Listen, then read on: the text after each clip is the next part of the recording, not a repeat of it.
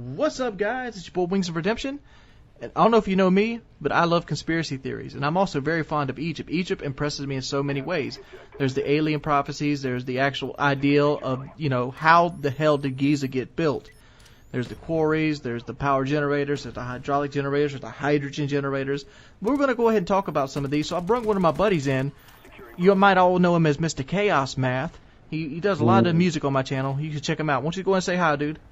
Hey, what's going on, everybody? What's up, Wings? Yeah, I figured I'd come on and talk about some pyramids with you, some of that crazy shit. Because yeah, I mean the Great Pyramid is one of my favorite things to study in ancient civilization, and there's just so much about it that really nobody can really say for sure. It's just tons of conspiracy theories, even scientists have been studying this thing for hundreds of years, still really can't tell you. So it's pretty cool. You know what always bothers me about the pyramids? What's How that? seamless they are. Like, they've been beaten up for, thousands of years by the weather, obviously. But the fact is, if you look at the base rock, it's almost like you couldn't slip a piece of paper in between them. They're just cut so perfectly. And this is the Bronze Age, right? It was in the Bronze Age? It was like 2500 BC. I'm not sure. What was the hardest metal they had there? It was a really soft metal.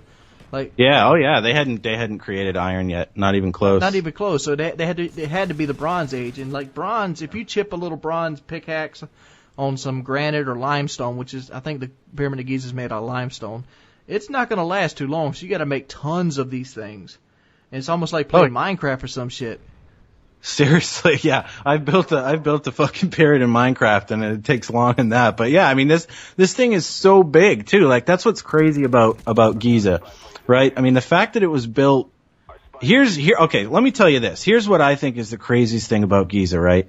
It was built in the fourth dynasty, which is, like we said, way the fuck back, 2500 BC. Now, this wasn't even close to when the Egyptian Empire was at its peak. That happened like 1300 years after they finished the Great Pyramid of Giza. So you would have figured that like when they were at the height of their power, right, they had, huge territory. They could have brought materials in from all over their empire, and they didn't. The fact is they did this thing way earlier in their history with mathematics that nobody can explain how they got. And like you're saying, the thing is so precise. I mean, this thing is like, it's within like 1% of perfect accuracy still today. Right? I mean, we're in what? We're 2,000 years past the BCE era. So we're like, this thing's my like fucking 45. house I live in isn't 100% on flat ground, and it took them forever to even get it close. Right. So think of how long this thing's been sitting there for over 4,000 years, and it's the Earth is settled. If there's a big tsunami or Earth. Yeah, right. All that shit changes the Earth, right? This thing is still accurate to within 1%. It's just, it doesn't make sense. And like you're saying, like this thing was so perfect. I mean, when you look at pictures of it now, it looks like shit. All the casing stones have been pulled off. I mean, it used to have a completely smooth surface. I mean, this thing must have looked. It used to have a granite casing, if I'm pretty sure. Yeah, it was like polished granite casing stones that covered the entire thing. So, I mean, it must have looked. It must have looked like fucking $1 million. Like you see nice black granite sitting out there. Yeah, I mean, I guess it was the tallest human structure up until, I don't know, I think it's something like the Lincoln. Something in England. I know we didn't want to go to the aliens thing, but I have to ask this question. How did the Egyptians build these pyramids, obviously, but at the same time, the Mayans across the world, which they had no connectivity with each other at all. They were a fucking ocean away from each other. They're building pyramids too, and their pyramids, like Machu Picchu, you have the pyramids where they found the actual Mayan calendar and stuff. Those are almost perfect as well. Like the Pyramid of Light in the Mayans, they has 365 steps, and each time the sun goes down, the shadow of that step goes down one day. How the fuck you do that shit? It kind of makes you wonder. I mean, again, we're talking, this thing was built so long ago. Are we underestimating? Yeah, I mean, I really think the Mayans, like, did they really have? They might have had a complex mathematics system, but no. Well, here's how I refute that, and this gets back to what I was saying about when it was built in the timeline of the Egyptian Empire. If the Egyptians had this kind of math down that early, and they weren't even at the top of their power. The top of the Egyptian dynasty was like Tutankhamun, right? King Tut, all that shit. It was called the New Kingdom. It was like 1,500 years after they finished the Great Pyramid. Don't you think that one of these pharaohs, who was way richer, had way more advanced society, would have built something as good or better? I would think so. Well, the Sphinx was built before them, wasn't it? And I consider the Sphinx a much greater achievement than the Great Pyramid of Giza. You do? Why? Because it's one solid piece of stone. Well, yeah, but they just had to carve the fuck out of it. They had to carve the fuck out of it, but like, how do you get 15,000 workers to carve a big ass lion with the pharaoh's head on it? You whip the shit out of them. You can't whip the shit out of them because think about it. All right, they're not the biggest dynasty in the world. You obviously have other things to worry your manpower with than just building a pyramid or building a sphinx. You got to worry about food. You got to worry about water. You got to worry about famine. You got to worry about disease. There's a lot of things on a pharaoh's mind. He's not just like eating grapes and getting fucking hot bitches. So you can't burn your manpower by beating them to death and making them build pyramids for 200 years and expect it to work. I mean, those carvers would need to be, you got to have a skilled carver to do that kind of stuff. And like if you had a person better, you wouldn't sit there and beat him to death. You'd give him food and water to keep him working.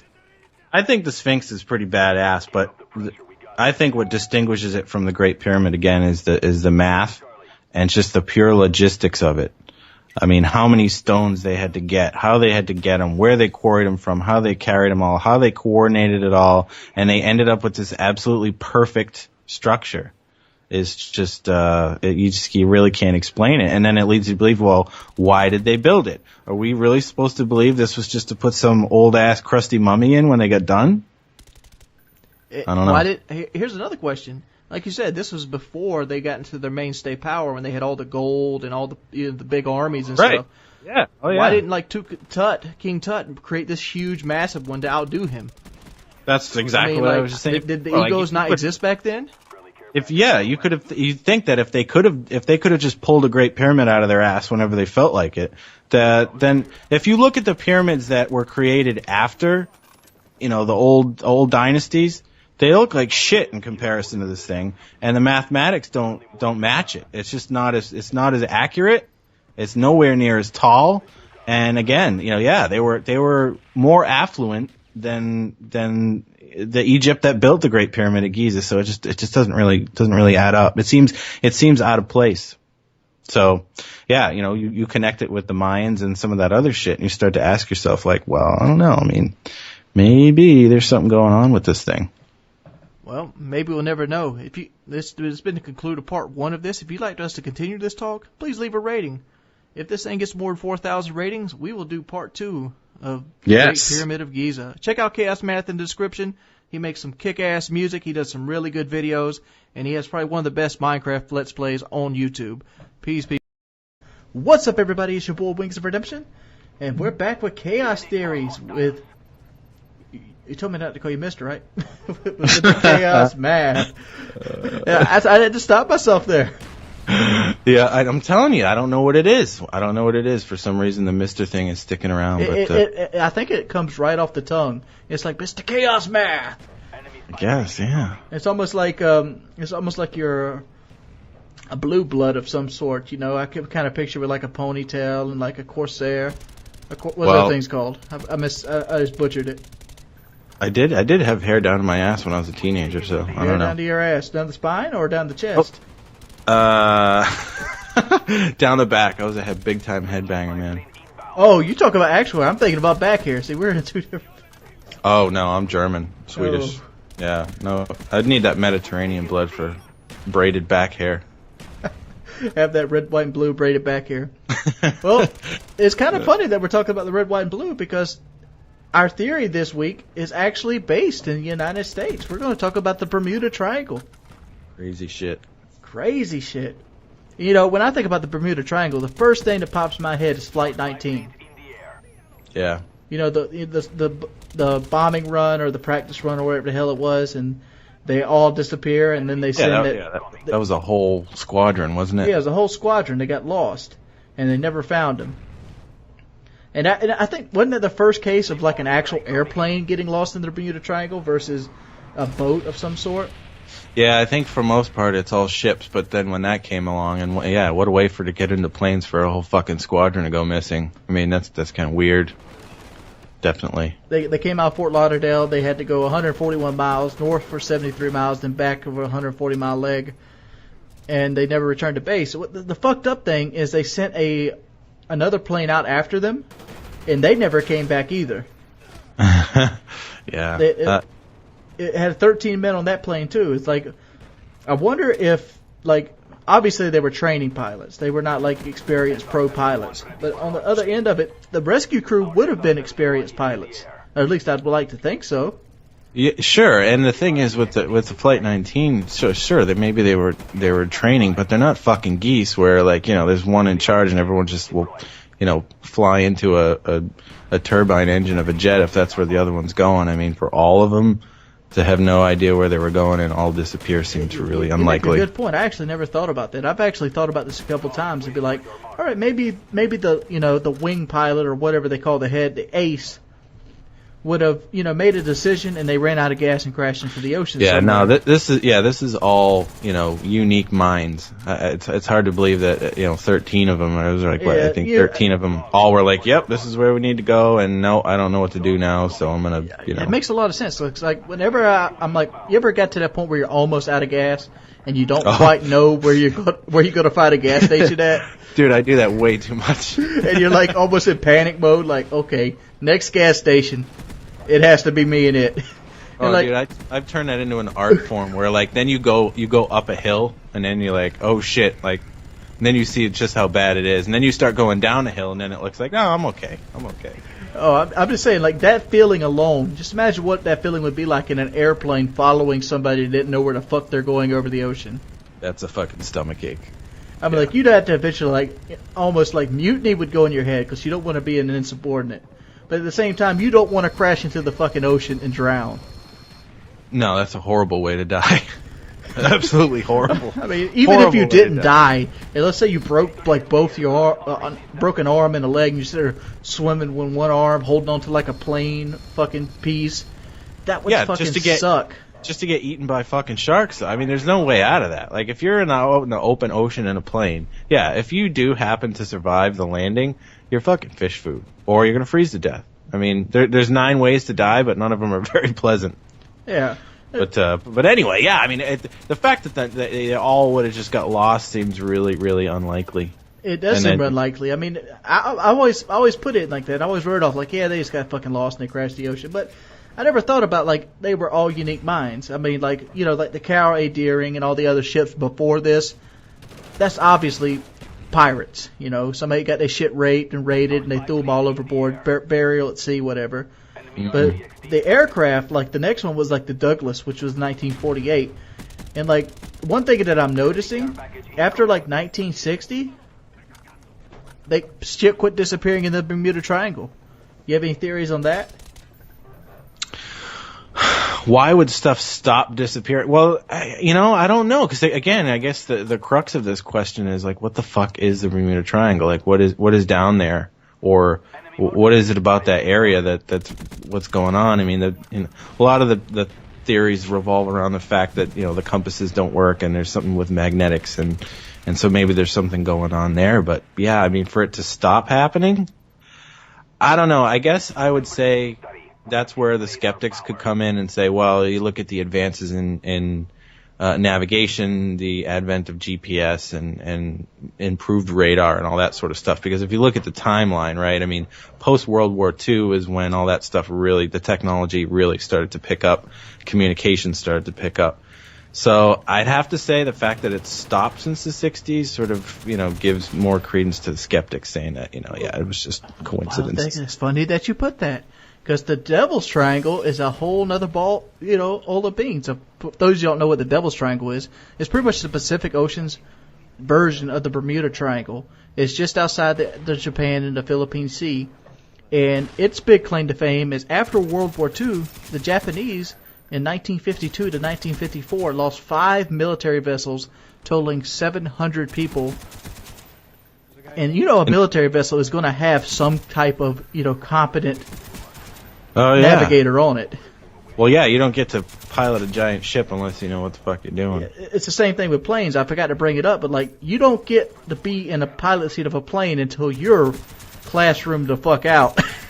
Yeah, I think I would rely more on a navigation skills of a seaman than a pilot, because a pilot is really nothing without his instruments. Whereas, a navigator, they've got, they've got the stars. I mean, if obviously it's daytime, it doesn't help them out. But it feels like they have a little bit more of the positioning of the sun, all that sort of shit. But with the pilots, I mean, if their instruments go dead, which is what most people seem to say is happening there because of the magnet, the compasses don't work. So the gyroscopes would go to shit. They wouldn't know what their headings are, any of that. And when you're out over the open ocean, everything looks the same, right? But let me ask you this about the Devil's Triangle. You said it was in the 50s? The 50s. Is there any record of anything happening since then? Or does that drop off as well? 53 seems to be the last record. Okay, so here are my two theories. The first one is that it's just bullshit, and GPS took care of that, so nobody's getting lost out there anymore. But the other theory is, I think it's kind of interesting that one's on this area in the Atlantic Ocean, and then maybe this is a counterpart on the other side of the world. I'd be interested to see how these things stack up, as if you were to cut the eastern western hemispheres and then paste it over and see how they lie in relation to each other. There could be something there. Yeah, there could be something there. But like I said, I feel like it leans itself more toward the navigation problems. Mm-hmm. And the fact that generally these places are somewhere that's in a highly trafficked area. Like the Caribbean during all those years was a very highly trafficked pirate area. Mm-hmm. Port Royal, the French, the Spanish, all them people were fighting for the colonies there in the Caribbean. Yeah. Yep. Yeah, you got a point. Either that or, aliens. Aliens live on the water. Yeah, aliens, We always have to play the alien card whenever we do any of these because, hey, could be the aliens, right? It could be the aliens. So they hear, because you would say all the magnetics don't work. So maybe that's where their hideout is, and they hear somebody driving over their roof, and they get pissed and just fucking suck them down in the water. Yeah, but the most part, if they got pissed like that? Wouldn't all these fucking cruise ships full of rich people be slam dunked by now? Maybe they all just have hurt butts and they don't know about it. Maybe they got better. Maybe instead of sucking them down and killing them, they're just like, anally probing them and then mind wiping them and putting them back on their Carnival cruise with some fucking shrimp. And they come home happy, a little butt hurt, but that's about it. You have it. Aliens like to probe rich people in the butt in the Bermuda Triangle. If you enjoyed this video, please give it a rating of 4,000 likes. Don't worry, our next topic might not have aliens in it, because we'll be doing the moon landings. Yes. Check out Mr. Chaos Math in the link below. As always, thank you for watching my video, or our video, and I'll see you guys later. What's up, everybody? It's your boy Wings of Redemption, and I'm back, and I'm bringing you Chaos Theories with my boy Mr. Chaos Math. And I call it Mr. Chaos Math because it comes out better. I'm not even going to say shit anymore. Just call me whatever you want, dude. It's fine. It's fine. The Bigfoot. Bigfoot is Americana in its greatest form. And the reason I'm doing Bigfoot is that because it's Americana. Obviously, we have the Jersey Devil. British Columbia has the Ogopogo. Scotland has the Lochness Monster. You have the superhuman fishes in the Amazon rainforest. I don't know. Help me out. I'm just thinking about different things. Yeah, I mean, every culture's got its mystical creature, and for some reason or another, America and North America seems to be fixated upon a giant ape-like creature, Yeti, Sasquatch, Bigfoot, whatever you want to call it. Just seems to be one of those things that people are always saying they've seen them, or they see footprints, or this or that, and we're going to see if we can figure out whether we think it's possible or if it's just a big giant ball of bullshit. Yep. Well, I want to go ahead and bring up the gay boxer. Come again? The gay boxer theory. I don't know if you ever heard. It's kind of funny because a boxer just came out and said he was gay after he won a title. But I'm going to bring out the gay boxer theory because Bigfoot is a perfect candidate for the gay boxer theory. Basically, what the gay boxer theory is when you're on the top and you have everything that you need, the only way that you can succeed more is to be something somebody doesn't want you to be. For example, if a boxer was to say that he was a homosexual, what would be the first thing that would happen? People would line up and throw him any dollar sign he wanted to give an interview about him being a homosexual. Okay. And Bigfoot's the same thing. How many farmers you think have had like some bad crops and strapped on 2 pieces of wooden feet and walked across their muddy ass field that the crops couldn't grow in?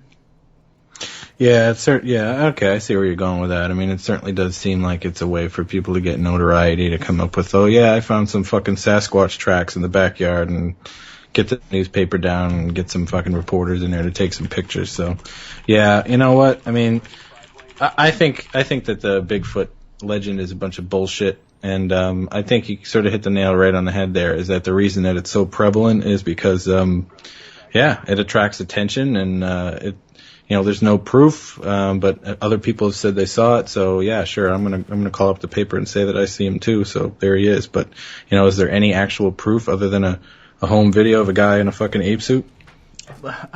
Here's another food for thought.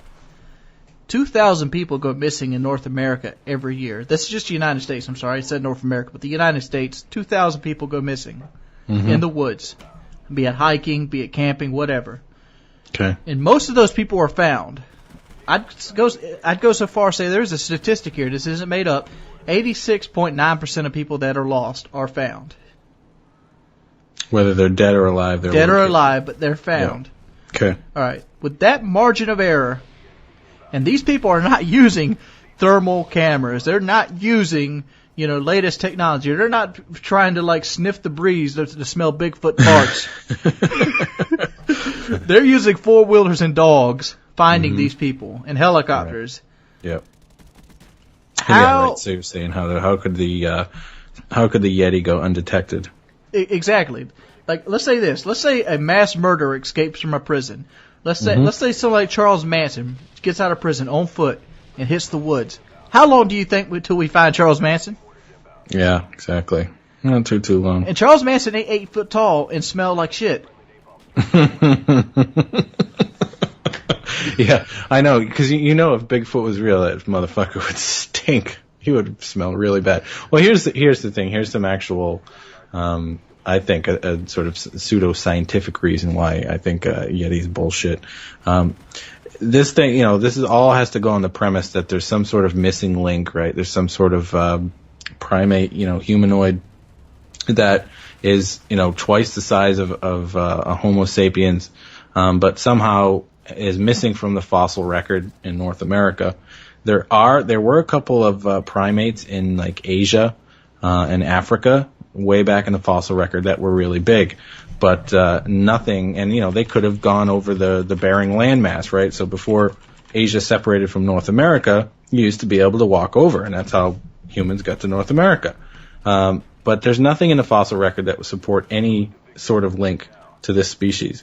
And the fact that, like you're saying, at this point, we would have found these fucking things if they were out there in the woods by now. We would have at least found a skeleton. I mean, we're finding Brachiosaurus skeletons, and we can't find Bigfoot skeletons? Right. All we find is some fucking, like you said, footprints in some crusty old farmer's, field after some rain. There's just really not one shred of evidence, like I said, other than a film of the Patterson thing. I mean, if you look at that, and guys, go check this thing out if you haven't seen it. It's called the Patterson film, and it's supposedly, a Bigfoot caught on video.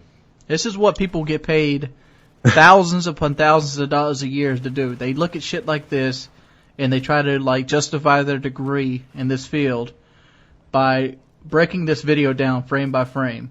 Ugh. It's a guy in an ape suit. Come on. It is. I mean, like if you showed me that, and I was skeptical, I'd be like, that dude just went to Spencer's. It's a guy in a Halloween suit. Like, oh yeah. Well, before we go trick or treating, let's make this home video. I mean, you gotta go look. What people are not looking at is the life of Elliot Spencer. He was a movie producer. That's what he wanted to do. His first feature film failed. He did not have a big enough budget. So what he did with that camera equipment and the people at his disposal, he created this film, and he used this as a scapegoat, kind of like cover up of, basically saying like, look here, I seen this while I was on location trying to film my movie. Yeah, it's kind of like what L. Ron Hubbard did with Scientology. He couldn't write a good science fiction story, so he made one up and called it Scientology. Basically the same thing. The Patterson film sucks. It is. It's terrible. You know, it's like before you get to the part with Sasquatch. It's like a fucking horse or some shit. Some guy's riding off and he's taking a shit. You know, it's perfectly still. It's, you know, and then you get to the part with Bigfoot, and yeah, sure, if you saw some shit like that, you probably would be shaking a little bit. I'm going to give you some levity on that. But this damn camera's shaking so much you can't see what the hell's going on. It's just, I don't know, it's amateurish, you know, like what disappoints me about Bigfoot is if you're going to come up with some far-fetched, you know, legend like this, it just seems like we could do better than Bigfoot. Come on, guys. Let's make something up that's a little bit more plausible, a little bit better. How about we just go a step further than that? All right, let's say Bigfoot exists. Mm-hmm. All right, he's a mix between he's like basically a Neanderthal and a great ape mix, right?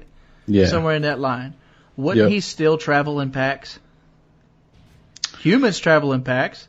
Right. Great apes travel in packs. All primates, all humanoid life. So why is he always seen solo? Apes don't hunt like that. Apes hunt in packs. Right. Where's he going? What does he do? I mean, so we have basically like a solo ape here that, what is he, like going, you know, trying to get a domination win for his Call of Duty footage? Like, what is he doing traveling alone? It doesn't fit his characteristic of his animal lineage. He's like Kane from Kung Fu. He just walks the earth. Yeah, where's the guy with the sports car then with a really nice New York accent? Yeah, come on, man. Bigfoot's bullshit. So Bigfoot is bullshit. Is there any of? Yeah, I'd love to hear. You know, because I've been really enjoying the comment section for the series so far. That's one of my favorite things is after we put this out, we get to read through pages and pages of comments, and you know, sure, there's the Wikipedia warriors, but there's actually been some pretty good debates in there. So I like what you guys are doing with that. But do you guys? Is there anybody who actually really thinks that this isn't bullshit? I'd love to hear from you guys on that. I'm sure there is. I'm sure that somebody still believes that, you know, Speed Elvis Racer. didn't do drugs. Yeah, Elvis didn't do drugs. Oh man, I'm sure somebody's gonna recognize that one. Yeah, 10 points if you do. Oh man, so that's our synopsis. Bigfoot, 2 thumbs down, a fuck you and a shit. Yeah, it goes straight to the fucking trash can. I like the idea of Bigfoot being an American Idol. I even like the monster truck Bigfoot, but you know, for it to be logical, it doesn't exist. It's a fairy tale. There's really not anything there to support it. I mean, usually when you get myths like this, there's at least one shred of possibility to it. But unfortunately, with Sasquatch, it's just a bunch of it's just bunk. You can't believe that King Kong exists, but you can believe Bigfoot exists. Right. Right. Exactly. All right, guys. We'll see you tomorrow. Later. What's up, everybody? It's your boy Winks of Redemption, and we're back with Chaos Theories. This is the Sunday version, and this is one I've been waiting to do for a while. We're going to do the JFK assassination. Big topic. Big topic. You know, this might not actually be a conspiracy theory, but there's a conspiracy theory built around it. Everybody knows JFK was assassinated. That part is set in stone. The motherfucker's head got flattened like a pancake at IHOP. But there was no Russian waitress here to scoop it on up and put it with a side of eggs. Oh man. Oh yeah. Well, I went there. It's okay. You went there. I mean, we've all seen the chunk of his head flying towards the back of the car there. Dude, that new HD footage of it, dude. If you guys never seen the HD footage of the, what's it called, the Zapruder film? The Zapruder film, right? Zapruder film, yeah. That's the popular film that everyone's seen. If you've seen the movie JFK, that's based around that. So I found this sort of slowed down high definition version of the Zapruder film, the critical part where he's getting shot. And it's pretty rough, man. I mean, you see this thing come apart. It's right there in front of your face. It's pretty crazy. But yeah, so Wings and I are talking about this. It's a pretty big topic. There's a lot to talk about. So what we thought we would do is make this a 2-parter, because there's really two pieces to this conspiracy. A, is what's the motivation behind it? Like, why would they want to off him, whoever that may be? And then second, there's so much debate about the actual assassination, who was involved, whether the Warren Commission was correct. So for part one here, we're going to talk about the motivations for it. So what do you think, Wings? Do you have any guesses as to why people would want to off Kennedy? The Illuminati.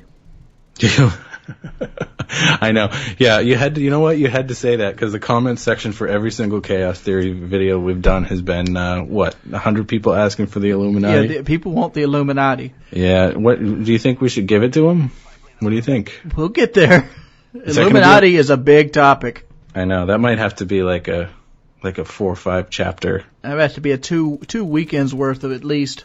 I know, but there's always that theory, and this is Over Chaos Theories, that he did the speech right before he got shot, and he said something about the secret powers. I don't have it right in front of me, but he says something in the context of he is not going to basically listen to secret powers. He's not going to take under the table bribes. He's going to be the president for the people, by the people, blah, blah, blah, blah, blah, blah, blah. And all of a sudden his brains are sitting in the back of a Lincoln Town car. Well, that's it. Yeah, I mean, that's it. I think anybody who's got a proper brain on their head knows that there's people who are pulling the strings behind the scenes. And in the case of President Kennedy, there was a very serious development going on in a country called Vietnam that there was a lot of money riding on. There was a lot of plans to do a lot of things there. And the big reasoning behind why would anybody want to kill Kennedy was in large part revolved around his willingness to turn Vietnam into what it would eventually become after he was gotten rid of after he died. Vietnam obviously became a gigantic part of U.S. history. The economy, a lot of dollars were involved in this thing. So a lot of people think that this was obviously an inside job. And it really stemmed from the military, big generals. Here's the thing with Vietnam. I don't know how other people seen it. Obviously, there's more inline, there's history and all this thing. But I seen Vietnam more as like the Cold War was right there, and we wanted to test our military power. And I felt like Vietnam was the stage that we used it in. Yeah, totally, but you also have to look at this, right? What is one thing that President Kennedy is known for? The Bay of Pigs.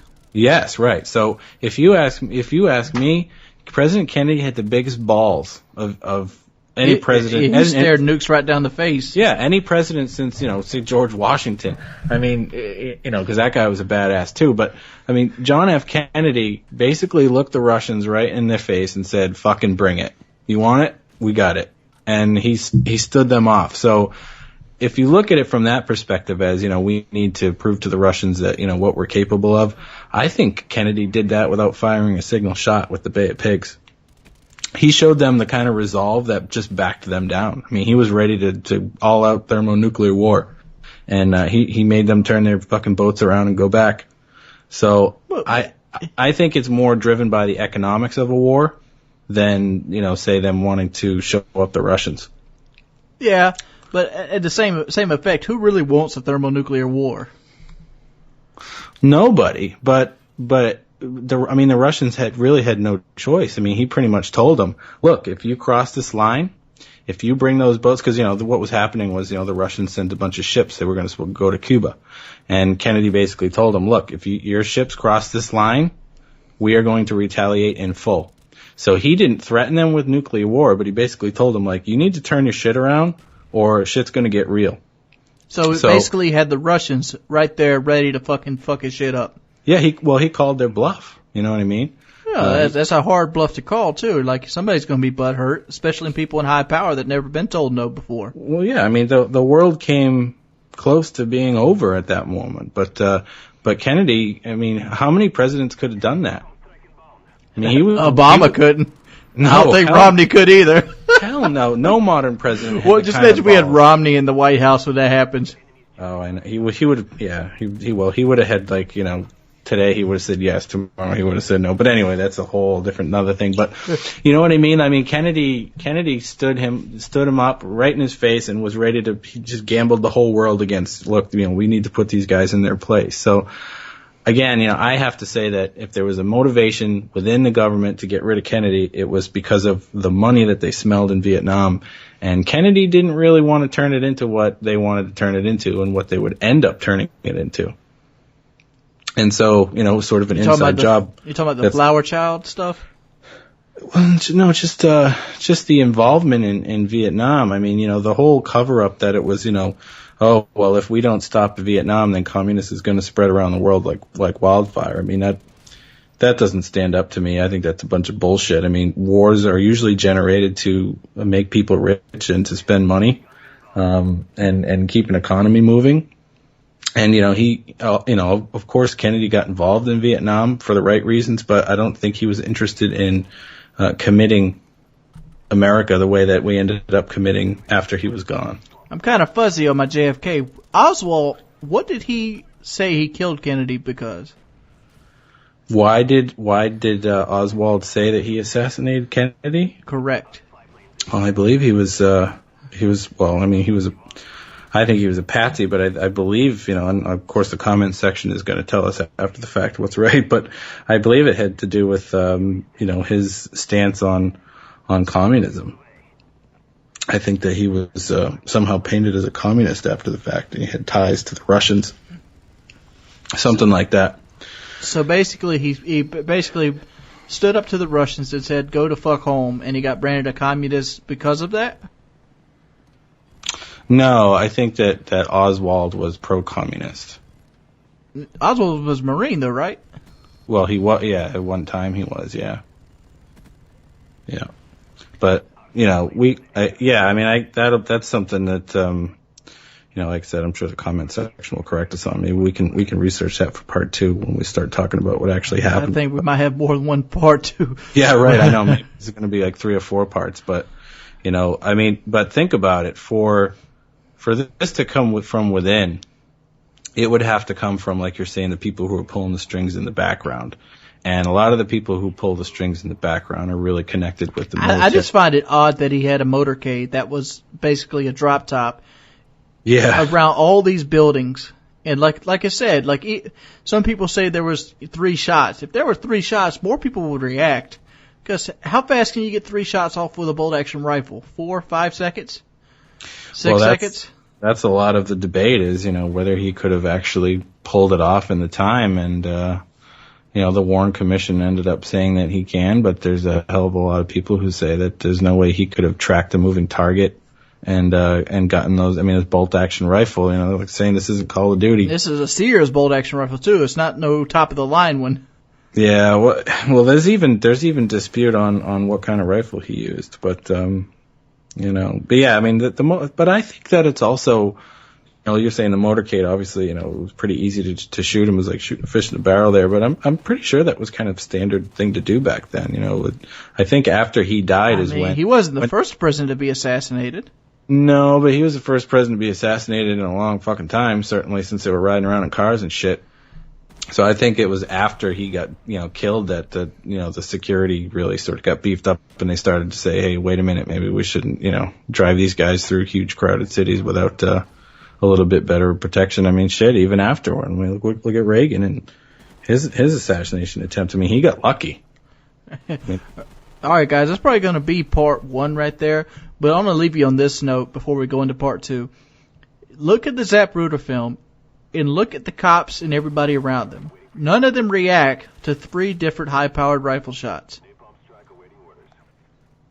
And tell me what you think in the comment section. It's been your boy Wings of Redemption, and we're Audi 5000. Peace, pimps. What's up, guys? Welcome back. It's Chaos Theories. And today we're going to talk about a subject that I'm very passionate about, and I've actually done quite a few commentaries on it in the past. And what is that I'm speaking of? Aliens. As always, we have my colleague and, you know, residential manservant, Mr. Chaos Math. Well, excuse me. I'm not a servant. Yeah, get me a Pepsi, son. Yeah, Pepsi?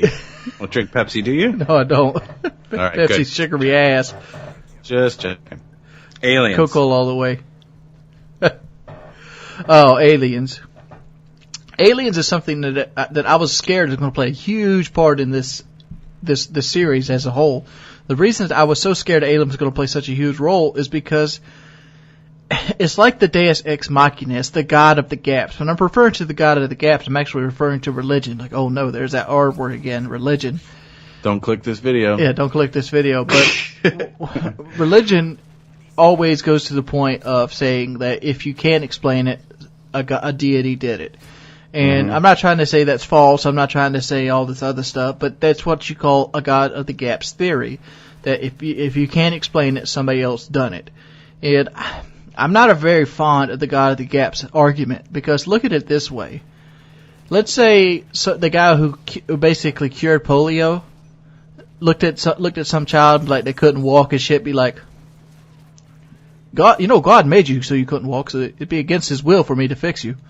Or like it's all part of the plan. Yeah, theory. it's like what happens when somebody goes like, well, you're born retarded, so let's not study neuroscience. Yeah, right. Yeah, well, and right. So basically, what you're saying is, you're worried that it's always going to be, if you can't explain something, aliens. Yeah, exactly. Like, we were talking about the Great Pyramid, aliens, or Easter Island and the Moai. Aliens. Yeah, I hate using it as a Deus Ex Machina, especially with I have no roots other than speculation. You ever see The Amazing James Randi? No. Who's that? He was a magician. For a while he was known as The Amazing Randy, and after what he ended up doing is he started debunking other magicians that would claim they had psychic powers. Like his big one was Uri Geller. You remember Uri Geller? No, I'm terrible with magician history. He was a psychic. He wasn't a magician. Like what he would do is he would use magician-like tricks, sleight of hand tricks, and make it look like he had psychic powers. His big thing was he would like take a spoon and rub it, and as he rubbed the spoon, it would melt, like it would bend, like he'd say he's using his mind. Okay. That kind of stuff. James Randi ended up ruining Uri Geller's career. He ended up getting in a legal lawsuit, blah, blah, blah, blah, blah. Do you end up getting punched in the face by any chance by any mad magicians? James Randi? Yeah. Well, did anybody kick his ass? No, James Randi never gave magicians secrets away. He just debunked psychics, like Miss Cleo, Uri Geller, people that believed they were like Long Island Median. You ever seen the show Long Island Median? Actually, just before I came down here to do this, there was a skit on Saturday Night Live making fun of the Long Island Medium. Yeah. It's fucking stupid. Like. Yeah, it is. Like. It is. It goes so far to be like all the bad things happen are my fault, and the one good thing, like, let me put it this way: if I guess 10 times, and 3 out of those 10 times I get it right, which is probability. Those 3 times I did it right, I'm a psychic. Well, the other 7, is I was wrong. It's called the magic of editing. Yeah, but the fact is, I just can't stand that kind of stuff. And I don't know how we got to this point of aliens. What I was trying to talk about, the speculation part. Yeah. But what I was talking about is I just didn't want aliens to be there. But I think we both agree. Aliens are real. At least they are in my heart. I can't prove they're real. I can't see them. I never have seen them. I have no proof of evidence. And it almost sounds like I'm believing in the Bible at this point. Well, yeah. I mean, that's sort of how it is. But I do have a foundation for my belief, other than pure faith. Well, you talked about probability before. Okay. Yes. Now, I believe in aliens as well. I think that it's an absolute impossibility that there is no intelligent life in an infinite universe. Whether or not we happen to be, in this small blink of an eye that is, the entire human history and the ability for us to be visited is another thing. But for me to think that there's no aliens in this gigantic infinite universe is just absolute craziness. That's crazy to me, to think that there aren't any. Just strictly by probability. Of course, again, you're going to butt heads with religion on this, because according to religion, there can't be aliens because, the whole universe is centered around Earth. But I'm not going to get into that, how I feel about it, but I'm just going to say, yeah, that there's got to be aliens out there. What I'm not sure of is whether we've actually been visited or not. I mean, or if they're even able to visit us. Well, see, here's the thing. Because I'm pretty sure they started at the same place we started at. Right. So they've got to get here. They would have had to, develop the technology to get into space travel. If they're not using wormholes, that is, right? If they're just actually, making flights and their entire generations are born and died on their spaceships, right? They would have had to have left whatever, say they were in Andromeda, right? Yeah. That's still a long fucking way away from here, right? So they would have had to have left, hundreds of thousands of years ago if they were going to land now. And so if they were going to land now, a lot of people say, oh, well, we've got SETI and we've got all these things that are broadcasting and stuff. Well, the time it would take an intelligent life form to receive that message, first it's got to travel in time to get there, and then they've got to come and get here. That they wouldn't get here for thousands of years from the closest galaxy. You know what I mean? So the chances that a life form would actually run into us are very, very, very small. And that's it's probably a good thing, because I'm going to go ahead and bet that if we do run into aliens, they're going to fucking destroy us, because we're not very nice. Yeah, we're not very nice at all. Like if we went to another country or another planet, and even if we did like the Generation spaceship, and we see like, oh, you have oil everywhere, let's kill them. There'd be a lot of fake handshakes there. Yeah, right. Well, it's like, what, Avatar, right? Basically, we go there and we enslave them and take their minerals and stuff to try to keep our own punk asses alive, Yeah, our society is a using society. Mm-hmm. I mean, we're nomadic people by nature. We use what area can do, and then we move on. But the fact is, we've grown so nomadic that we use the entire planet for all it's worth at all times. Yeah, I mean, that's really the only thing that's ever going to unite humanity to make any real big scientific advances is going to be the fact that we got to get the fuck out of here, because we've destroyed the planet. Hunger is the ultimate driver. That's right. And you got to feed your kids. You can accomplish pretty much anything. But yeah, I mean, there's got to be aliens out there. There has to be. There absolutely has to be. Just doesn't seem possible for it not to be going on. And it's really cool when you think about it, because it's like, there could have been, and it sort of gets into Star Wars, like a long time ago, galaxy far away.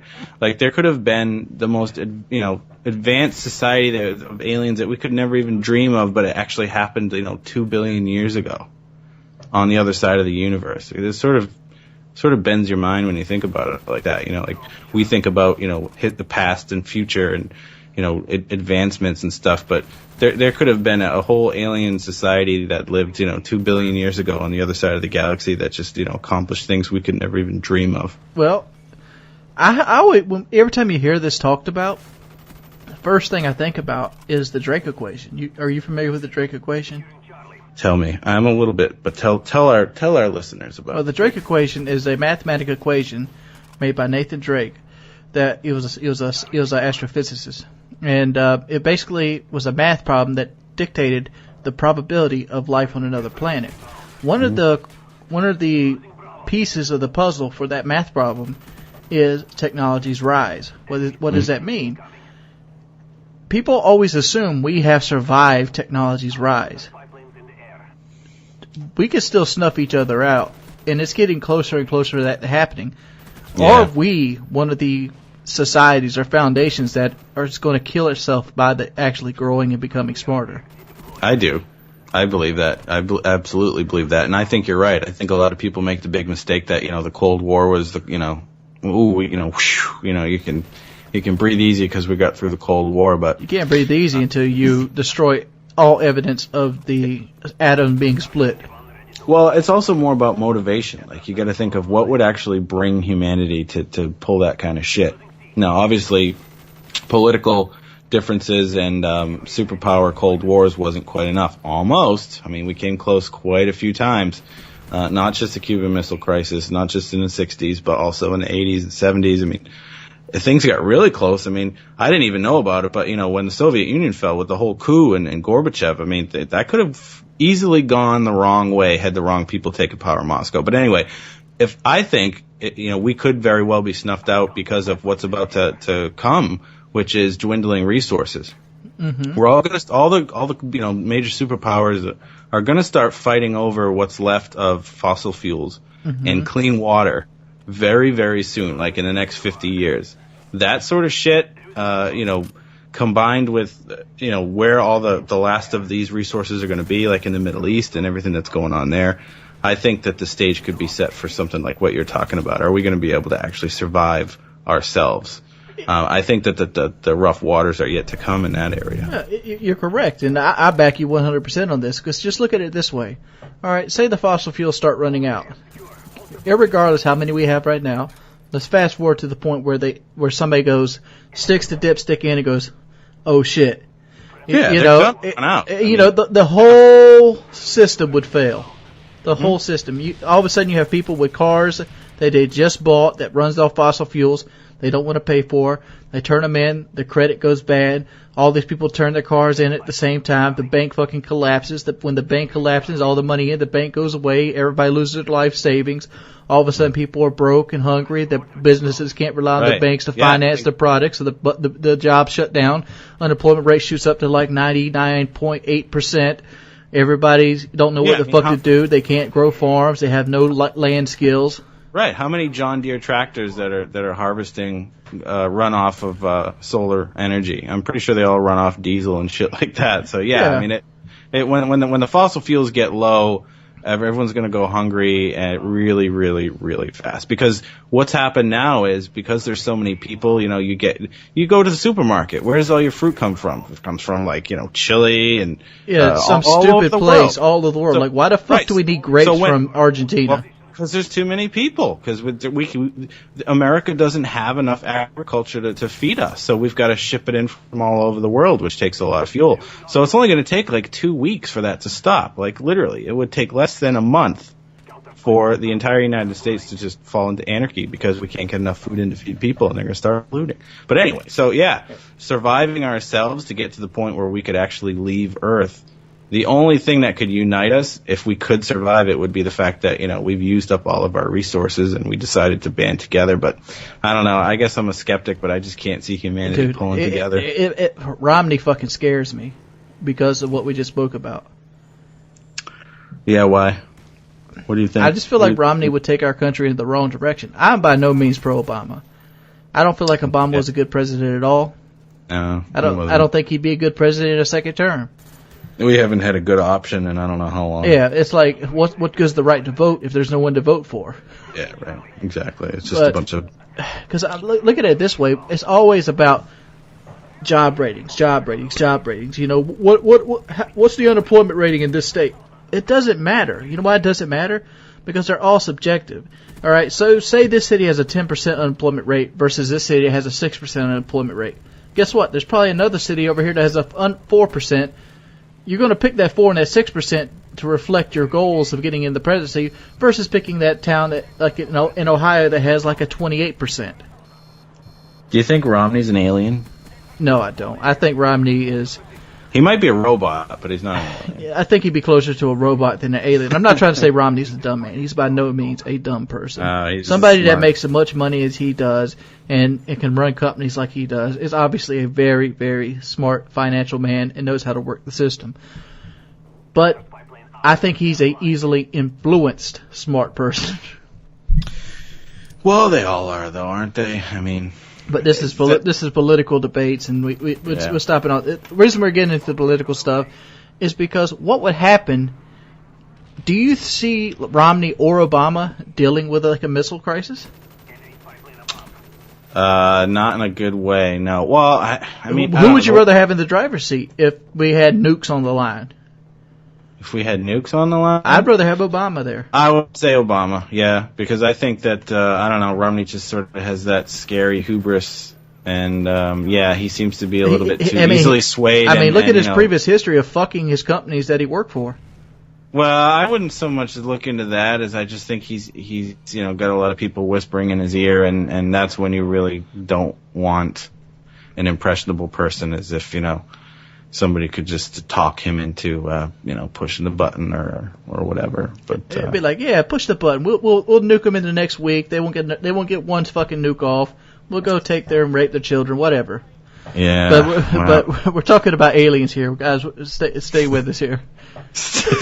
Are we? How much have we actually talked about aliens? But you know what? Hopefully you guys appreciate that we're just shooting the shit. This isn't some scripted bullcrap. But aliens. We got to stay on topic. Maybe we'll have to do part 2 so we can actually talk a little bit more about alien sightings and all that sort of stuff. Yeah, but the fact is, when you talk about aliens, you got to talk about how you become an alien. And like this right here is pretty much the foundation of it. For a company a big company such as I don't know, what's a big company? The Dow Jones. What do you mean, like the parasite, like a JP Morgan, a company with all the dough, the big money, Amazon.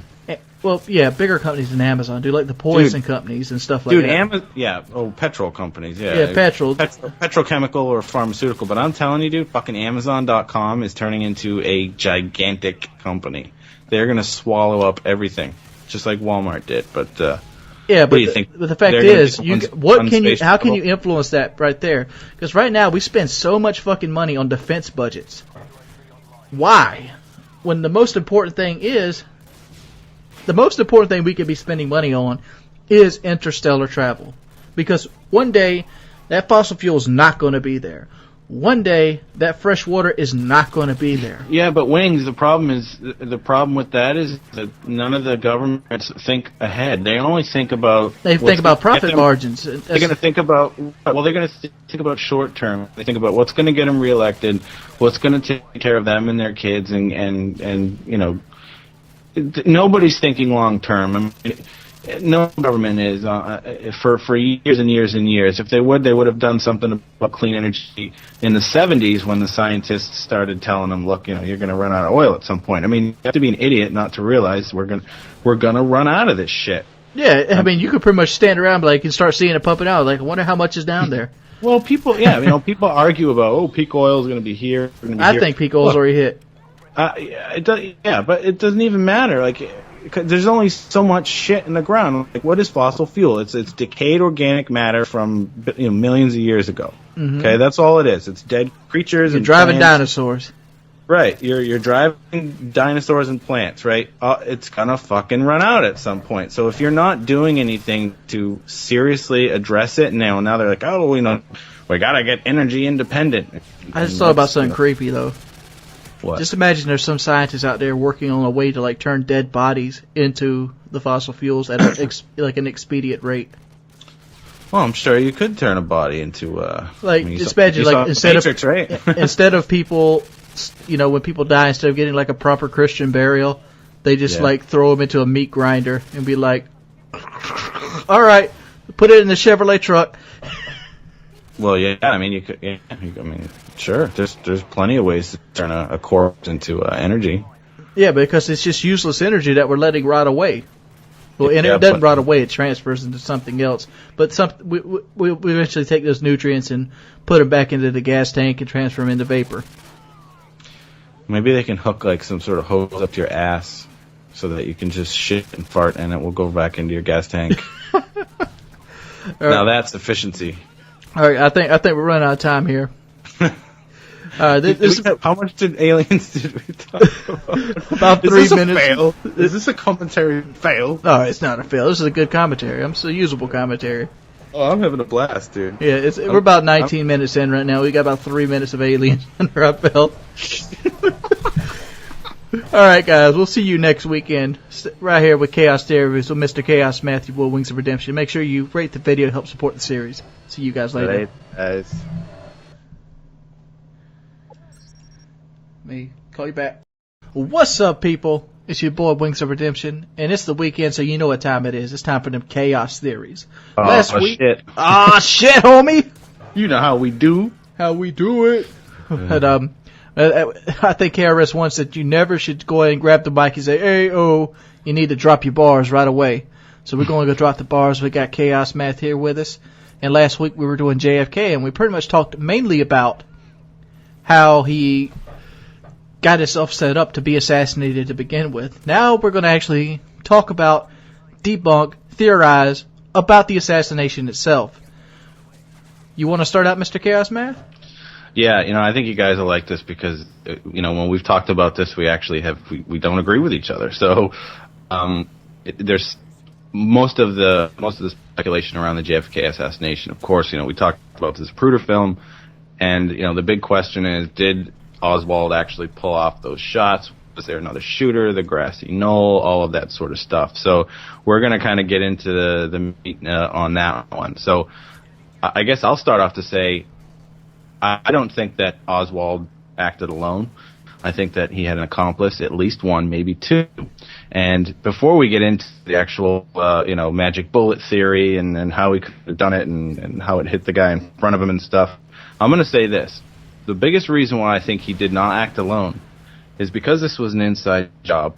Because there are so many people involved in wanting to assassinate him, I'm going to say that they would make sure that they just didn't leave it up to one guy to get the job done. That if he was going to miss, and he was, if they were going to go for this thing, they need to make sure that when that car left that, intersection where it was, JFK was going to be fucking dead. So they were not going to leave it to chance and hope, hopefully he can pull it off and take the guy out. So I'm going to start off to say right there had to be more than one shooter, just because if they were going to pull a job like this, they were going to make sure that the job was successful. And you're saying he was basically a puppet from a puppeteer, and mainly because he got killed like right after. Any guy who got killed like right after police custody? Oh yeah, Jack Ruby came up and shot him like on live TV. Jack Ruby was a cop, right? Jack Ruby, no, he was connected to the mob. So there, and that gets but into wasn't JFK's father like a liquor runner? Yes, JFK, the Kennedys had ties to the mob.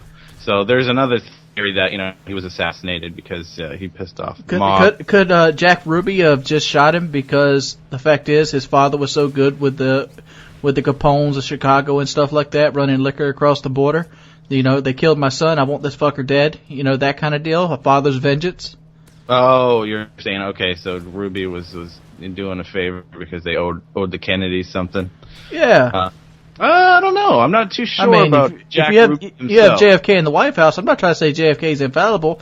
I mean, he had a fucking affair with Marilyn Monroe in the White House. Dude, he fucked half of Hollywood when he fucked half of fucking Hollywood. I mean, his dick was not clean. It had poop all over it from the anal sex he was giving everybody. Can you imagine what Fox News would do to JFK if he was in office? Jerk him off. I mean, wasn't JFK a Republican? What? No, he was a Democrat. It was a Democrat. See, I'm not going to sit here and claim I know a whole lot about JFK himself, but he, Fox News would rip him a new asshole, but I just don't see how it's inside job. I think it's just a crazy person, just like really? Oklahoma City bombing. I mean, you got Timothy McVeigh, and what was the other guy? So wait a minute. So you think that Oswald was just a lone gun? I do. I think Oswald was a lone gun. And he was just butthurt because he was pro-communist. Look at it this way: do you think that the mob took out Abraham Lincoln, or do you think John Wilkes Booth acted on his own volition? I don't know enough about enough about it, but I'm pretty sure that there. I mean, I suppose there's some element of the mob back then. I'm just being. I was being just funny, but the fact is, like, there were probably people that wanted Abraham Lincoln dead, but do you think somebody paid, John Wilkes Booth? I mean, well, yeah. I mean, I think the theory with him, we're getting way sidetracked there, but yeah, I'm pretty sure that Abraham Lincoln's death had something to do with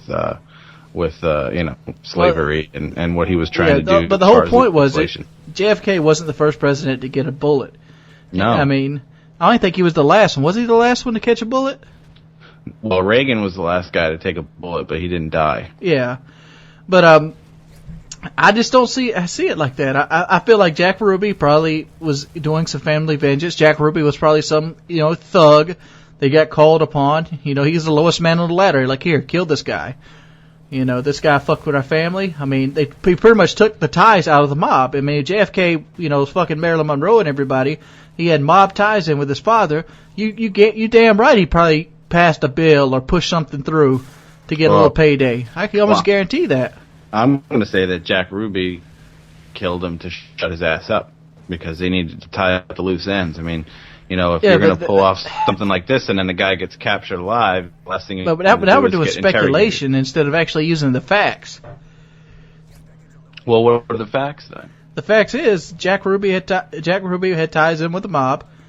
That doesn't mean that it was a vengeance kill. That's speculation right there. I mean, it's circumstantial, isn't it? Well, it's circumstantial, but the fact is, it has more grounds than like the Illuminati set Jack Ruby up to kill him. Hell no, dude. It was fucking. I'm thinking CIA generals, guys who wanted Vietnam to happen, big dollars were going to be behind it. They said, let's fucking kill him. And then, of course, you know, some people in the comments I wasn't really too aware of it, but I ended up researching it after I saw some comments. Apparently, Kennedy had some plans for the Federal Reserve as well. So that would piss off more than a couple people. But yeah, if this was an inside, I believe it was an inside job. And there's no way in hell that they would leave it up to one guy. And again, we haven't even started talking about the fact that could one guy actually pull it off. There's a lot of I think one guy could pull it about off. Because I've looked at a lot of documentaries about this, and like the shot's pretty much a downward trajectory. If you've ever done any kind of like shooting, downward trajectory is the easiest shot that you can take. That you pretty much take all the bullet drop out of it because you're shooting downward anyway. So so you're shooting into gravity. Right, but I think it has more to do with acquiring a target and chambering the next round on a bolt-action rifle in the time frame that he had to pull off the shots. I think that's where a lot of the questioning is. But there's videos out there of people acquiring targets that are like a mile away with a bolt-action rifle and hitting them in the same period of time. Yeah, but I'm going to bet that they're probably a better shot than Oswald. I mean, he never qualified expert. It doesn't matter. I mean, he qualified as a marksman, though, period. It doesn't matter if he was an expert marksman. I mean, expert marksman's what, 300 meters with an M16 iron sights? Yeah, but I don't know, dude. I just can't believe that this was just one random guy who decided to take out the president. I don't know off the top of my head. How far was the motorcade to that book depository? 60 meters? Something like that. It's not a far shot. I mean, there wouldn't even be bullet drop at that point. You pretty much had the president in a straight line with you, and you're shooting toward his back. Yeah, but how fast did you say that you thought the car was moving? About 25 miles an hour? 25 miles an hour. I mean, that's but you're going down a straight line at this point, so the car's speed is almost irrelevant since you're lined up with him. Right. He's got to reacquire that target every single time he shoots. I mean, if it's moving 25 miles an hour... I hate to break it down like this. Chamber. Let's think about some Call of Duty. If you got a guy running at you straight, all right? You got a guy running at you straight. All right. Will it matter if he's sprinting or just running at a leisurely pace when you shoot him? In Call of Duty, how can you compare Call of Duty? I'm not comparing. I'm not. I know there's different physics, but I'm just trying to get you to see the point. If the guy's sprinting at you, or just walking at you, the fact is the target's in the same spot most of the time. There's very little change in where the actual silhouette of the character is. Yeah. So but he wasn't. But that's not how this would have looked. I mean, on the computer programs I've seen, it wasn't pulling away from him when he made that. When they made that turn, he was directly in line with that window of that book depository, straight in front of him. Okay. At about, I think they said 60 meters. Okay, so there's one shot, and then in 2 seconds at 25 miles an hour, how much do you think it would have moved? Very little, because the bullet moves at 2,700 feet per second. Right, but for a car that's going 25 miles an hour in 2 seconds, that's going to cover a lot of ground as far as having to reacquire a target after you rechamber a bolt-action rifle. Yeah, but he shot 3 times. The first one missed completely. Yep. The second one he slung up, hit him in the back, upper back. And by that time, they had slammed on brakes after the first shot. The second one got him in the throat. And then the second one got him in the throat, and it hit the Dallas governor. And then the third one actually hit him in the head. When they hit him in the head, he was they were almost completely stopped. Yeah, that was a pumpkin shot that got him. But I'm really, you know what? I like this because it's like you obviously feel pretty strongly about it, and I got to say, like I just can't buy it. I've got to think, you know what? This was an inside job, and there was at least 2 guys. Like, I mean, I think the grassy knoll theory holds water because, like, again, just for the fact that they would not leave it up to chance for one guy to get this job I think we talked about this a little bit off camera about the grassy knoll theory. You feel like somebody shot it from the grassy knoll, which at the time, in relation to the book depository, would be on like the, northeast of the Lincoln Town car that the president was riding in. Right, but the thing is too, like, but the bullet came out the front of his head. No, I'm not saying that. I don't even know.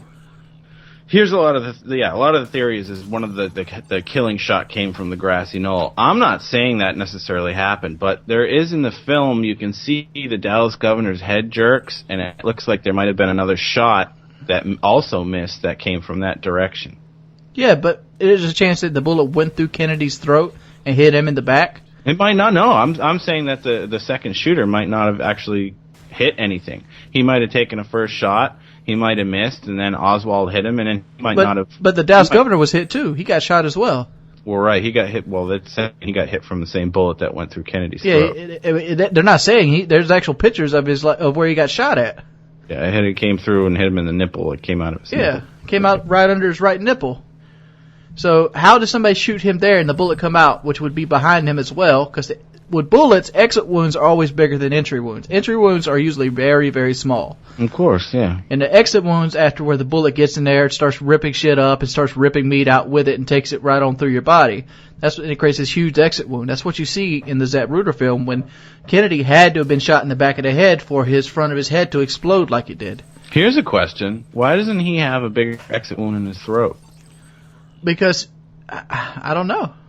You know, I'm just saying that's kind of interesting if you think about it. Because I mean, maybe it was lower down in his throat. It didn't come through his actual neck area. Well, it went through the windpipe that goes down into the lungs. If you look at the exit wound on his head, right? I mean, it's a pretty big one, right? It's a 30 caliber bullet. It's going to fuck you up. So a throat coming out of his throat, where there's even, I mean, you would think there would be blood spraying everywhere from an exit wound out of the front of his throat. But there's no blood. Like, you don't see any blood in the Zapruder film until the headshot comes. Interesting. Yeah, I don't know. Like I said, all the explanation can give you that.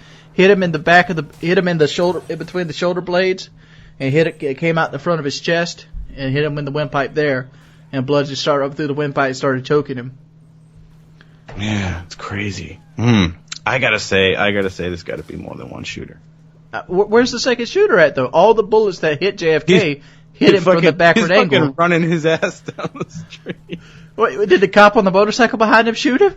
Oh, did you hear theories that it was fucking Jackie Onassis shot him from the car because she found out he was boning Marilyn Monroe? Yeah, I told you that. I'm like, look at it. Why can't old Jackie just put a gun in his mouth right there and just blam? Yeah, she was like, break yourself, fool.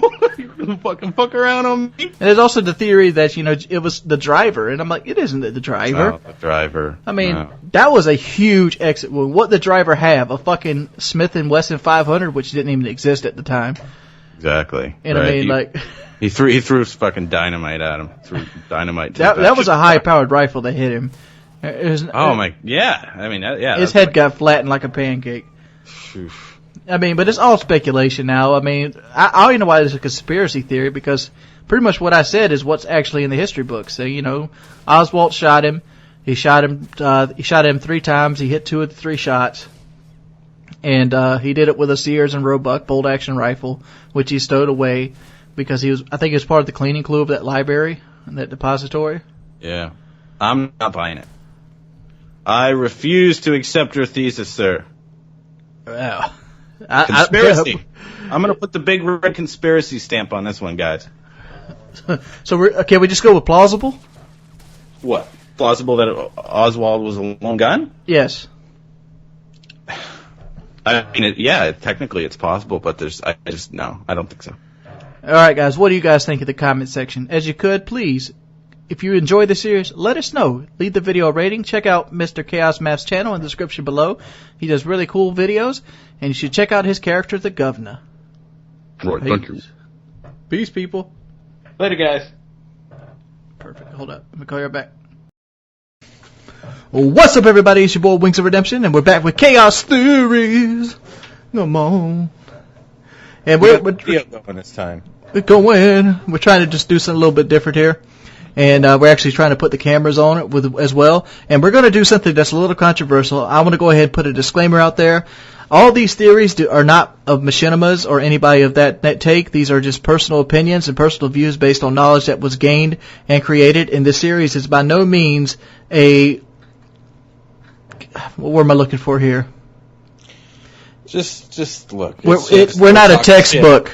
Yeah, we're not experts. We're just, and this goes with everything we've said. Like, we see a lot of people in the comments like, you guys need to research more. Like, look, if you're coming to Call of Duty channel looking for like textbook information on any of this stuff, you're in the wrong place. We're just shooting shit, giving opinions. There are opinions. They don't represent YouTube. They don't represent machinima. They don't represent anybody other than two guys talking to each other on Skype. So this is basically what this is: two guys hanging out, talking about theories, and just shooting the shit. And if you like them, cool. Make sure you leave the video a like. If you don't like them, leave it a dislike. It's up to you. We're talking about a controversial subject, 9/11, and I want to go ahead and say that we're not going to try to discredit anybody that may have died during the 9/11 attacks. Because we have two different basically theories. Eric seems to think that the towers fell on their own. I seem to think the towers fell because George W. Bush wanted them to fall. But who wants to go first? You want to throw your case first? Or you want me to throw mine first? No, I think you should go first because if you feel like they came down, basically you're saying that look, this thing was put together. This was a conspiracy. 9/11 was staged by the United States government as grounds to go to war. I mean, that's basically your stance, right? That is my stance, yes. So why don't you talk about, how you feel about it, and then I can sort of try to, give you my rebuttal on why I think it's not true. All right. For those of you who don't know, I have a background in metallurgy, and metallurgy is the understanding of metal and how metal melts with other things, how chemistry happens within the metal, and how you change the chemistry of a metal to make something else. And with this knowledge of my understanding of it, I look at the Twin Towers or the two planes hitting the Twin Towers, and I think, man, how the fuck did those two planes bring the towers down? I've seen the videos. I've seen like the construction where they basically with one beam fell, another beam fell, pop, pop, pop, pop, pop, pop, pop, pop. But the fact is, the support beams on the Twin Towers, which basically was the whole center core of the building, which was encased in concrete, which is important, basically went up the whole that flight of thing, and that held the entire weight of the building in itself. I don't know how much force or what would they measure that in with something just falling? What's something falling measured in? I'm unfamiliar with how you basically measure something falling. It's not coming to the top of my head right now. But basically, the top 20 or so floors of the Twin Towers, I just don't see the weight there collapsing the rest of the towers. And one thing I know about, I don't really know about building demolition to a key, but I know about how metal reacts to things. Mm-hmm. And for the fact that the top 20 floors of that tower to come crashing down and to split those metal beams at a 45-degree angle would be almost physically impossible. Because I don't know if you remember like tanks in World War II.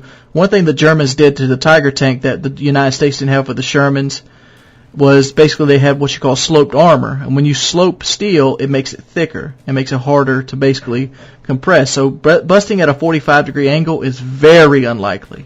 Sure. Yep. So what that leads me to believe is, I don't know if you guys ever seen any kind of demolition crews actually destroy a building. There's this thing called controlled demolition. And when you basically control demolition of a building, you make it so the building falls in on itself. So it's one big neat pile right where the building used to stand. So it doesn't fall over on, the building beside it. Doesn't fall over on the building next to it. It doesn't fall into the traffic. It falls straight down on the foundation.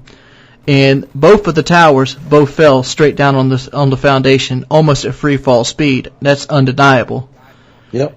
And if you look at some pictures, like I'm gonna put some pictures in the description of this video, you can see how basically the main supports of the building had been cut, just like they would in a demolition thing. Generally, you cut them at a 45-degree angle, you slab a fucking piece of of explosive in there, and then when you're ready to go, you punch that button, and that fucking main support goes out. The rest of the building comes down right with it. All right. Okay. So there's the first part of your problem with the whole thing. Excuse me, is the way the towers came down and some of the evidence that you've seen in the. Well, I'd like to also say that there's been other buildings hit by planes, and they didn't fall. What else? I know you've got a couple other beefs with some other things. One of them is the Pentagon, right? Well, the Pentagon. The fact is, there's no footage of a plane. There's no plane wreckage. Same thing with the field in Pennsylvania. There's no plane wreckage. The hole that the plane left is not big enough for a 767. The hole in the Pentagon is not big enough for a 767 to hit, and it just doesn't make sense in that matter. And another thing is the center supports at the World Trade Center was wrapped in concrete. Anybody knows that concrete is resistant to heat. And that would make it even less temperature actually getting to the main steel support beams, even if the jet fuel was capable enough to basically melt it. And here's some other things. To melt steel, ternium steel, you have to get to degrees of 1400 degrees Celsius. You can do it at 500 degrees Celsius, but it takes a long time, something like 2 hours. And that jet fuel would not sit around there for 2 hours. That jet fuel sat there for like 10 minutes, and it made a molten pool of metal. There was so much molten metal that actually happened from that tower that it basically was there 2 or 3 days after the fact in the rubble. Right. Okay. All right. So you've sort of given a lot of the popular theories as to why people call them bullshit on 9/11. So we actually, Wings and I, we talked about this a little bit in preparation, like just to, basically told me, hey, I think we should do, 9/11. A lot of you guys have been asking for it in the comments section. So we started talking about it, and, the basically what you were saying is, the Bush administration needed to go to war, and they needed some very strong, something very strong to enable them to get Congress to pass the War Act and authorize them to go down the road they were going to go, which, first was Afghanistan, then they came up with the bullshit weapons of mass destruction in Iraq, and the rest is history, and lots of... One big river of flowing bullshit. Flowing bullshit and flowing cash and a lot of dead Americans. And young blood, the blood of young soldiers, all of it right to a river to Iraq. All right, so let me give you my thing. I ended up doing some looking around on this, okay? And the reason was because, I've known that there's 9/11 conspiracies out there. And one of the things that we talked about, because I had told you that I didn't think it was staged. And, you said, you don't want to believe that your country could have done something like that. And I had basically said, look, I know that, the United States has gone to war for profit many times before. We just talked about Vietnam with the JFK thing. Hell, we used to be known as the Doughboys. Well, yeah, other than World War II, what wars have we gotten into in the modern era that weren't driven in some way by profit, right? But here's the thing. I just couldn't believe that, our government would be willing to sacrifice not only all the people who died in the attacks, from the people who were in the towers to the policemen, the firefighters, the first responders, thousands and thousands of people. I'm no fan of the government, and I know, all the shit that goes on, but I just had a really hard time grasping it. And so I ended up doing a little bit of looking around. And I'm happy to say, and here's where I'm going to try to basically, disprove everything that you've just said, because I basically looked up all of the stuff that you've talked about, right? Here's the first thing. Let's talk about the towers and how they came down. What you're talking about, the 45-degree angle, is thermite. Mm-hmm.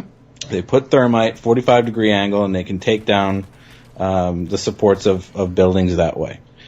So the what you see, those pictures that you showed me of, and you can put links to the description so everybody can check all this stuff out. But basically, there's pictures of the World Trade Center, and you can see these support columns are cut at 45-degree angles, the steel columns. Those were cut after the towers came down by the cleanup crews, because they were bigger, and there's actually video of one of the cleanup guys on site talking about how they were taking chunks of the support columns down, because there was still a lot of stuff left, tall in comparison.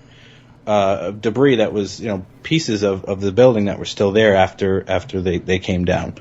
They had to clean all this shit up. What you see is chunks of the support columns that the workers were cutting away, and there's actually video. You can find it.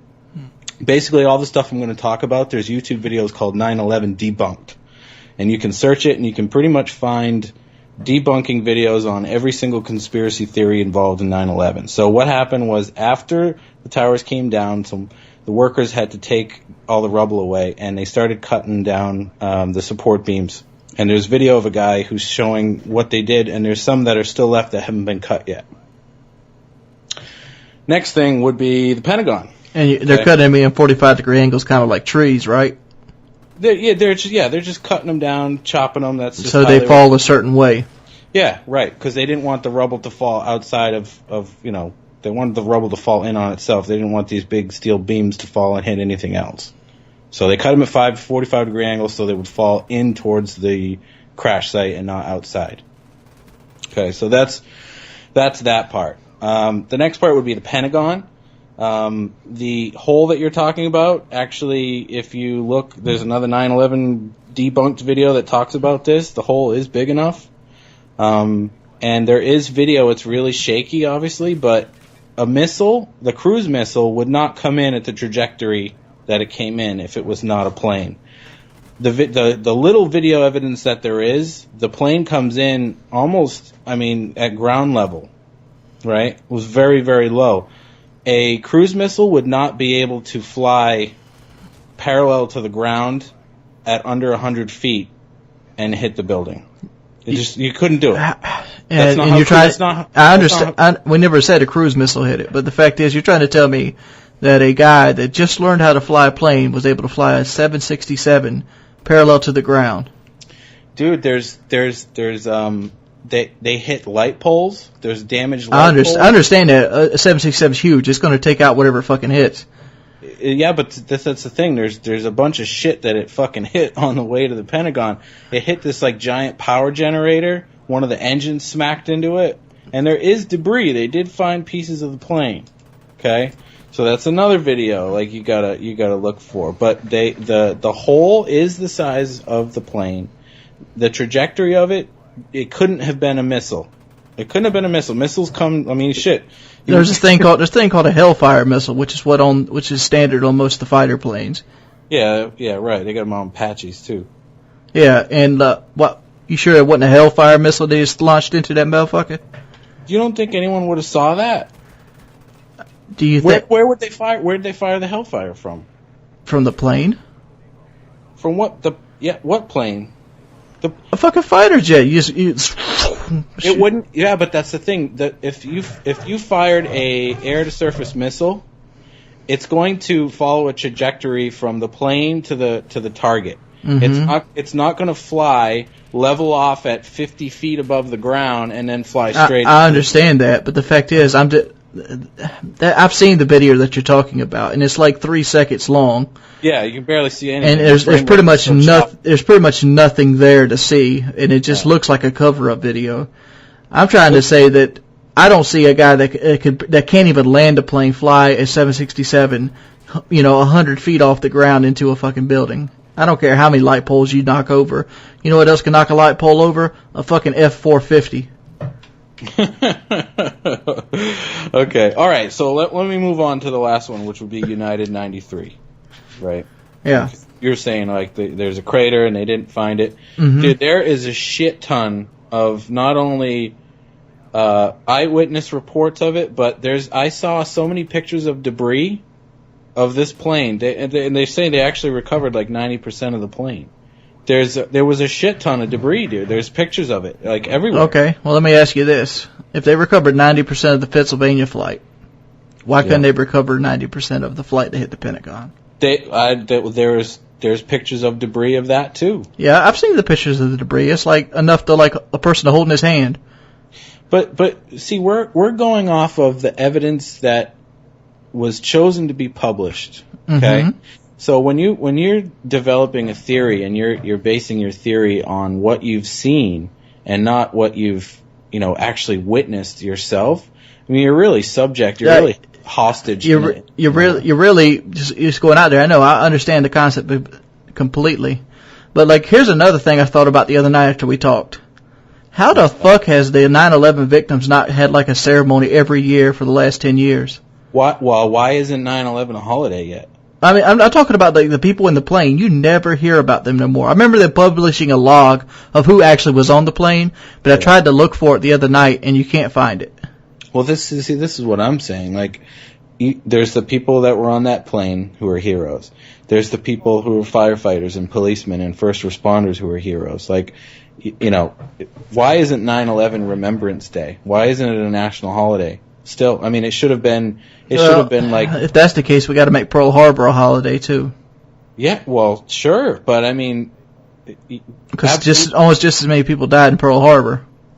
Seriously, why do we have fucking Columbus Day?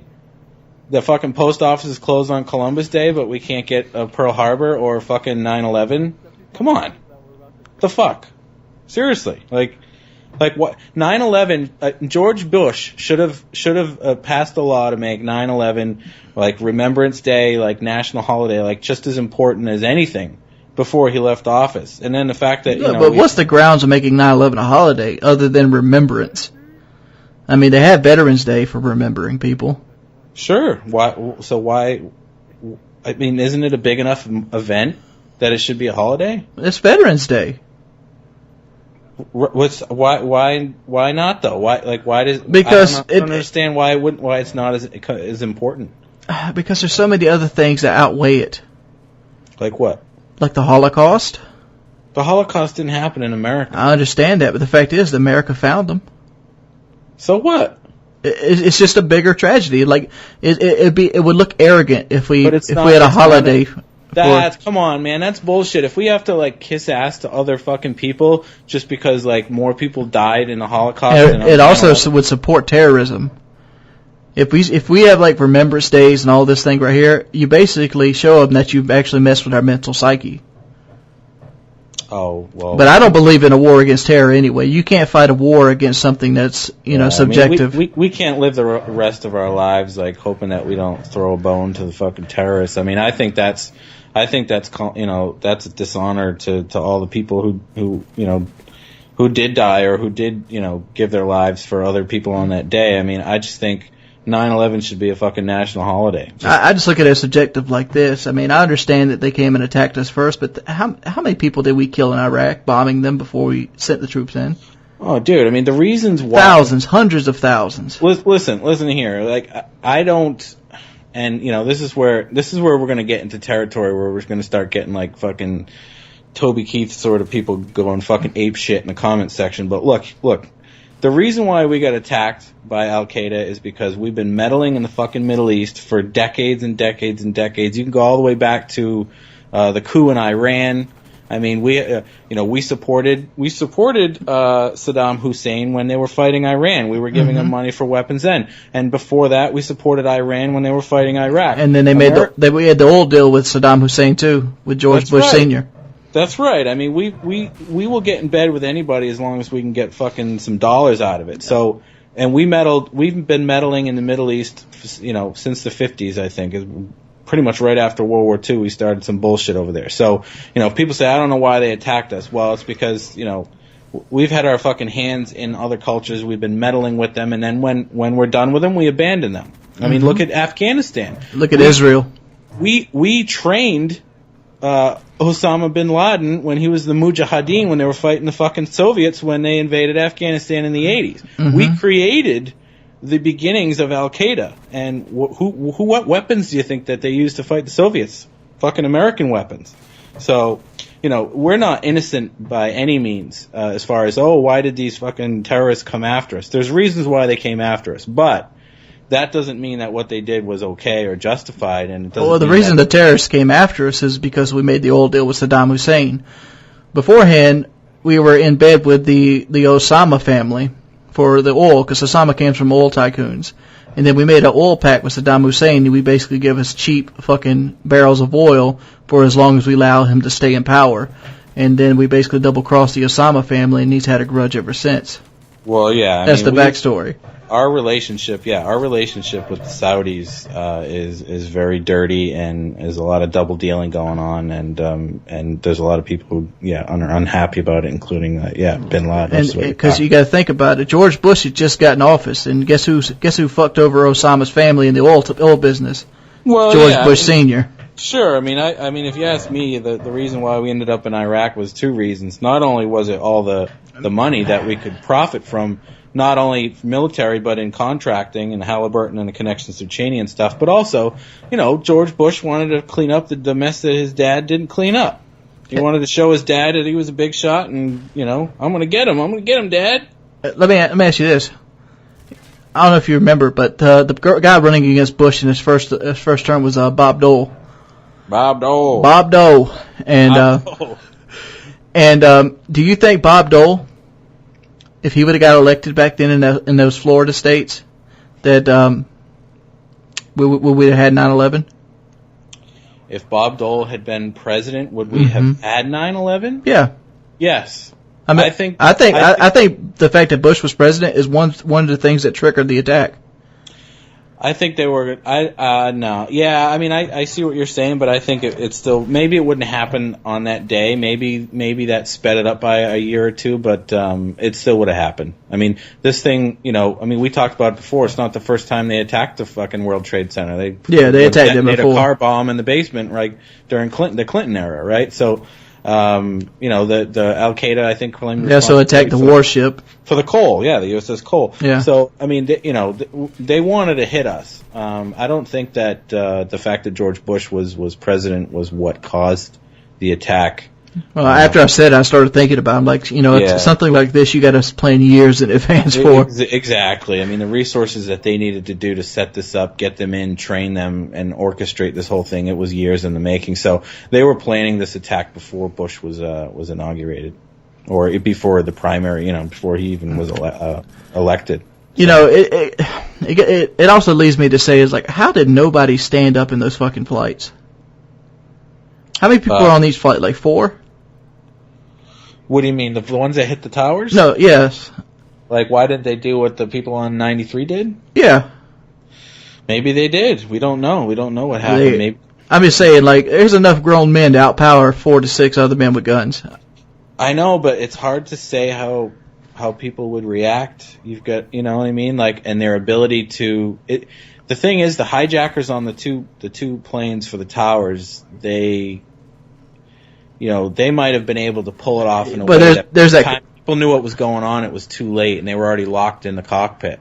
You know what I mean? Because the cockpit can be locked. So with 93, they were able to basically, get in there and disrupt them. And it's my guess would just be that the hijackers for the 2 planes that hit the towers were able to hijack the plane and successfully get themselves and lock themselves in the cockpit so that nobody could do shit. I can't believe that on those 2 planes there wasn't somebody who was trying to stop what they were doing. But well, that shit probably wouldn't happen nowadays. Nowadays, if you're a brown man with an AK in a plane, you're gonna get beat up.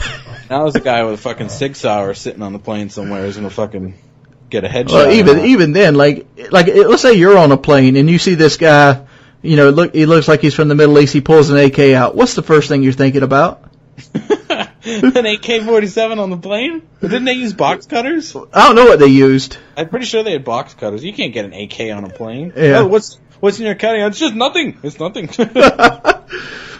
It's just a replica. Well, box cutters either way. But with box cutters, man, I think they used box cutters, man. Didn't the plane doors lock regardless? What? Didn't the fucking pilot's things lock just like you said? Like, why would the pilots even open the door? I think they used the stewardesses to get in. I think that they grabbed the stewardesses and then had them, held a box cutter up to their throat and had them knock on the door. They probably have some sort of knock that lets the pilots know that it's okay to open, and all they had to do was get in, and pilots are busy. It's not that fucking secretive, dude. Well, that's what I mean. It's more like this, Sure. It's not no secret knock. Hello? Well, I don't know. Yeah, I don't know what they do. I mean, I would hope that there's some kind of protocol for opening up the cabin. There probably is now, but... Or even then, I mean, it's not like this is the first time planes got hijacked. I mean, hijacking has been going on for a while, not so much in the United States, but around the world, especially over in the Middle East, it's been going on for a while. But I would assume there's some sort of light protocol. But I think what they probably did was, they held a box cutter up to some stewardess's throat, and all she had to do was knock on the door, and bam, they're in the cockpit. But so yeah, I don't know. I mean, I think that there's some weird shit about 9/11, but I can't believe that, as much as I do strongly believe that the Bush administration falsified the evidence they needed to get us to go to war in Iraq because there was absolutely no need to do it. I'm going to say that I don't think that there was a conspiracy to stage 9/11 in order to go to war with Afghanistan. Because I don't think there was enough of a benefit to going to war in Afghanistan. If we had gone straight to Iraq, then maybe there would be more credence to motivation to stage it. But initially, we just went to Afghanistan. We didn't go to Iraq. It was like, we're going to go to Afghanistan and stop Al Qaeda. And there wasn't really enough profit in that operation, I don't think, to justify killing thousands of people and knocking the trade centers down. Well, there we have it. That's the 9/11 debate. It's for you to decide. And this has been Chaos Series with your boy Mr. Chaos Math and myself. The video kind of cut out halfway into it, mainly because of bandwidth issues. So enjoy the gameplay. Make sure you please rate the video. It helps it roar. Peace. Later. Call you right back. What's up, everybody? It's your boy Wings of Redemption. And it's that time again. It's Saturday. You know what happens on this Saturday? It's the Chaos Series with your boy Mr. Chaos Math. Oh, what's up? Oh, you gotta drop the rap, son, before you go to AO. You know what I need to do? I should make up some sort of Rack City parody for this series at some point. Yeah, Rack City parodies. You know what you should do? You should go and pour that malt liquor. Malt liquor? Malt liquor, son! That corn liquor up in here. There was some pretty funny names for the other series, and something like Malt Liquor and Rack City. Anyway, what the hell are we talking about tonight? Well, this week we did things a little different. What we did different this week is we had the actual people or fans of the series vote on Facebook what they wanted to talk about. And some of the votes were about time travel. Mm-hmm. They were about Nazi science in World War II, and they were also about fucking Kyle. So we're going to talk about fucking Kyle now, right? Well, that's not a conspiracy. It could be. It could be. But we can knock two out at the same time. How about we do the Nazi device that was a time travel device in World War II? Dude, yeah, World War II and Nazi sort of history is always fun to talk about. Yeah. I like the Nazi stuff because for people that didn't really follow World War II, or you might be too young and you haven't actually learned about it in your history class in high school, Hitler was really into the occult. Like the Black Forest, he thought was like a playground for aliens. Even the swastika itself is a Buddhist symbol. Yeah, it's a mystical sort of has mystical origins. Yeah, it was originally a pagan symbol, wasn't it? It was all over the place. I remember I did a video one time. It was like an update video, and I used all kinds of swastikas from different religious views. I had some on the Buddhist statue. I've had some on Roman helmets and stuff like that. That's right, actually, yeah. Quite a few different cultures have used it, I think, yeah. Yeah, and people, that video actually got flagged for hate speech. I bet, yeah. You it doesn't take much to get to, and here's the thing with, Nazis in World War II, for me too, I just, it's fascinating, and it's not because, we subscribe to Nazi ideology or anything, but you have to admit it's just a fascinating piece of history, and there's something just mystical about the whole thing. How much power he had over them, how fast they grew, the style, the look of their propaganda, their uniforms, everything. There's just something that draws you in about it, that you just want to learn about it. And I always get a lot of flack about Hitler because I say Hitler was an evil man. He was a man that nobody should probably imitate or mimic in any way, shape, or form. That's good advice. But Hitler took a German economy that was pretty much where America is. They were in recession. They had just lost World War I, and he rebuilt them from the ground up, and they became a superpower within a 10-year period. Yep, I mean Germany was under the Treaty of Versailles. Yeah, the Versailles Treaty, which was put into place after World War I, which limited their navy, it limited their armaments, and it basically made them the shit dog of Europe. Everybody was out of work. There was unemployment was like 40%. Yeah, Germany was in tough shape, and he came along, he turned things around, and he came into power in, the early 30s, right? 31 or 32? I think it was the mid-30s. I was like 30, I think 36. I think, I don't know. But yeah, he started to rise, before that, but yeah, I think he took over in like 35 or something like that. But yeah, within the span of 10 years, I mean, he turned that country into, just barely scraping by to, a world power. A world power that almost took over. Well, it took over the entire European continent. Well, I've always said most of Africa. If he had just waited until spring to go after Russia, why even go after Russia at all? Why not wait until you've pretty much made a bulkhead? You finish England off, you get the Africa going, you get all the oil from the Middle East, start pouring into your fucking Tiger tanks, then you go after Russia. Well, yeah, he created a war on two fronts. That was his fatal flaw. Yeah, I mean, he went after Africa and the Middle East because of the oil. He wanted the oil for it, but this isn't really a history lesson. Here we go again. We're like the kings of fucking sidetrack. Yeah, we're going to talk about the mystical side of the Nazi regime, the National Socialists, everybody's favorite red guys. We're going to talk. It's actually interlinked with what a lot of y'all might actually know. The Nazis had a secret weapon called the Wunderwaffe. The Wunderwaffe. It's called the Die Glocke. It's called Das Bell. Das Bell. Das Bell. That's good. Yeah. And it was actually a time travel device that was skeptical about it. And you actually get to see it in Call of Duty World at War in the teleporters and stuff. They're actually made after the Bell. Right, the zombie maps. And there was a book put out by Igor Wistowski. And it actually talked about the Bell and how it was created and how he's seen it and all this thing, and talking about the mercury flask that pretty much would turn in a counterclockwise motion to make an anti-gravitational pull. And some say it took people to other dimensions. Some say it was some sort of bomb. There was all kinds of speculation about the Bell, but there's really not much on it as a whole. Yeah. So what's the deal? I mean, there's a couple accounts of it from people who say they saw it. But was there any actual photographic evidence of this thing? There's a site. There's a picture of a site on Google Images from what I found. Yeah. And it's almost looks like a Stonehenge type site that has the ground permanently burnt, and that's where they say they tested the Bell. And it's I think it's somewhere near the Black Forest in Germany. So there's just a stain on the ground? Yeah, and the grass just doesn't grow. It's like burnt grass. Well, that's not very good evidence, is it? It's not good evidence at all.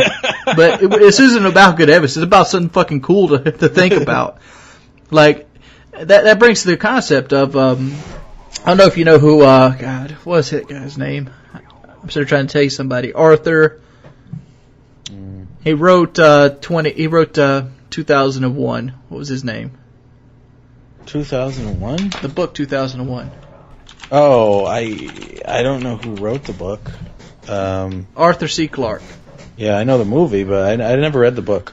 Arthur C. Clarke wrote a book called 2001. Stanley Kubrick ended up redoing the book as a movie, and then there also was 2010, and then there was 3001. That's the three books that he wrote. But he pretty much used Einstein's theory writing those books, which was that if you could travel faster than light, you could go back in time. Because in theory, it makes sense. In theory, it does. Right. Because what is light? Light travels. Your eyes see light, and what your eyes see is what the light hit last time it came into effect. So it goes into the retinas. So if you could go faster than light that's leaving Earth, and you look back, you would see the Earth in the past. Well, that's essentially what you look at when you look into space. You're looking back in time. Yeah, you're essentially looking back in time because the stars that you see in the sky right now might not even be there. Mm-hmm. And if you look, across the universe, you're basically looking at the beginning of the universe, because it's taken the entire life of the universe for that light to get across it. Mm-hmm. It's pretty crazy when you think about it like that. It's even more crazy that you're looking at something that doesn't exist anymore. Just imagine if all the stars were gone.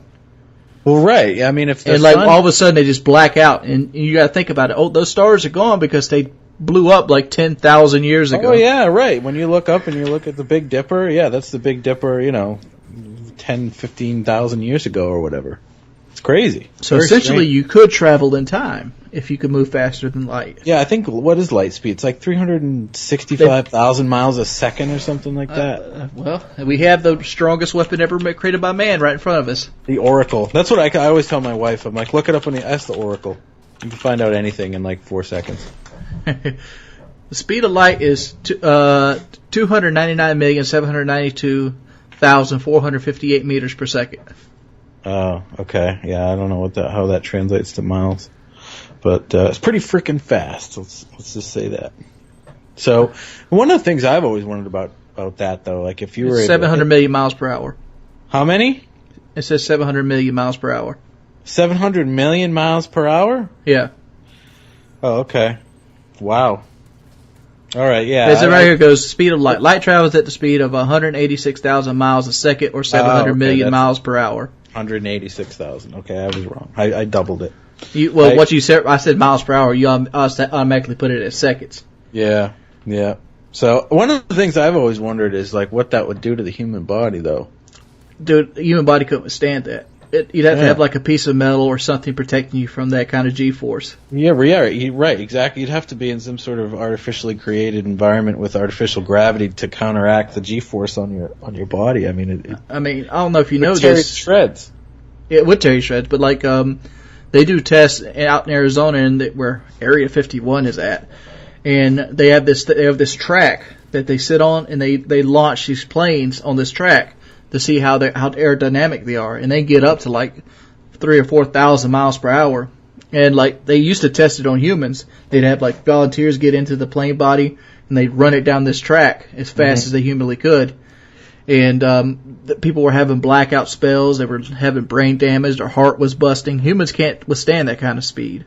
Yeah, there's only so many G's you can take. Like, I mean, that happens with fighter pilots. They hit like 3 or 4 G's or something like that, and they'll start to pass out. Yeah, because all the blood will pool. It basically pulls all the blood, into certain parts of the body, like to the back of the brain or the back of the head or something. It makes you pass out. But all right. So let's get back to the Nazis. What the fuck were they going to do with this thing? Well, essentially they were going to travel through time. Okay. It's a time travel device. So they're going to go back to like Franz Ferdinand getting offed for the beginning of World War I? Well, the bell didn't come along. Well, obviously they were making the entire time, but Hitler was pushing. The reason Hitler. Well, this is all theory now.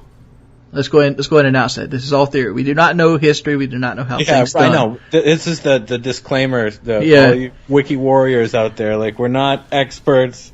We're 2 guys on a Call of Duty channel talking shit. So, what was he doing? In theory, Hitler made... One of the mistakes Hitler made was the Battle of the Bulge, which he crossed the river to actually fight the 3 armies, the 2 United States armies held by... I keep forgetting his damn name. He's one of my favorite generals of all time. Patton. Patton had 2 armies, and Montgomery had 1 army, and Hitler hit him head on right there in the Battle of the Bulge. He did that to give himself time to get the bell going so he could go back in time and correct his mistake that got him in this situation. Really? Yes. That's theory, though. That's why they were developing this thing. I heard another crazy theory that the whole reason Hitler started World War II was so he could get the Spear of Destiny. Why would you need to start World War II to do that? I have no idea. This is a stupid theory that I've heard.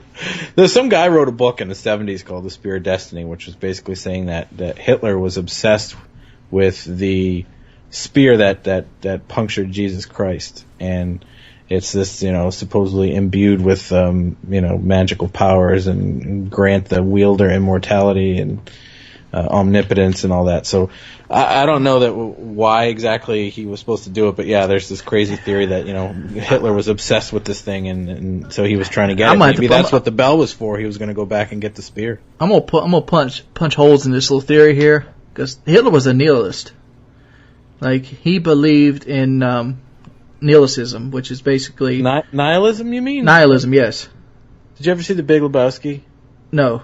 Oh, dude, you gotta watch that movie. Anyway, for another day. Keep going. But he believed that the meek would pretty much tainted the human genome. He wanted to kill off the retards, the blacks, the Jews. He wanted to take everything but the superior race and only allow them to breed. Right, eugenics. Yes, and... Yep. The Nazis started that, or actually very early on in Hitler's power, they started a eugenics program where they basically started taking anybody with any sort of mental illnesses or physical deformities and started locking them up and sterilizing them. Oh, I mean, the Hitler Youth, they'd shoot kids. Like, if you were a Hitler Youth and you couldn't, like, run the mile in a time that they had set, you'd get shot. Yeah. Yeah, he was trying to cleanse. But with that understanding, why would he believe in Jesus Christ? Why would he? Because nihilism doesn't believe in God.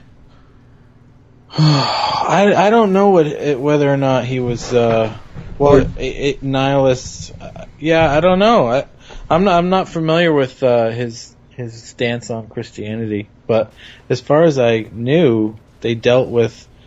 I mean, because didn't the Nazis work with Rome? I mean, they worked with Italy, right? But they worked with the church specifically. I mean, there was ties to Nazi Germany within, not talking about Mussolini and all that, with Italy, but they actually had some ties with, I believe, the Holy Roman Empire.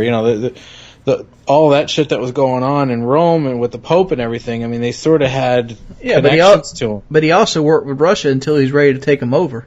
Yeah, no, I know what you're saying. I just, I don't know if he was atheist or not.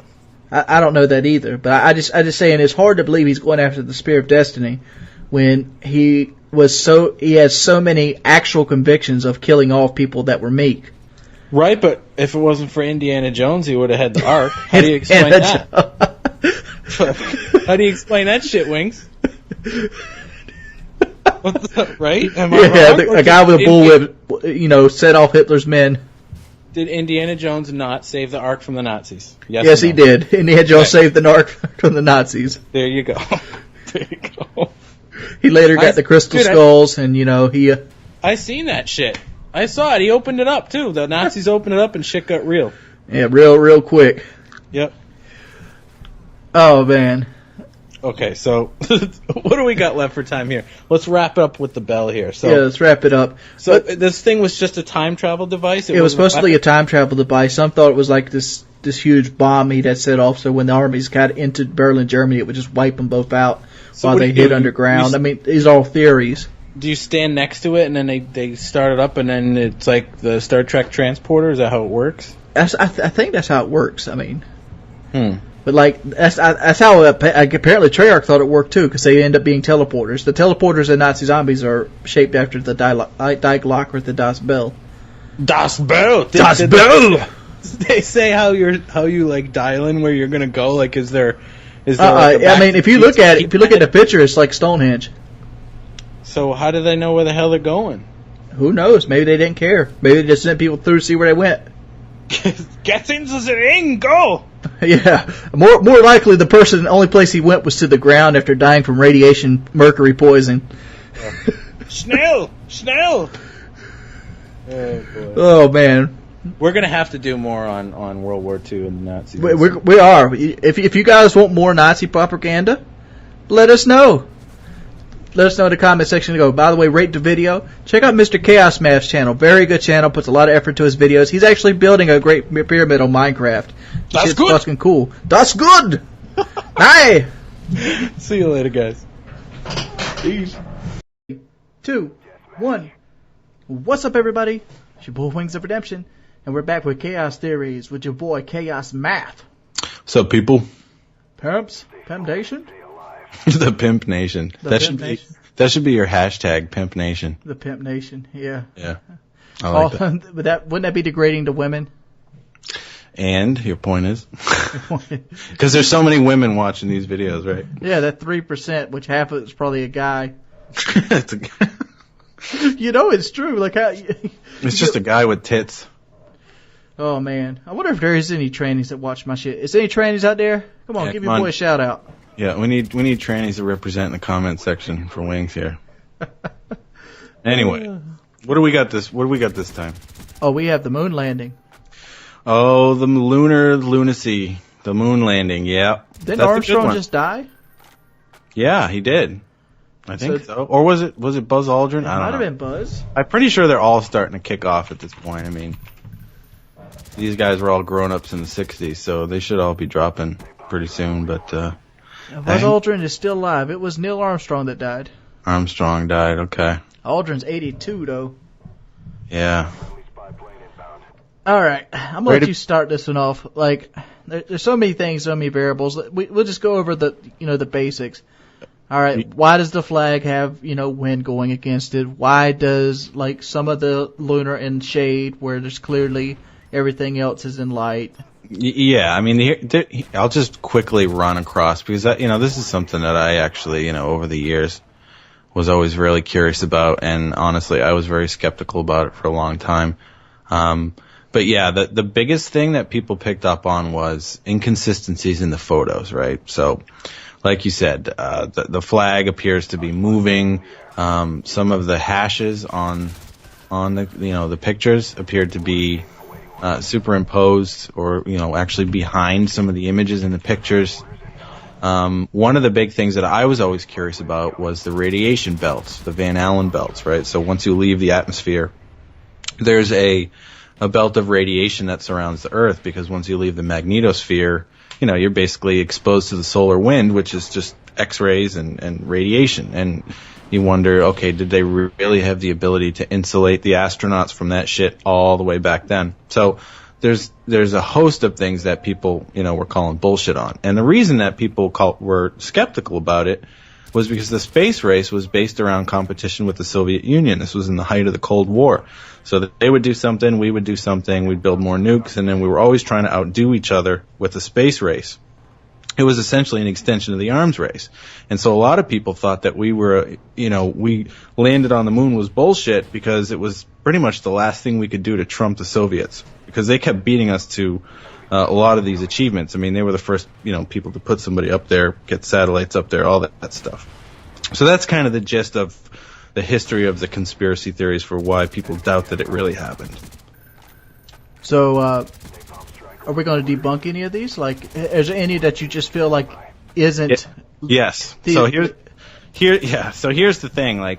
Most of the conspiracy theories have been debunked. I don't know if all of them have, but as far as the photos go, they've basically digitally restored a lot of these original photos, and a lot of the inconsistencies that people see turned out to just be because they were reproductions of the originals. And so when they took the originals and they scrutinized them, they looked at them better, a lot of the inconsistencies don't actually add up. So for instance, the hashes being behind objects was just artifacts in it. So those were disproven.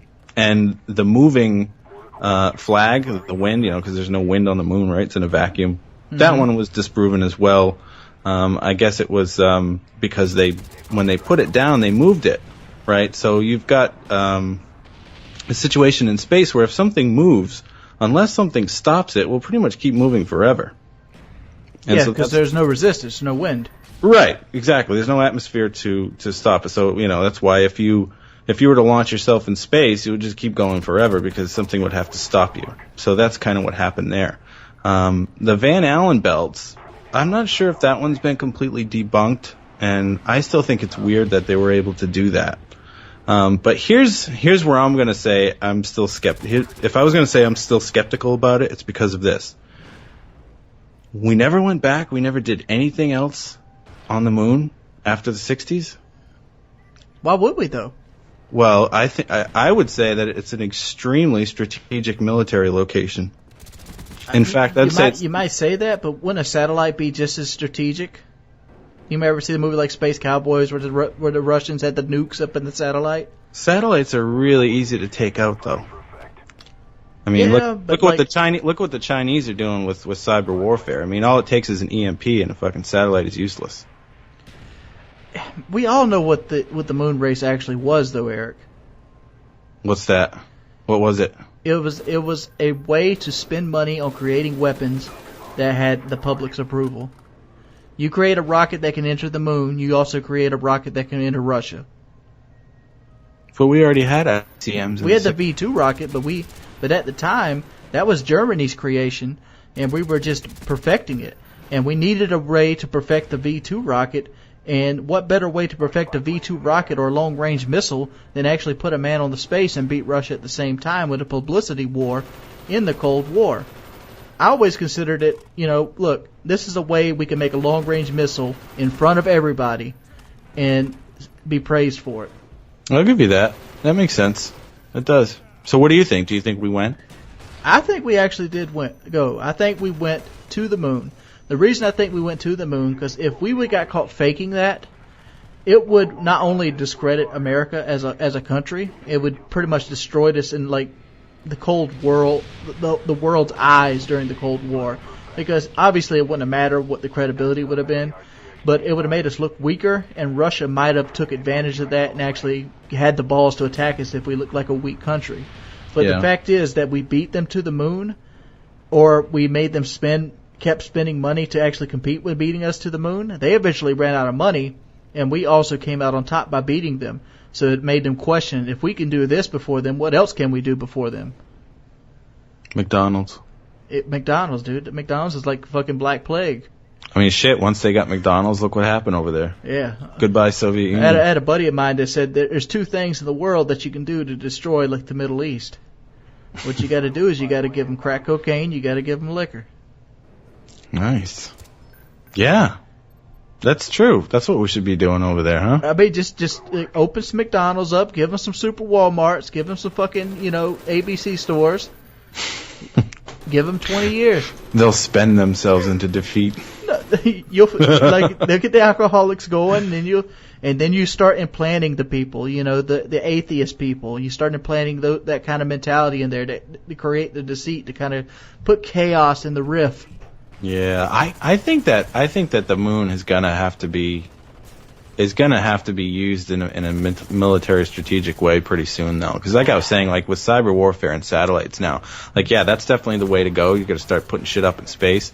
But like I mean, the Chinese have already pretty much figured out that if they can render our communications useless, the entire U.S. military is worth nothing. I mean, shit. None of our people can't even shoot anything without GPS anymore. So if you can start actually setting up shop on the moon and protecting it, I think that's going to be, that could be the ultimate superpower. I'm thinking about the backfire though. Like if you were to set up a base on the moon and China was to come and destroy that base, it would fuck up the moon's like gravitational pull on the Earth, and you would mess with the tides and everything else, and then you'd actually lose like seamanship and like communications, GPS, because it would be different. Oh yeah, I mean shit. If we actually damage the moon enough to alter the gravitational pull of the moon, yeah, that would be pretty catastrophic. But to think about it though, that's almost a deterrent. Like whoever gets there first, yeah, you can come try to blow up our base, but you're gonna end up destroying yourselves. Here's what I've always thought about the moon. Here's what we should do with the moon realistic besides military bases. We should use the moon as a staging ground or like a playground to actually create our artificial atmospheres. Terraforming. Yeah. Terraforming. If we can terraform the moon, we could terraform other planets like Mars. I don't think we can terraform the moon though. I don't think there's enough there to work with. I don't know what's there the soul-wise. Well, the moon doesn't have an atmosphere. It has an atmosphere. It's just a really thin one. Like it's hard to say. It's not a good atmosphere. It's almost not there, but there is an atmosphere on the moon. Like even Mars. I mean, yeah, there's water there, but I mean, the atmosphere is pretty much completely gone, isn't it? I mean, I think to do terraforming, I think you need a little bit more to work to start. Yeah, that's why I said artificial atmosphere. Yeah, but you need. Yeah. I can picture like a generator being set up that actually projects an atmosphere around the Earth or around whatever you're doing, or like a dome, like in Atlantis. You sit it down on the planet, and it creates this huge dome. I don't know that you can create an artificial atmosphere to keep like solar winds and stuff like that out.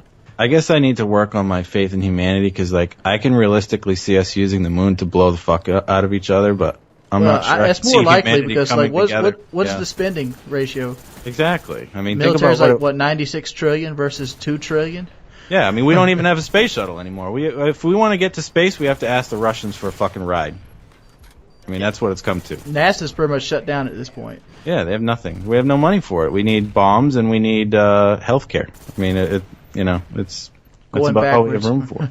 Yeah. But that's the moon landing. What do you guys think? If you could leave 4,000 ratings on this video, you always check your boy Chaos Math out in the description. He does really good videos. And he has one of the best Minecraft Let's Plays out there. I'll see you guys next weekend. Yeah, give us some suggestions on the next one, too. Oh, suggestions are good. Yeah. Peace. Later.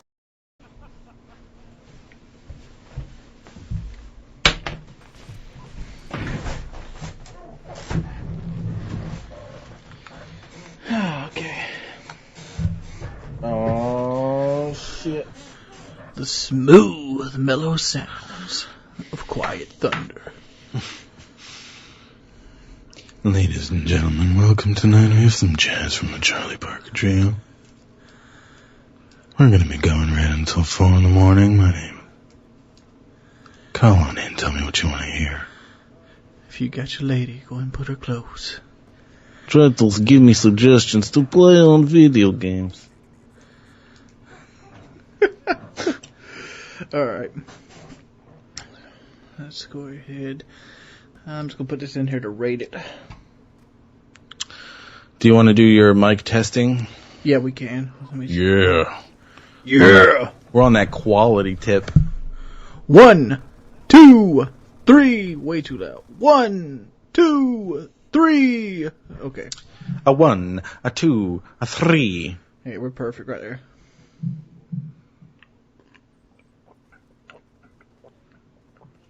I got some grapefruit and vodka.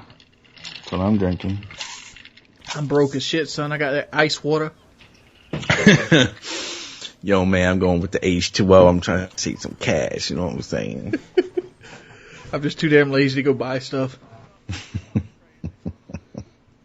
Fuck it. I'll just take some water. It's like, I could go get soda or something, but I need to drink ice water. Yeah, fuck it. It's the best thing for you anyway. Yeah. Yeah. Grapefruit juice and vodka, not the best thing for you. Not so bad, but not the best thing for you. All right, let's get this shit going. Let's get this shit popping, son. Do it. This shit pop. I grief with a smile. Cause I ain't pushed a faggot in his teeth in a while. What the fuck? Pop it like a zit, yo. That's a nice line. Grief with a smile. Punch a motherfucker in the face in a while. What? Get clubbed. All right. Gorillas in the mist. Here we go. 3, 2, 1. What's up, everybody? It's your boy, Wings of Redemption. And it's been a long time coming. We've been like like 2 old men? Yeah, we just, star-crossed lovers who can't seem to find. Oh, it's Black Ops 2, dude. Black Ops 2. Yeah. You've been, we've been just playing that game and just, just trying to get around, trying to get our heads around that game and, so we haven't done this We've been series in neck weeks. deep in Lag City. Lag City, bitch. Lag City, bitch. Oh.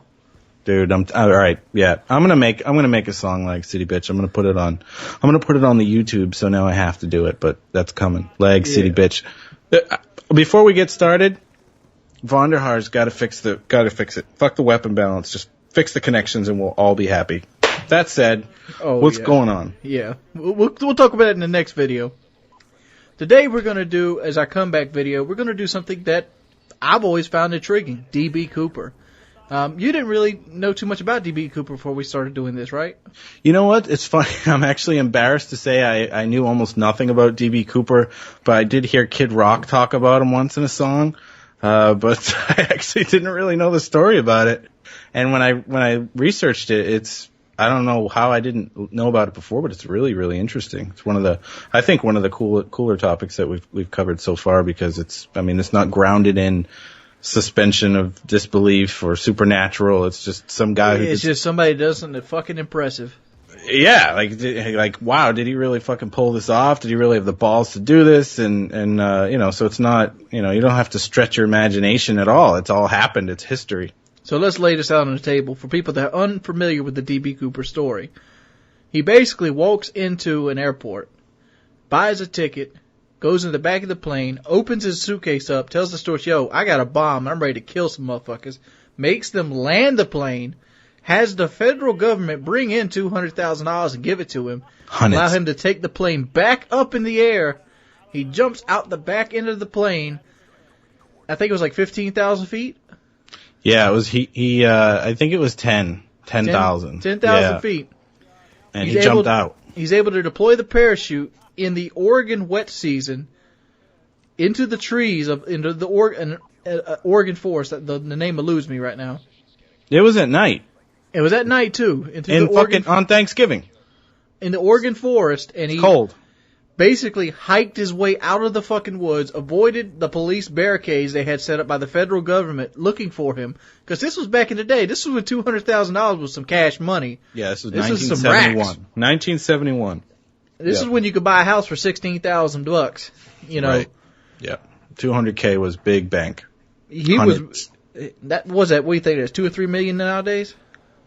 Yeah, I'm not sure how you translate 70 to now, but yeah, I mean that's guesstimating. That's a guess. Yeah, I'd say $1 million to $1.5 million. He just basically walked out with $1.5 million and killed nobody. No, he didn't hurt anybody.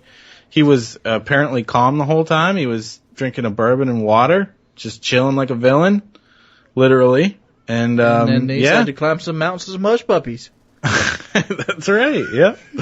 Yeah. So that's it. It's a guy, and the thing is, this was nobody had really gotten into the hijacking business yet. So he was sort of the pioneer of this, and in his wake there was it's just a plague of copycat hijackers, and I think they had just instituted the Sky Marshal program before this happened, but it was it's just sort of the government thinking ahead and realizing that they were going to have somebody up there. But so I don't think they did Sky Marshals because of D.B. Cooper, but it was before there was really a demonstrated need for it. It was sort of just a contingency that the government had started doing. But after this, everybody and their fucking mother was like, fuck, I'm going to fucking hijack a plane and get a couple $100,000 too, And I think there was most of them died. Yeah, most of them got shot in the face by the FBI, but no, like some of them actually tried to jump out the back of the plane and just got fucking ate up.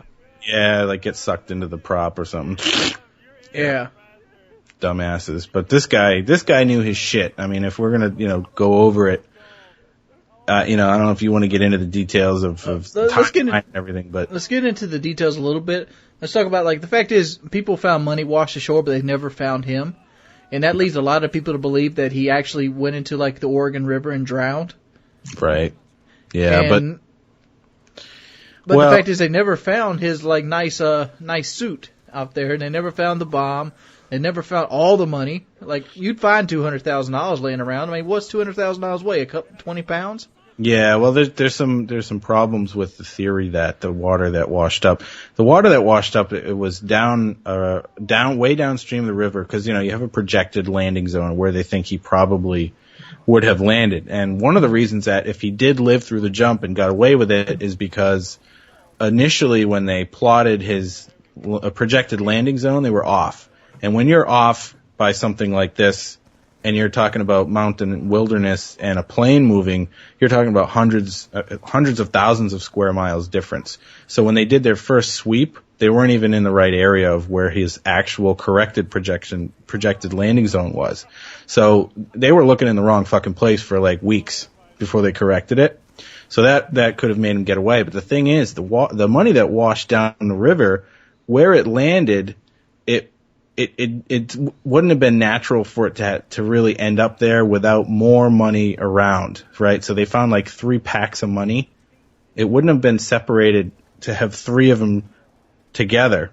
If, he fell and smashed all the money bag, went everywhere, it would have washed up. They would have found more of it down there if it all happened Didn't that kid find a stack? Some kid dug it up in fucking early 80s, right? He was it was in the plastic bag and all? Right. So it wouldn't have happened that way if he just died and it all fell in the water. So somebody moved it. Now, that's not to say somebody else, he could have died and some hunter found him when they heard about what happened on the radio, because here's sort of, all right, let me get into what I think could have happened. If he didn't live, I think a hunter found him because he heard on the radio they were looking for this guy, and he happened to be in the area, and since they were off, he found him, grabbed the money, and ended up burying some to throw off, the trail or whoever, because they never found his parachute. Like you said, they never found a body, but they found like a little pack of money like 20 miles downstream. It just doesn't really add up. So he either died and somebody found it, or he lived and he buried it to throw him off his trail, is what I think. But who knows? I mean, that's the big question, is did he actually make the jump? I think he could have made the jump. But let's talk about, before we go off speculation, what kind of person do you need to make this kind of stuff? Like we said, he has to be able to parachute into freezing cold rain weather. Yeah. That would have been like iron fucking clad balls to jump into the wind he jumped into. Yeah, it's like Army Ranger survival school type of shit right there. I mean, because again, we're talking about Oregon, we're talking about upper elevations on Thanksgiving after sundown. So it was raining, it was nighttime on Thanksgiving up in the mountains of Oregon. That's some bad weather. Not to mention, what do you think that weather's like at 10,000 feet? I mean, he was jumping into like a minus 30 wind chill. Yeah, in a fucking suit. And that's in a not trench. like yeah. In a fucking trench coat, He didn't have a helmet. And so you're jumping into the dark and the rain in 60 below weather with money bags strapped to your waist. I mean, to pull this off and to think he could pull this off, he would have had to been a very well trained in survival or and here's the other thing, okay? He had to be an expert. He knew the exact angle of the flaps of the plane had to be in order to pull off a low altitude cruising flight, because jumbo passenger jets are not made to, fly very slowly at 10,000 feet. So there's very specific things you have to do to make that happen. And he actually knew this flap angle that would allow the plane to do that and not stall out and not, dip and be able to hold a steady altitude. So he really knew like aviation and mechanics of planes. Like this guy had to be some sort of black ops pilot or some crazy shit to pull it off and live. Anybody can attempt it, but the trick is to actually like plan it out this well, execute it, and then survive that jump and get out of the mountains alive. Crazy. So what do you think? You think he lived?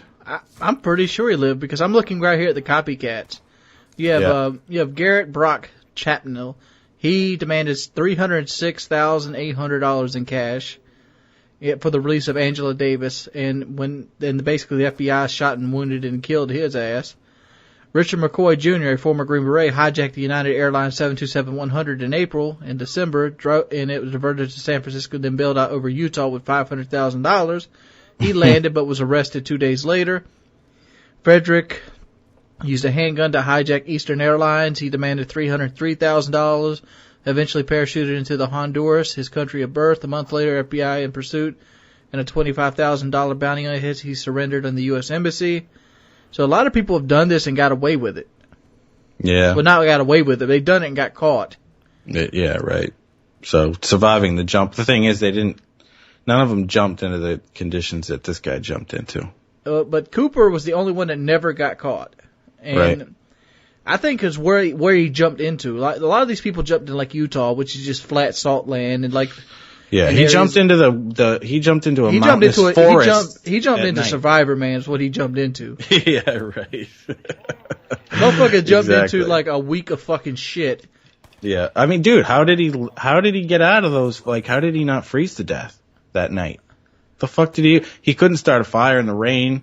I mean, this is 1971, okay? So it's not like he had a rucksack with a Gore-Tex blanket and, a fucking waterproof torch and some flares and some MREs. I mean, he could have had MREs in his fucking underpants. He could have had a lighter.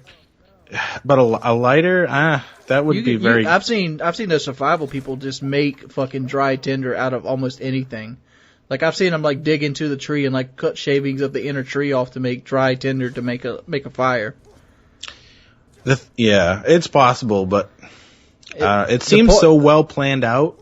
But the one thing that doesn't seem to be well planned out, at least from if you look at it, is, all right, what the fuck do I do when I land? But the only problem with that, if he made fires and he made shelter and shit, that would have been easy to track and that would have been found.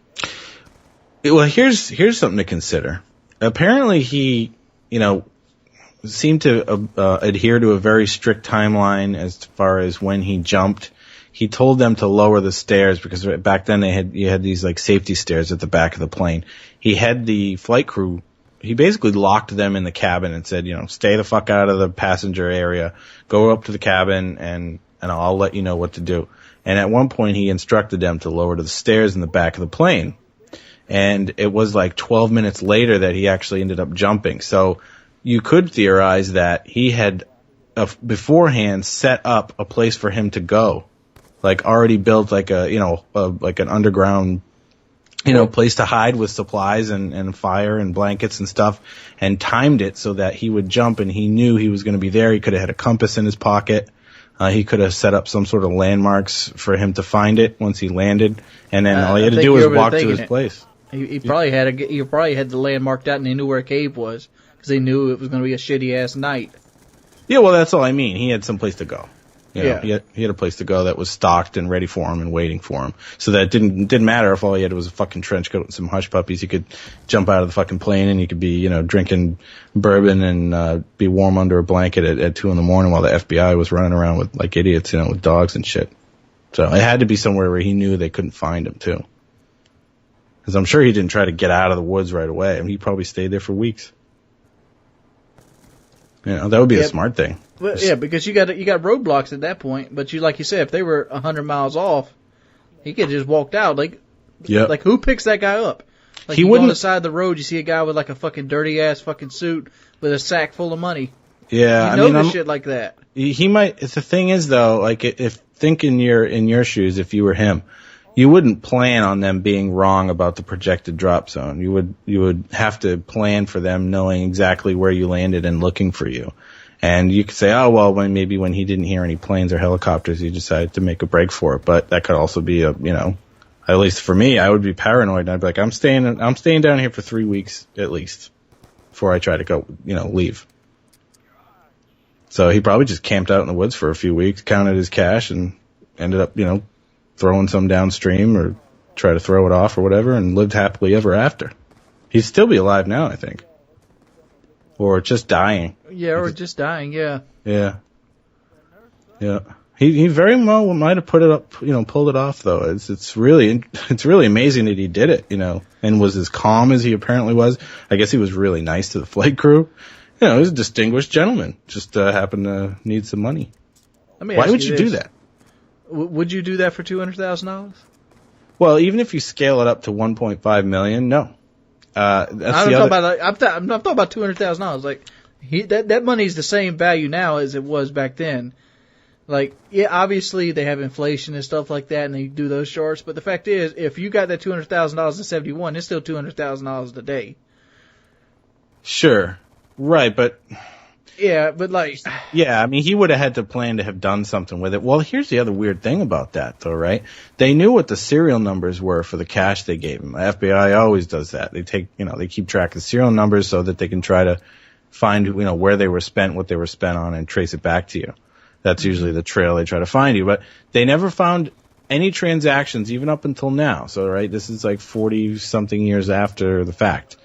They never found any record of serial numbers from that money being used.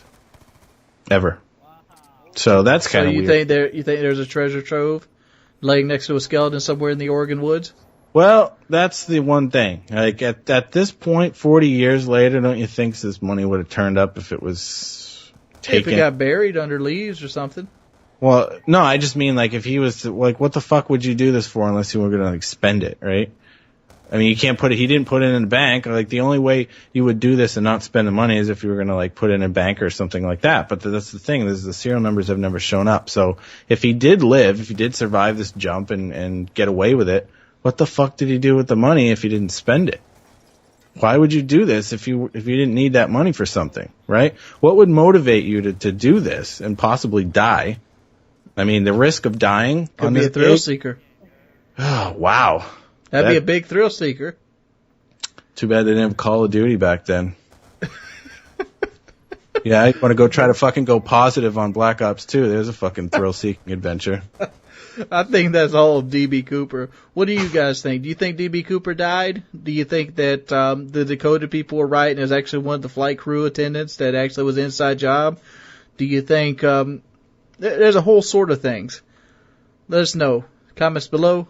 Always, please leave a rating, like, favorite. Check out Chaos Maps channel. It's always in the description of my videos because he's the fucking beast. He's the bomb. Boom diggity. Later, people. What's up, everybody? It's your boy, Wings of Redemption. We're back with Chaos Theories. We don't keep the numbers on these episodes because we're too damn lazy. Pour that malt liquor up. We got Mr. Chaos Math here again. We've never dropped the Mr. from his name because he's a fucking boss man. What's going on, everybody? Oh, man, dude. You know what they tried to vote us up this week? What? What are we doing? We're doing Nessie. Nessie. Lochness. Nessie. Lochness Monster. Yeah, the monster. Okay. Challenge accepted. Challenge is accepted. I mean, but I see this challenge and I think, man, do we have to do the Ogo Pogo too? And like, there's going to be some motherfucker like, yeah, do the Ogo Pogo. And it's going to be like 14 upvotes. Yeah, I would, so why don't we just make this the Ogo Pogo mythical Nessie water show? beast episode? Yeah, mythical water beast. Yeah, I'm sure there's the Scottish version, there's the American version, there's probably some sort of Chinese or Tibetan. Yeah. There's I guess we could throw the Lady of the Lake in there too. Or anything that motherfuckers can't see into, there's a monster. Yeah. Okay, so Loch Ness Monster. All right. How about we just throw the whales in the sky in there too, you know? Flying whales? Yeah, flying space whales. Dude, you know that Gojira song, Flying Whales? Yeah. Everybody go look that up. You want to hear a badass song, go look up Flying Whales. I was listening to my Gojira album just the other day, and I'm like, man, dude, I would love to do a top 5 greatest rock albums ever, because that would be up there. That would be like number 2 or 3. You know what's crazy about metal is, in my opinion, the best bands now that do metal aren't American anymore. Like Meshuggah are Swedish. Meshuggah's really good, but like Gojira's French. Mm-hmm. Well, Mastodon's more alternative, but I really think they're up there. Yeah, they're pretty good. But they don't have much to do with the Loch Ness Monster, do they? So, all right, I just steered us back on the road. Back onto Loch Ness Monster. All right, I got the wheel and the control. All right, so from what little there is to talk about Nessie, fucking Nessie is fucking great, yeah. All right, let's go and read some Wikipedia. By the way, Wikipedia needs donations, motherfuckers. The term monster was reportedly applied to the first time the creature on May 2nd, 1933 by Alex Campbell, the water bailiff of the Loch Ness and a part-time journalist, and reported to Emirates. On August 4th, 1933, the Courier published the full news item insertion of a London man, George Spicer. Who the fuck is George Spicer? George Spicer was the first man to basically see the Loch Ness Monster. By the way, we've stopped reading off Wikipedia at this point. And he basically crossed in front of his car, and he got out and he watched it go into the water. Jesus Christ! Crikey! Look at that beast! Yeah, fucking look at that. Yeah, and there's an ancient, the first, I think, actual mention of a monster in Loch Ness is in the 6th century, and there was some saint was talking about how he was there and something tried to pull him in the water and he did the sign of the cross and he who was in the water must stay in the water and everything was fine again. But yeah, and then it jumps all the way to 1933. So my first bullshit alarm is the fact that we went from the 6th century to the 20th century without anyone talking about the Loch Ness Monster. Yeah, so that motherfucker got a long life. And I've always wondered this myself.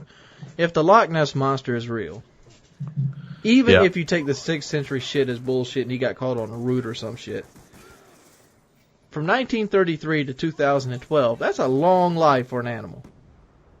Yeah, it's a good run. That's a good run, especially for a huge animal. Yeah, but reptiles tend to live a long time, so if we're gonna entertain this, I guess you could say that there's, any sort of, because it would basically be a fucking dinosaur, right? Isn't that Isn't that it? There's a dinosaur. It had to be well over 100 years, because in 1933 this thing was running on land, and I guess it was full grown at that point. Right. So it has to be well over 100. Now it's like the Yoda version of the Loch Ness Monster. Yeah, it's levitating spaceships and stuff in the swamp. Yeah, it's got its powers, but it's sort of retired. Just doesn't want to be bothered anymore. You ever see those like Star Inquirer magazines that says Nessie found dead? Right. So there's the other bullshit. The alarm that goes off is when the Inquirer is writing about you. You're probably bullshit. Yeah, the problem is there's no evidence again. This goes back to the Bigfoot syndrome. Remember we did Bigfoot? Yeah, we did do Bigfoot. You had one shaky ass movie and that was it. And with this there's this one stupid photograph of this looks like a neck, or it's supposed to be a neck. Surgeon's photograph? Yes. Right. So that photograph, the surgeon's photograph, it to me looks like just a branch floating in the water, and it doesn't look big. If you look at the size of... You know what it looks like? It looks like somebody went underwater and like their butt's sticking out and their legs are up. Or just like a piece of driftwood. It just, for me, that does not look like... Well, it has a wake on it. Yeah, it has a wake, so it's moving. But if that's a log with a branch sticking up, it would make a wake. Well, what about the film? You've seen the film, right? I haven't seen the film, but I bet I don't really need to. There's a film of like an old I don't know, with some millimeter film, like one of those really old grainy films from like the 60s, and you can see it pick its head up and put it back down in the water. Back into the left. Yeah.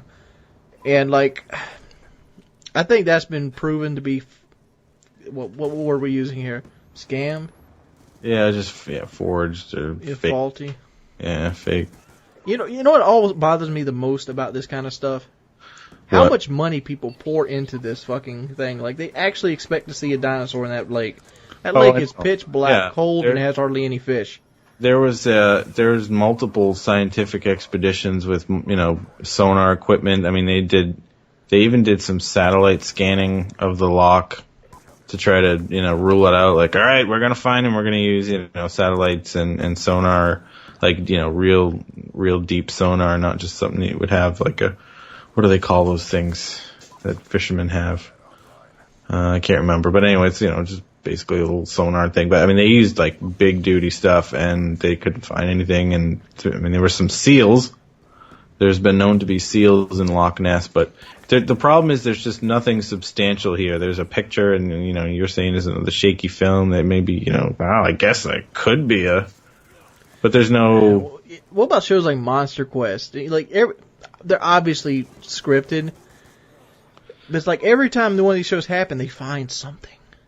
Right, but it's like what the fuck? Get out of here, son. They find everything but the fucking monster. And I'll be watching these shows, and I actually, the last time I watched one of these shows, I sat there and I was thinking, man, if this show actually finds this fucking monster, I'd already hear about it before this bitch aired. Yeah, and can we, so I don't know. Here's my proposal. I think we can just sort of safely assume in the age of information, and we're well into the age of information now, there's no fucking monsters, man. We'd have found the monsters by now. The vampires, the Sasquatches, the Loch Ness monsters, the Yetis, all these different, cultures that have their monster lore. They're monsters. You could find them in the monster manual. Let me go and kill Nessie off real quick for you. I'm about to put the death of Nessie down right here on my channel. Yeah, put the old girl out of her misery, please. All right, Nessie is supposed to be, what was it, a Plesiosaurus, something like that. That thing that swims in the water. Sort of. Everybody see it's I don't know how to pronounce it. It's the Plesiosaurus, something like that. It's basically an animal with a bunch of fins and a long neck. Well, every picture you see of Nessie, it raises his head up, almost like a cobra ready to strike. Yeah. It couldn't do that if it was that dinosaur, because its spine wouldn't work that way. Really? Yeah, it would if you look at the actual animal itself, the vertebrae are so long that if it picked its head up like that, it would smash the vertebrae of its neck together into its back. Okay. Like, it would hyperextend its neck to do that. Huh. So you're saying couldn't be a plesiosaur because of... Couldn't do it. Couldn't do it. And okay. It also wouldn't be going on land, where there's obviously land sightings. Right. Yeah, right. That's the other thing is, right, they've made the Loch Ness Monster amphibious. And Like it ruts like an alligator or some shit. Like it goes on land to lay eggs and goes back into the water. It's fucking Yoshi, dude. And even then, like even the age thing, it would have to reproduce if it's going to be this long. So there's baby Loch Ness Monsters and there's a whole family of Nessies. And something that big, I don't care how big the lake is, something that big and something that's such a pivotal part of like an infrastructure of an area, like for fishing and stuff like that, people would see it. Yeah, well, somebody would have seen it. Everybody, like now, so here's the problem with all these monster things. Like now everyone's got an iPhone in their pocket, they can take video. Like, we see people getting beat by cops every other day, but nobody can nobody happens to catch one of these monsters, ever. Didn't have my phone with me. Like, we would have seen some sort of evidence of any of, this handful of legendary mythical beasts that people think are running around. But I don't know, I suppose it's fun. It's fun to entertain the thought of things like that. It is fun. But that's really all you're doing is entertaining yourself. I'd like to believe that there's, vampires out there, not like the shiny Twilight ones, but, I don't know, the Anne Rice novels. I don't know if anyone even knows who that is. The one I always go to is the werewolf. The werewolf? The werewolf. Like when I'm outside my house doing something and it's at night and I'm by myself in the darkness. Yeah. First thing I think about is like silver bullet werewolf, like looking at me from the woods. Like when the kid was on the bridge with the... Did you see American Werewolf in London? Which one? There was more than one? They remade it a couple times. Oh, I'm just talking about the original, I guess. Yeah, I've seen it, yeah. Yeah, that was pretty cool. I've never seen the remakes. Weren't they in Scotland? There was one, the American Werewolf in Paris, and there's also a remake of the American Werewolf in London. Yeah, I remember in the beginning it was like two guys were walking through the woods, they were in Scotland or something. They were on their... That was dog soldiers. What? Dog soldiers. Dog soldiers? Mm-hmm. What does that mean? Was that the movie? There's a movie named Dog Soldiers. Oh, the Scotland one. Oh, all right. I guess, I was confused. I thought that they were in Scotland when they got attacked, like his buddy, and then like his buddy was dead and he was talking to him or something like that. It was a pretty weird movie. But yeah, you know what I mean? Like, it's fun to think that there's these monsters out there, but if you're going to actually scrutinize them and look for evidence and probability, and it's just, there's no Loch Ness Monster. You got to draw the line somewhere. We can't be burning witches at the stake and drowning women to see if they're witches anymore. Right. I mean, it's like Loch Ness. In order to find a Loch Ness Monster, you got to go to Hogwarts and you got to get some sort of relic that's going to allow you to call. Wasn't there a Metalocalypse episode where there was like some mythical water beast up in Finland? Did you ever watch that show? I never really watched Metalocalypse that much. Oh, that was there was like some sort of giant monster in the water too, and they had to play metal to get it to come up. I think James Hetfield from Metallica was the voice of the water beast, but yeah. I just thought of something else. What's that? We can find a body that's been dumped in the river a week later, but we can't find Nessie. Yeah, I'm gonna say that's because she ain't there. You gotta drag the water, son. You ain't got no monster out there in there lock, So, Ogopogo bullshit, Loch Ness Monster bullshit, and any other fucking mythical water beast out there. Bullshit. It's a big old steaming pile of bullshit. Yeah. we should be the thumbnail of this video, just like a bull with like a professional suit on, like the first connoisseur of bullshit. Yeah, either that or just a big coil. Yeah, big old coil. Big old coil of the brown stuff. Bullshit, sorry. Yeah. We're writing the Loch Ness Monster off, people. Yeah, we're going to scratch him off the list. I mean, what does he do, too? He hasn't, actually accomplished anything. He sells lots of fucking tours. Yeah, if you're going to be a monster, you should have some sort of, story that goes with it. You got to kill a couple people now. Exactly. Fucking eat somebody, will you? Earn your keep. If we're gonna have to talk about you, do something swallow a car whole and spit out skeletons, or I don't know, Just do something. Don't just swim around like an idiot. You know what's going to give this story creed though down the line? What? Some asshole was going to dig the bottom of that lake with diving, and they're going to find a fossil of this plesiosaurus. Yeah, right. No, he was here. He was Oh, here. you see here? You see? Give me money. Oh man. We're not trying to make fun of anybody that's from Loch Ness or Scottish people in general. Yeah, chaos theory. The Ogopogo is the North American version of the Loch Ness Monster, and he's stupid too. He's dumb. Sorry, but he's dumb. Sorry. All right, guys, that's Chaos Theories, Loch Ness Monster. Let us know in the comment section what would you like to see next week, and give us something that we can actually give us something to work with, guys. The Loch Ness Monster, but that's the thing. Like, we're actually going to listen to you though. If that's we what do, you we did a lot about it. We'll fucking talk about it, But that was a tough one to, there wasn't much meat on them bones, if you know what I mean. Them dry bones.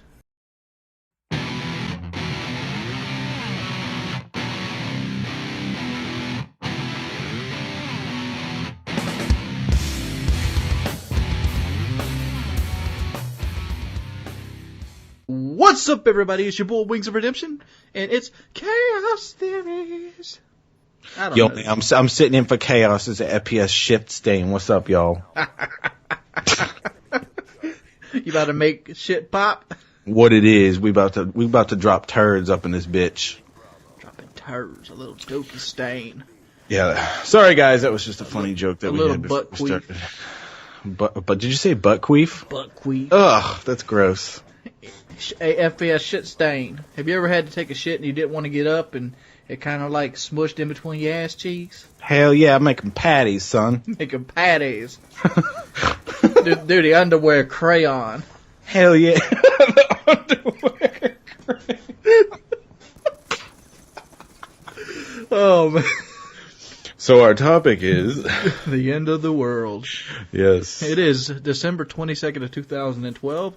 It is, again, another lapse where we're not supposed to be here for like the 2000th time in human history. We made it, bitches. Again. Again. We had one last year, too, May 21st of 2011. They had a motherfucker wrote out in science, like in hieroglyphics, this is the Noah's Ark, blah, blah, blah, blah. Bullshit. What that happened is that man raised $32 million off of donations for the end of the world and bounced with it.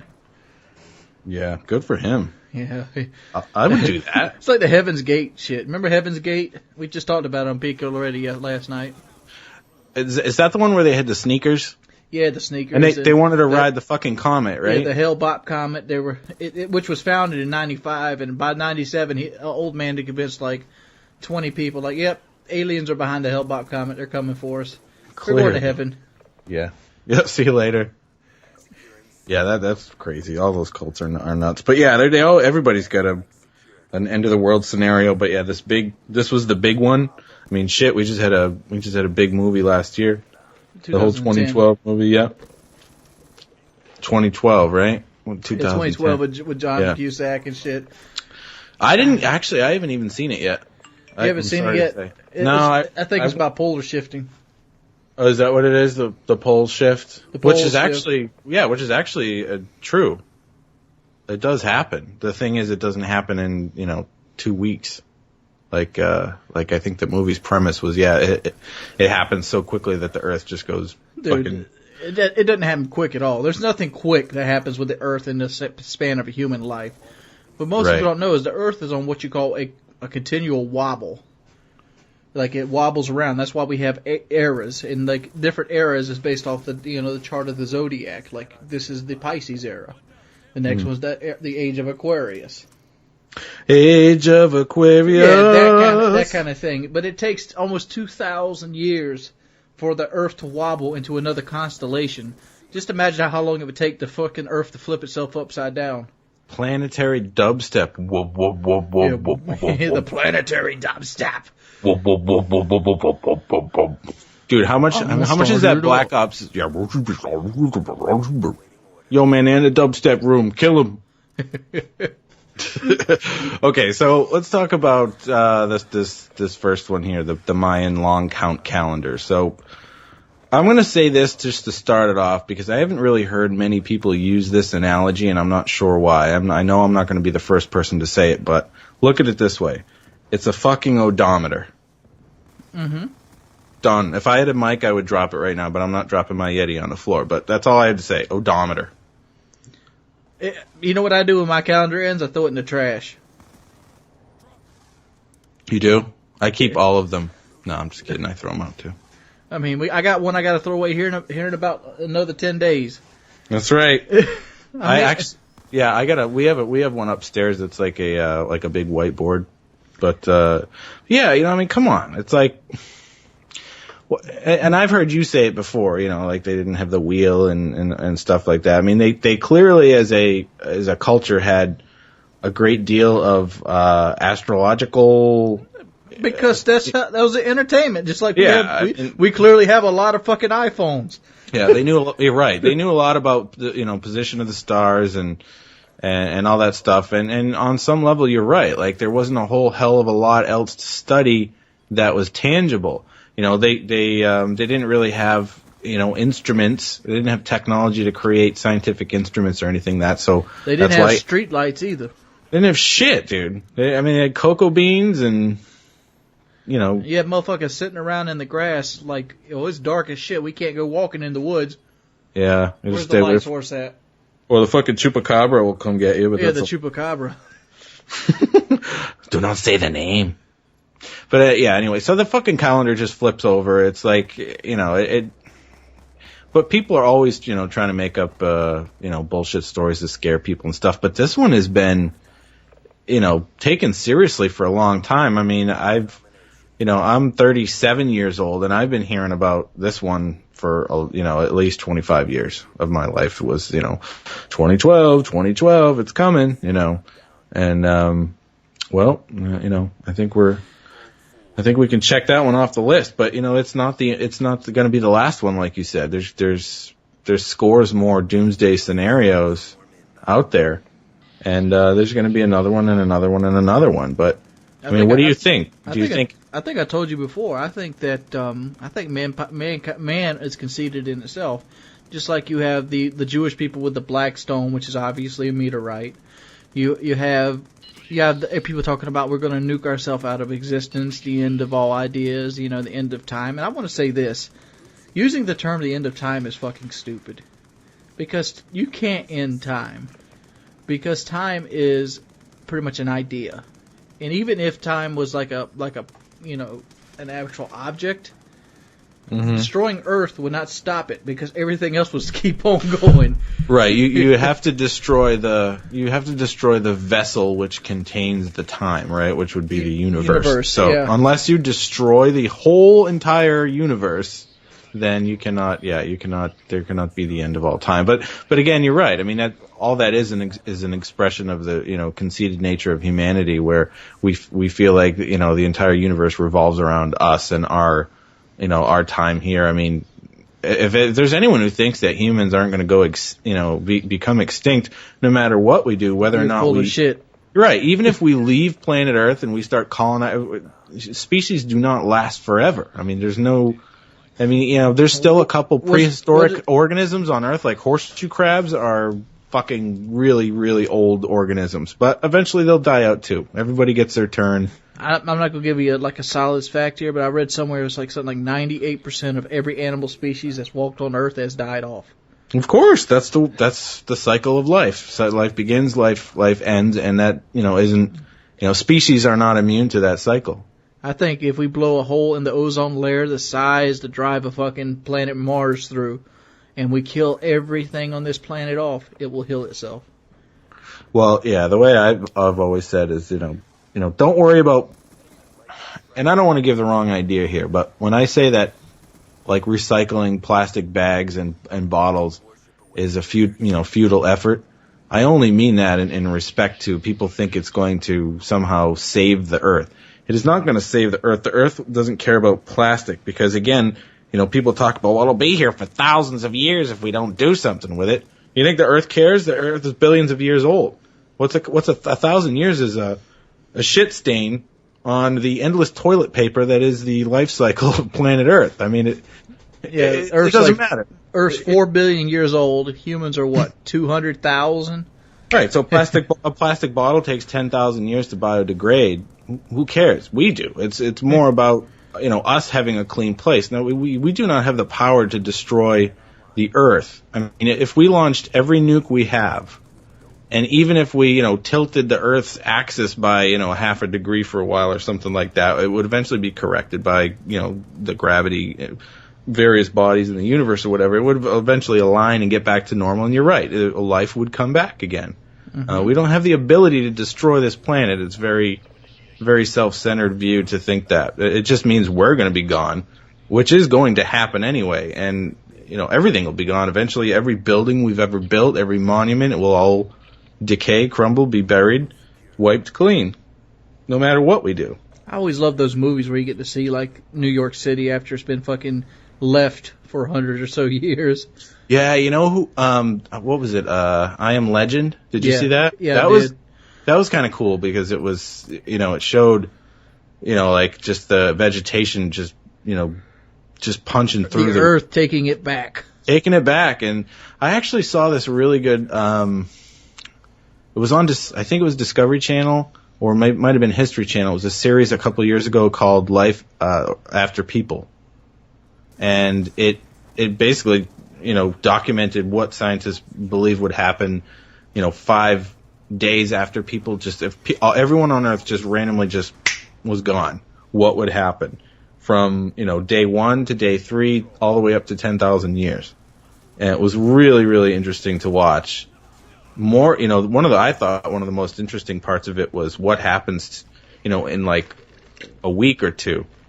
Things like nuclear power plants that are now unmanned, like what happens to those when they all go into meltdown at the same time.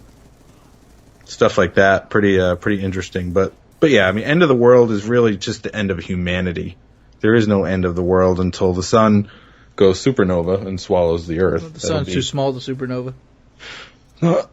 What? The sun was scientifically the sun is too small, the supernova. Yeah, right. No, you're right. I don't think it's supposed to blow up, but it will turn into a red giant and swallow the Earth. It will change the atmosphere of the Earth. It won't destroy it. It's supposed to swallow it, I believe. The red giants don't get that big. What it will do is it'll make the Earth too hot for humans to live on. It'd swallow something like Mercury, yes, but Venus would probably still be okay. Oh, okay. Yeah, I'm not positive on it. I thought it was going to get big enough to. But it'd be a big enough change for we're fucked, we're cooked. Well, shit. I mean, if it got big enough to swallow Mercury and get close to Venus, yeah. I mean, that kind of heat would just be a burning rock in the sky. The fact is, we'll be dead before that happens because. Oh man, that's billions of years away. It's only like halfway dead, isn't it? Yeah, it's not even halfway dead. But like I think it turns into a white dwarf first before it turns into a red giant. No, because the hydrogen goes off into the sun and like shrinks, and then like something happens and it blows up. No, you get the expansion first, right? So I think it's when the sun runs out of helium, or I don't know. I don't want to get into this because people are, We're not scientific. Right. We're not scientists on the sun. We're talking about shit from like high school. Actually, I think it creates helium, so I think I'm wrong. But I think when it runs out of fuel, it will expand. Okay, and then when it collapses, that's when it becomes too dense for its own weight, and whoosh, that's when it shrinks down to be a dwarf, and then it's this really dense. Really big stars like Sirius B and stuff. Once they collapse, their energy gets so strong at one point, then it supernovas and releases all the energy, which is the idea behind the Big Bang. You have all these elements compressed in a single point, almost the size of a pin, and it just goes pop. Yeah, that's a big boom, too. Yeah. Yeah. I've always wanted to see a movie that replicated the Big Bang. That would be pretty cool to watch. The other thing out there is, and this could be a potential, end life as we know it very, very quickly and unexpectedly is, what you're just talking about made me think of it. There's, when a supernova happens, what you get is a there's like a flat plane, right? This is where the star collapses on itself, and you get two jets of energy, one coming out of the top and one coming out of the bottom. If that jet is facing, and there's billions of stars, so the odds are there that it could happen. These things shoot gamma rays and X-rays like so far across the universe and would just fry anything in their path. That's actually a potential, Earth killer, where it would just completely zap everything on Earth. If one of these stars somewhere in the universe decided to go supernova, and the jets of energy that blast out from the poles, if one of them actually lined up with Earth, I mean, we'd all be completely cooked like instantly. Yeah, we could reflect that. We'd probably see it coming. You think we'd see it coming? Yeah, I mean, they're traveling fast, but the fact is, it take it probably, I don't know, 50 years before it actually got here. How would you deflect that? Mirrors, gold. Same way as we deflect gamma radiation in real life.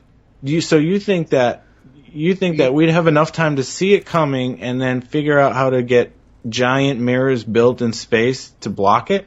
We started to go to the moon, in the 60s, and by the 70s we were there? Yeah, why haven't we done anything since, though? Because we haven't put the money to it. There was no reason. Preserving life would be a reason. I don't think they would be able to get enough. Dude, people don't believe scientists when they say anything anymore. Like, bullshit. Prove it. I don't think they'd do it. I think they would say, no, we can't justify this on a hunch. We don't have enough definitive proof. Because what you're talking about, you'd have to pool the entire world's resources. You'd have to unify humanity. I think that this is the problem with humanity. We're so fucking stupid. I think that even if scientists had definitive proof this was going to happen, we couldn't stop fucking bickering long enough to actually agree and do something about it. I think we just talked about this in Black Ops when we were playing. Nobody believes they're losers. Everybody's a winner. I'm on the dashboard because I lost because of something else. Yeah, Same thing with America. Everybody believes that their country is the best. That's why nobody gets along. And never mind just the country, but the global community. Are you fucking kidding me? You have to get everybody to work together? Like, no fucking way. And there's nobody would profit. That's the other problem is. I don't even think staying alive is enough to motivate people anymore. They got to make money while they're alive. You know what I mean? Like, who's going to pay me for it? I'm not doing this for nothing. Yeah. Show me some fucking cash money and you'll get some action. I'm guaranteed there'll be plenty of volunteers ready to save the world. I don't think we could do it in time. But anyway, that was just a possible scenario for doomsday. But what else is there? What are the other? What's left? Is there anything that haven't happened yet? I mean, obviously there's the ice shelves falling into the ocean. Well, that is happening. That's happening. That's during climate change. But glacial retreat is already if a huge chunk of the ice shelves fell into the ocean, you'd lose a large section of land right now because the levels of the ocean would rise and take the land over. Places like New York and like where I live in South Carolina all be underwater. Well, that is going to happen. And then the human race as itself, we're already a much larger species than we should be. Yep. We'd be clumped toward the middle of the continents, and there would be lack of food, there'd be lack of climate change, blah, blah, blah, blah, blah. It'd be like a civil war all over again. Well, that's it. That's how it's going to go down. I mean, what you're talking about right there is what I was going to say is here, you want doomsday? I'll give it to you because it's actually not even guessing. It's all in motion now. It's in motion. I mean, I think we've got about... The best case scenario there is if those ice shelves create a tsunami that take out everybody on the east coast on the coast of everything. If they just straight kill them off, that would be the best scenario to keep humanity alive. But if they don't, and people start, heading inland to try to get out of the water, there's not enough land for humans. So it's going to be gradual, but it isn't just going to. It's going to be global. I mean, it's going to be everywhere. I mean, it's already happening. Where the glaciers are retreating and melting, and the temperature of the water's going up, and it's forced. What can we do for that? Not a goddamn thing. Unless Nothing. Displace water, massive amounts of it. Yeah, it's already too late to stop it. It's already. One of the problems you have is up in the Arctic. You have actually a more potent greenhouse gas in methane, which is trapped under the tundra, which has been covered by glacial ice for forever. Millions of years. So yeah, so that's all actually, now that the glaciers are melting, it's uncovering this tundra, and which is releasing methane. And methane, I think, is something on the order of 10 to 20 times more potent a greenhouse gas than carbon dioxide is. So it's called a feedback loop, right? The more the glaciers melt, the more the tundra is exposed, the more methane is released, which causes the glaciers to melt even faster, and blah, blah, blah. It just spirals out of control. So I think it's like 70 to 100 years. What you're talking about is actually going to happen. So think about humanity. What have we done as a species to thrive? We've built all of our major cities near water. Well, humans have to be near water. Right. Well, it's for everything, right? I mean, Yeah. water. We use water for transportation to move things. We use it for fishing, so we, to eat. We need to be near water. So, think of all the major cities, like any continent you want to pick. I mean, Europe is, plenty of them are London gone, Tokyo gone, Sydney gone, New York gone. The whole island of England would probably be gone. Oh yeah. Britain will be. I mean, I think most of Florida will be gone. California, basically like Nebraska, Wyoming, Missouri, those kind of states will be left. Well, and what's another thing too is and you were talking about what happens is now there's less land, less resources, so people are crowded together and fighting for not enough resources, and which is just going to make humanity wipe itself out. But one of the big catalysts for that is going to take place in Asia, where I think pretty much all of the glaciers, like the Himalayas and stuff, those all feed the rivers that provide drinking water for India. And as you know, India there's a big chunk of the world population is in India. When those the Ganges, when those rivers dry up, I mean you're talking about billion people without water. Fresh water is going to be rare. Yeah, rare. Well, it's not going to be about oil. It's going to be about fresh water. That's going to be the new oil in the next century, is because the fossil fuels are going to run out, and everybody knows it and stuff. But clean water is way more valuable than oil, and it's going to become in pretty short supply here. So I think that's the likely doomsday scenario. And you don't have to look at a crazy book to get it. You don't have to put sneakers on and ride fucking comets to get there. It's unfortunately kind of already happening. And there's nothing you can do about it. No, just enjoy your. What we're gonna do? Put air conditioners all on the Arctic shelves? Yeah, wave blankets, yeah, just blow. It's just it's the way life is. Basically, the Earth's gonna wipe itself clean, and then it's about 2 or 3, 20,000 years later, life's gonna pop back up on it. Yeah, well, the Earth has this itch. Because this happened before already. I mean, the Earth goes through cycles. I mean, we could do this in another video. I think that it is cyclical, but I think that we have a lot to do with what's happening. But yeah, I mean, species have been wiped out. Entire species have been wiped out before by climate change, and you either adapt and survive or you die off. The problem with humanity is we've become so reliant on our technology to survive that we do not have survival skills anymore. So if the technology gets taken away from us in a scenario like this, then we just don't have what it takes. I mean, of course, not everyone's going to die. I mean, the rich people will, see it coming. They'll start building cities underground. There will be people who will live on. And it's just unfortunately going to be kind of related to your income and your influence to whether or not you make it onto how important you are.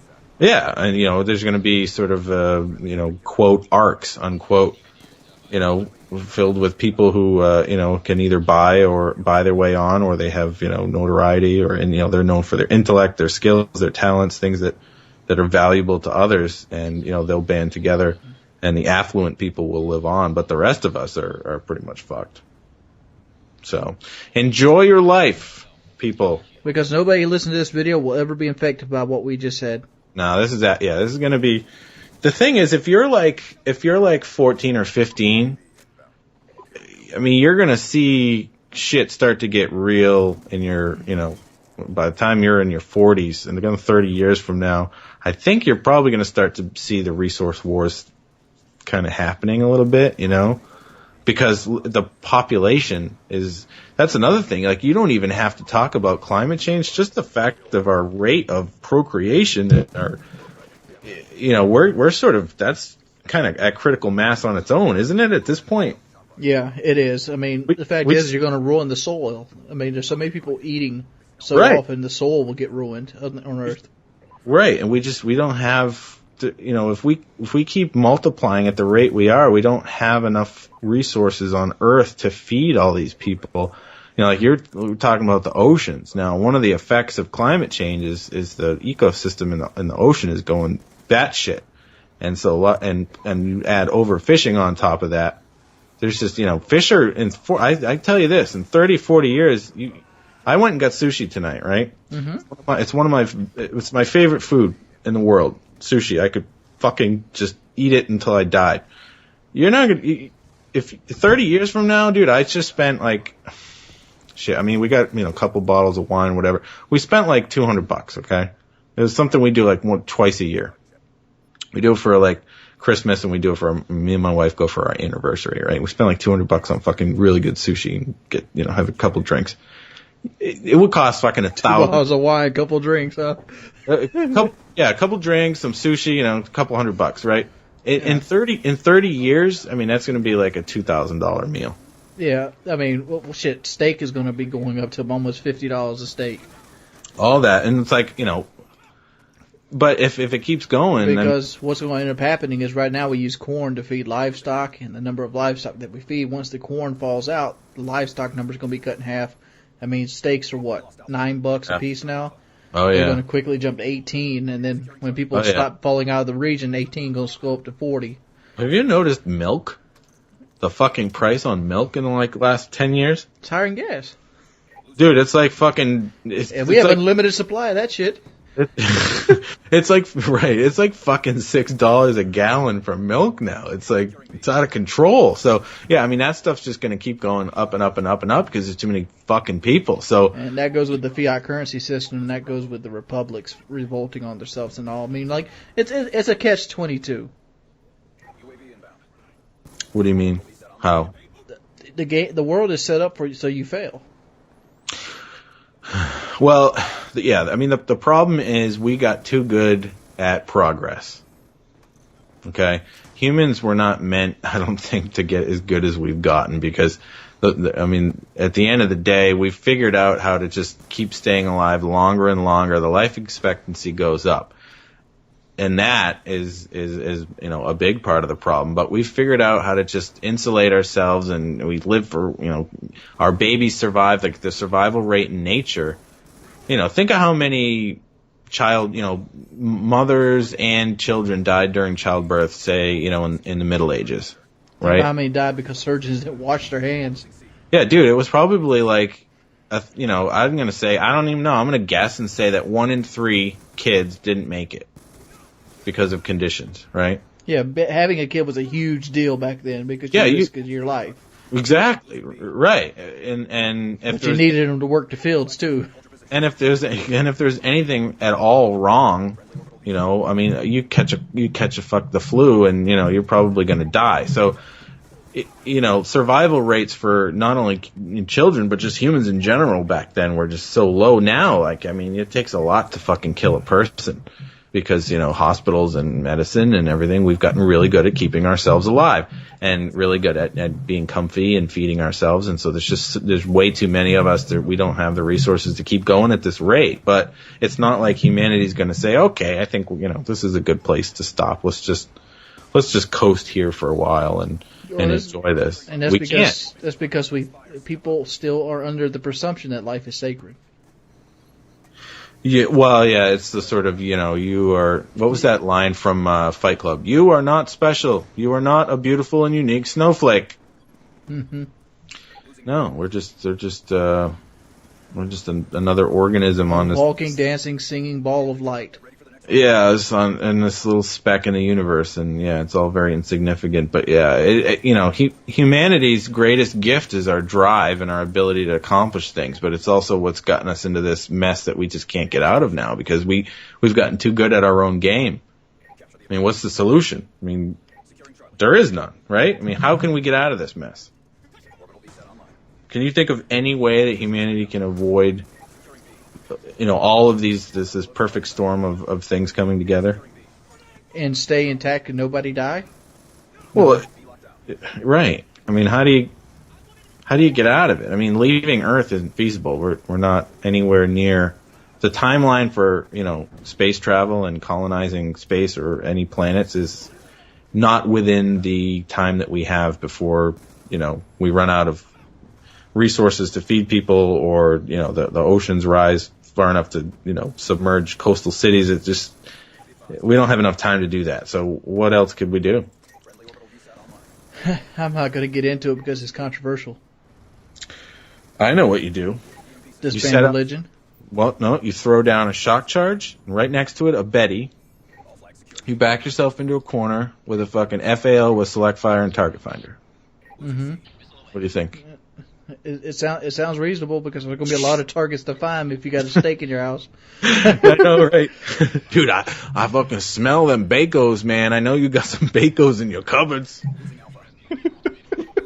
Yo, man, I need the Bacos. They don't go bad. You know what I mean? That shit lasts forever. Oh, man. But end of the world, is it going to happen by some mythological being? Is it going to be predicted?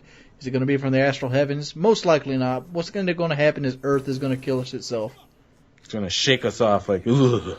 What was that itch? Oh, there it goes. All set. And maybe Earth wanted plastic. Now it's Earth plus plastic. Thank you, plastic suckers. Right on, dude. All right, guys, that's Chaos Theories for this week. Mr. Chaos Math, you can find his channel in the description below. As always, leave a rating. It helps the channel tremendously. And leave a suggestion of what you'd like to see next week on Chaos Theories. Every Saturday at 12 p.m. Eastern Standard. Peace. Later. What's up, everybody? It's your boy Wings of Redemption. If you go ahead and pardon me and my colleague today, we're all both a little bit under the weather. Record flu season this year, and it's got us. It's got us. Plague and pestilence. Yeah, plague and pestilence. That's going to roll into our other series this week. But the number one topic is Slenderman. I feel like we've been trolled this week. It feel like Nessie again? Yeah, research fucking Nessie all over again. Come on, guys. Really, Nessie? Now what? Fucking Slenderman? Really? Hey, the people have spoken. All right, but here's the thing with Slenderman. There is no question he is fake because he started on a website called creepypasta.com, and he had a series of stories called Silence and Pretend. There's a series of stories that actually listed him, and then a group of young film developers made what you call the Marble Hornet movies. And during the Marble Hornet movies, they kind of predicted that Slenderman was like stalking them. Yeah. He almost had like that. What was the name of that movie they just came out with? That if you see the monster that steals children. I must have missed that. There's a movie with this premise. There's a movie with this premise. Yeah. If you see Slender Man, he's going to come get you at this point. Oh, come on. You know what? That makes that makes it even worse. First of all, this fucking story is not even 5 years old. Slenderman isn't even. He's a toddler. He's not even 5 years old. 2003, didn't it? I thought it was 2009. Oh yeah. Right. But, so yeah, we'll get into that. One of the things that they stole to make Slenderman goes back to 2003, but Slenderman actually being referred to by name and being put together on the Creepypasta site, that was 2009. I think it was June of 2009. So, I mean, this is fresh bullshit. This is fresh, sticky bullshit. So this is interesting because I guess you guys just want us to, I don't know, maybe you guys want us to speculate what it would be like, or, I mean, I think the most interesting thing about Slenderman, we'll get into it in a little bit, was the YouTubers jumping on the Slenderman bandwagon. But yeah, I mean, maybe people don't know though, like, I guess that's the thing, like, maybe a lot of the people who want us to talk about it just honestly didn't know, like, what the fuck is Slenderman? So I guess it was our job to find out about it. Didn't take too long to research this one though, did it? But here's the thing. Let's just go and speculate for a while. Slenderman is a cool character. He's a cool mythos. He's like Jeepers Creepers or Jason Voorhees. He's a boogeyman. He's a boogeyman. That's what he is. I mean, needless to say, he's the boogeyman version of Mr. Fantastic from the Fantastic Four, but he's still a boogeyman. Fucking Hanna-Barbera bullshit. Yeah. I remember there was a doll from the early 90s called Stretch Armstrong. Yep, I remember that. He was like a bodybuilder that you could like pull his muscles and like stretch his arms way on out. Yeah. And like when I first seen Slenderman, it was like this. It like you just made a comment about the people jumping on the Slenderman bandwagon. Yes. I did a Slenderman video. You did one? I did do one. I had to make that Slenderman money. I did. Yeah, give me that Slenderman money. And like my Slenderman video lasted 45 minutes because I recorded the entire session. My first playthrough, my legitimate first playthrough, and like I kind of cheated because I watched a couple other people play it, and like you could kind of tell that they were trying to get caught as hard as they humanly could, just to give that fake reaction to it. Right. Yeah, well, that was the whole thing with it. It was like, it wasn't about the game, it was about watching your favorite YouTuber fake being scared and running into it. But you know what, that game's...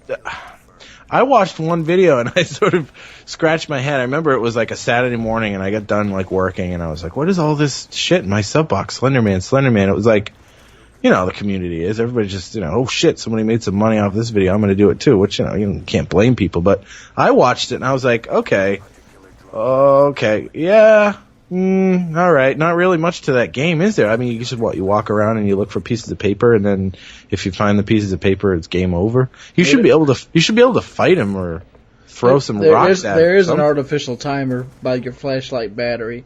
Apparently, your battery on your flashlight lasts like 15 minutes or some bullshit.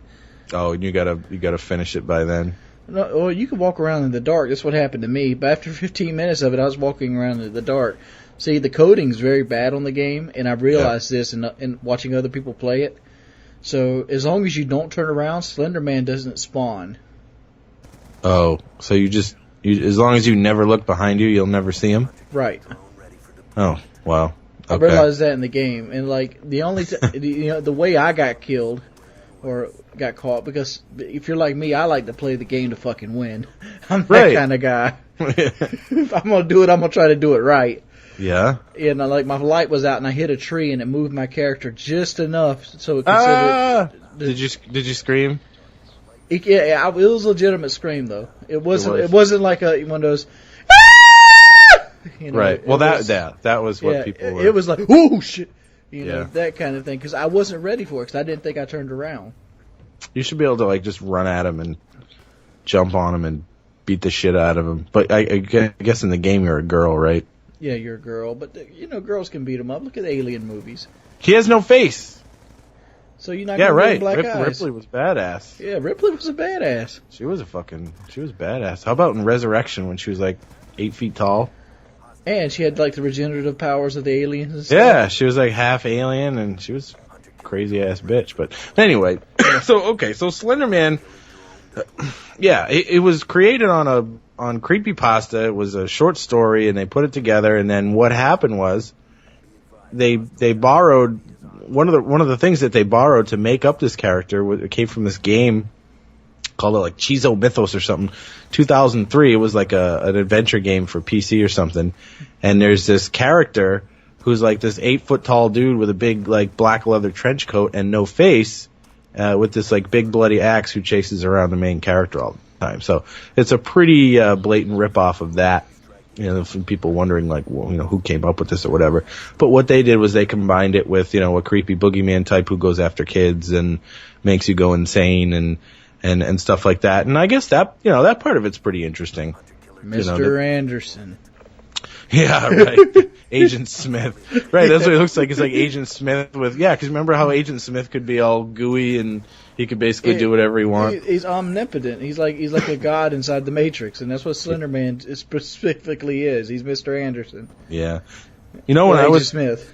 When I was little, I remember thinking about the boogeyman, and I took it a little too literally, and I thought that the boogeyman was actually this like scary guy who basically would kill you by filling your mouth and lungs with snot, so that you would just like die of snot. So you're thinking like the boogeyman from like the book of the monsters on the island, where like he's this big hairy thing with a big nose?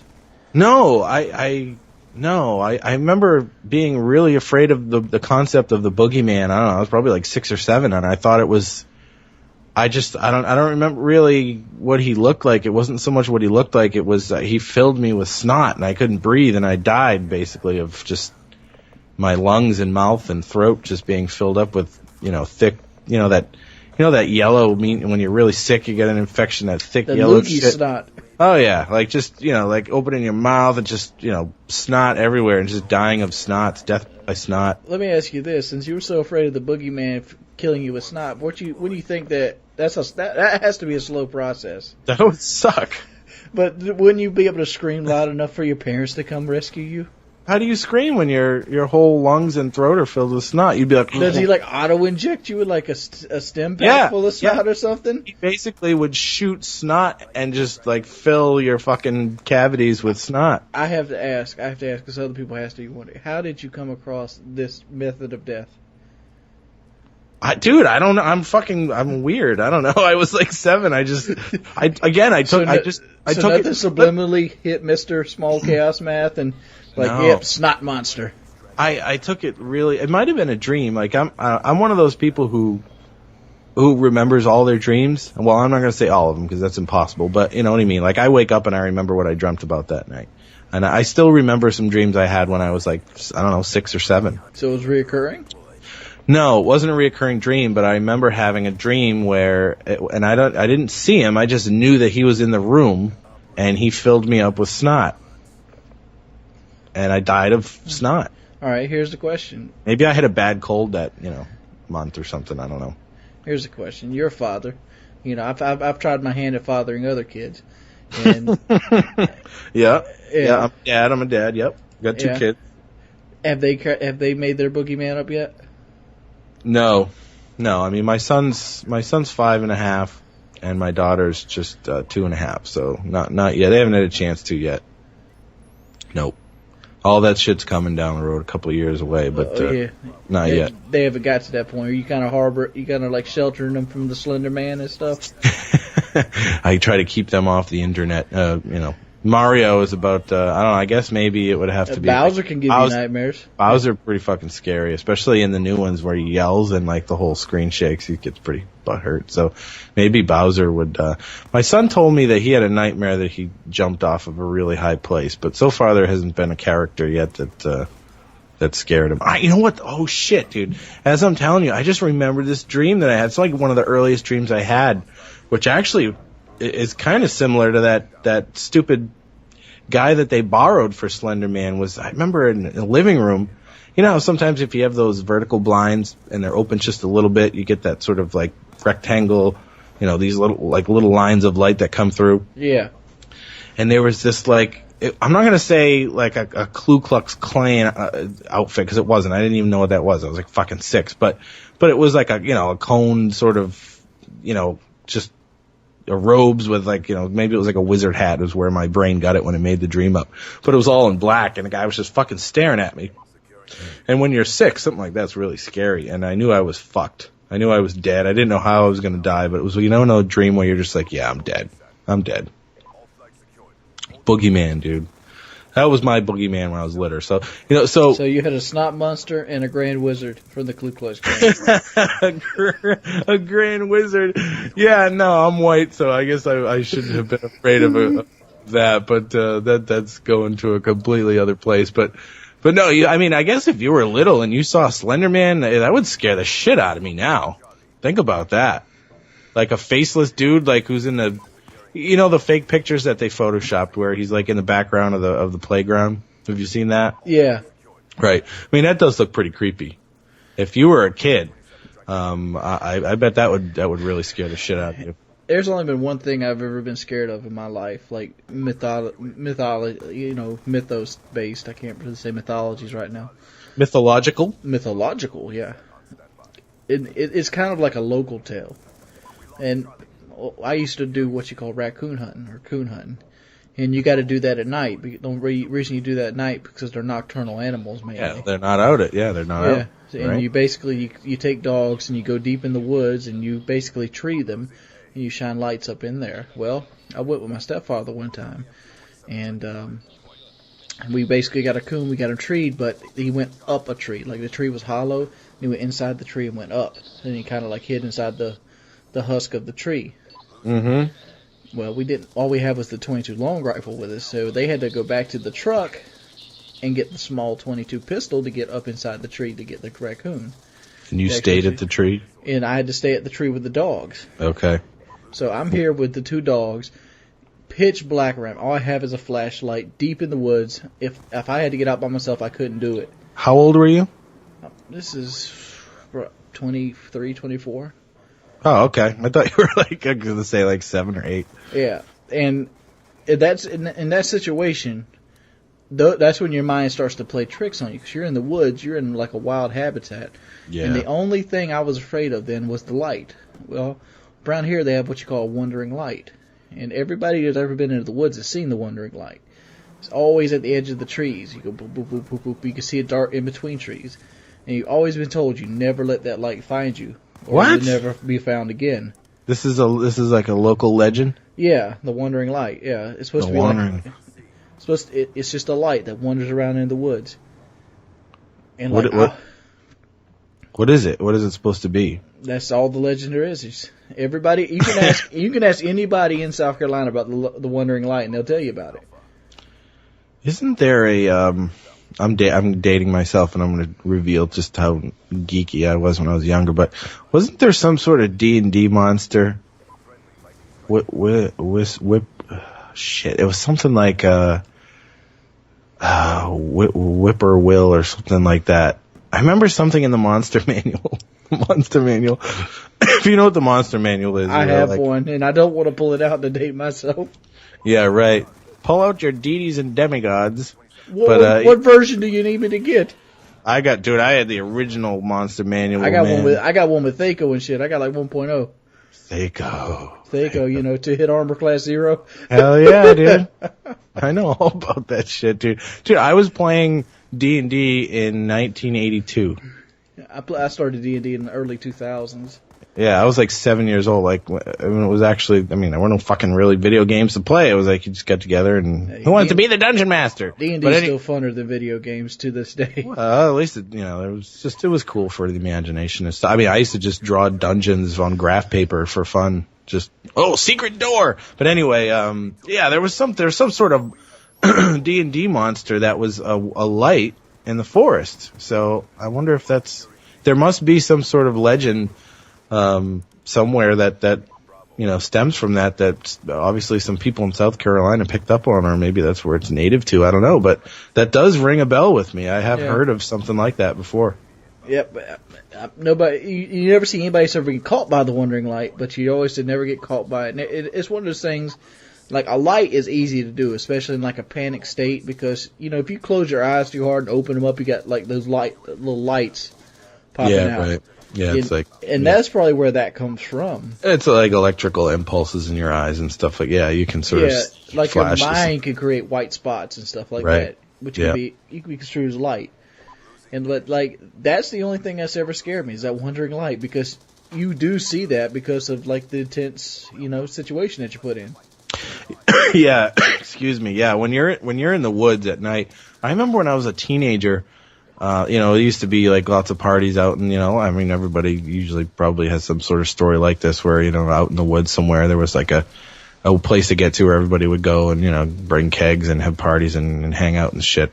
And I remember just going out there and hanging out there at night and just to do it. And now I wouldn't do that. I'm not gonna go out in the middle of the woods all by myself in the middle of the night now. I'd probably be more afraid to do it in my mid-30s than I would have as a teenager.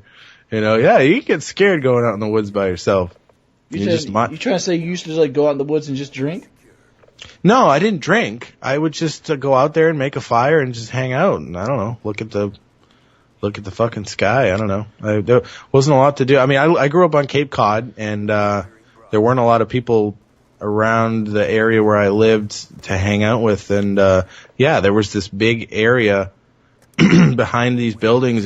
It took you about 20 minutes of walking through the woods to get there. It was like, secret paths, and you had to go through a swamp, and there was this clearing, and there was this area where everyone used to party, and I knew where it was, and I had nothing to do. My parents, my mother worked 2 jobs, and my brother was a couple years older than me, so he was out hanging out with his friends, and I was bored.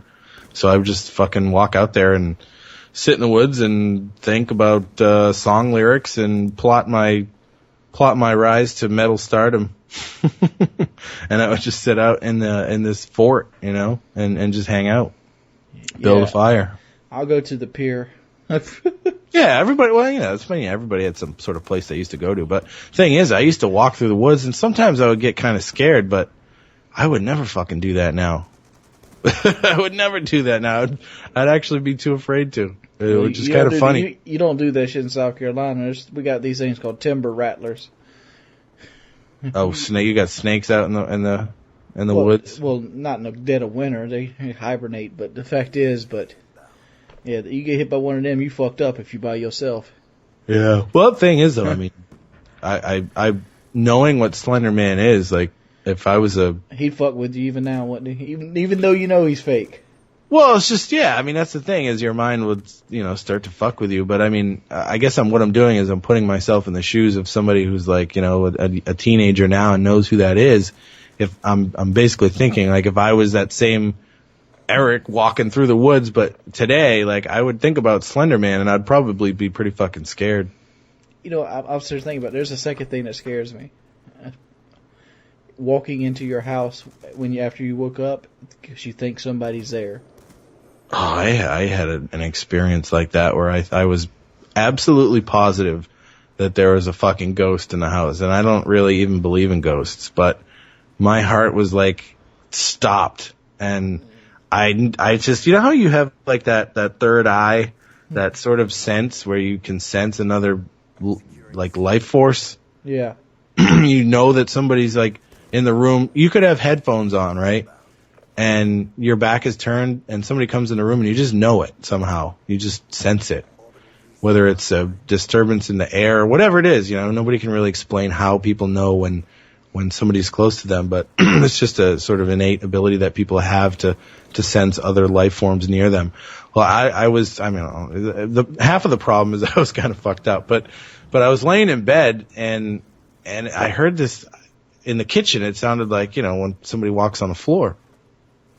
And then I just got that feeling. I could feel that there was something outside the door, and I was just staring at the door, laying on my bed, petrified, unable to breathe or move, staring at the door, just waiting for something to come through that door. And it took me a good 15 minutes before I finally, it passed, and I just got up. And I had never been that afraid in my whole life. That's why I have guns. I've been there. Well, I sort of felt like it wasn't a person, though. Like, well, I mean, if I thought a motherfucker was standing in my kitchen, I would have grabbed a katana off of the bureau and fucking rushed him or something. But it felt like I don't know. Are you good? Yeah, joking. I felt like there was a ghost in the fucking kitchen. Like I was like, fuck, whatever's out there, I'm fucked. Like, I'm just waiting for it to come in. And I ain't worried about fucking ghosts. They're ethereal and all this bullshit.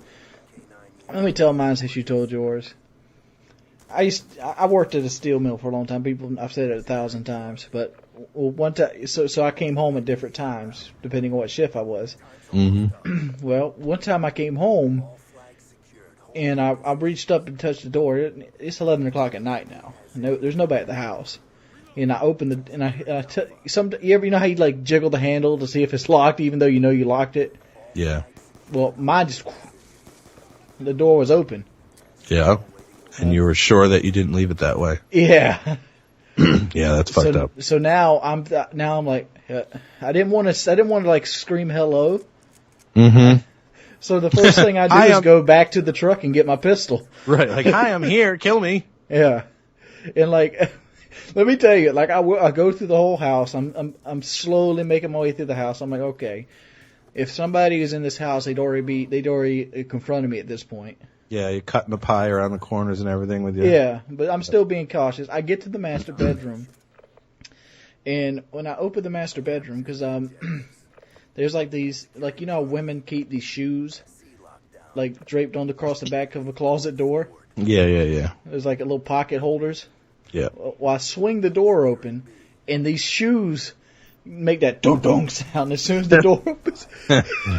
Did you jump through the fucking ceiling or what? I ended up shooting a hole through the back of the closet. Oh no! Oh no! I was like, oh my. You shot your closet? Yeah. Nobody called the police? No, we're still living in the neighbors? countryside. I live in the countryside, dude.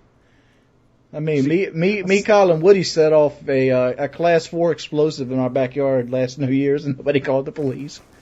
Jeez. Don't worry about it. Go back to bed. Well, we got my neighbors across the street target shoot. Neighbors beside me, they got a target shoot. Yeah, in but their you said it backyard. was like 11 at night. I mean, Yeah. if I hear a fucking gunshot go off at 11 at night in the next door neighbor's house, I'd probably call the cops. Not I, said the fly. I'm like, oh, somebody's got some shit going down.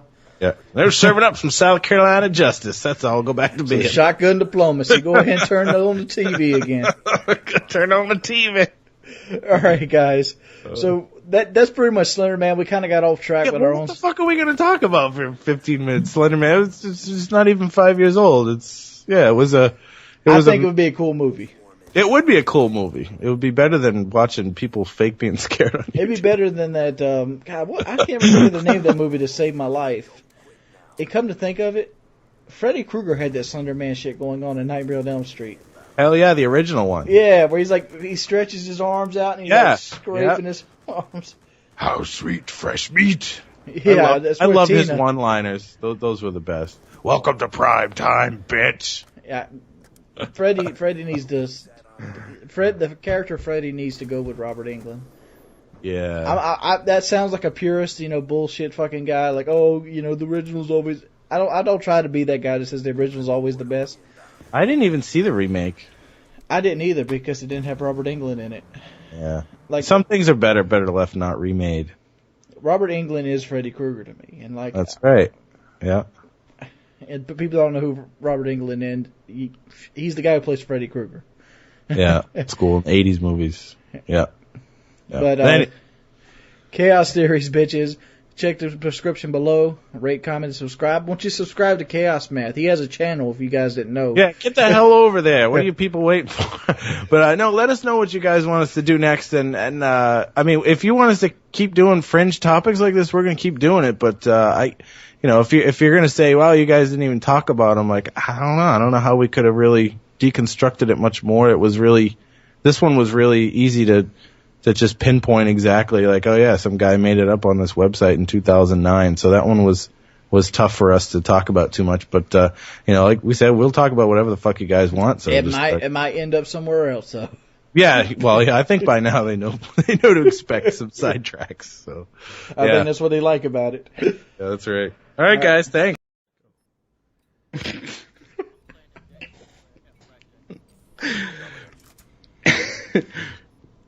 I'm gonna try it out.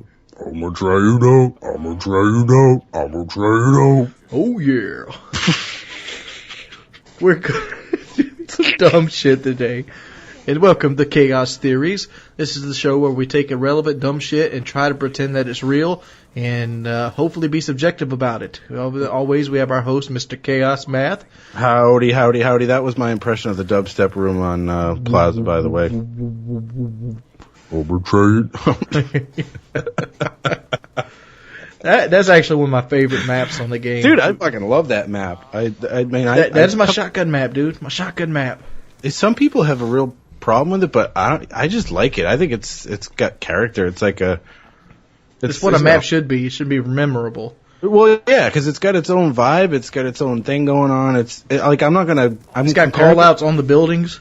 Right. I'm going to compare it to Firing Range, not because it's similar in structure, but it's memorable and it's unique in the same way that Firing Range was, where it's like fun to play. Once you know it, it's... Reminds me of a Halo map because it's symmetrical. Yeah. I fucking love that map. And the colors are really cool too. Like I did a theater mode video on that one just because I love the look of that map. It has like the neon thing going forward. It's nighttime. It's all sorts of cool colors in it. It's very colorful, which is something that normally in a Treyarch game you don't get any of that.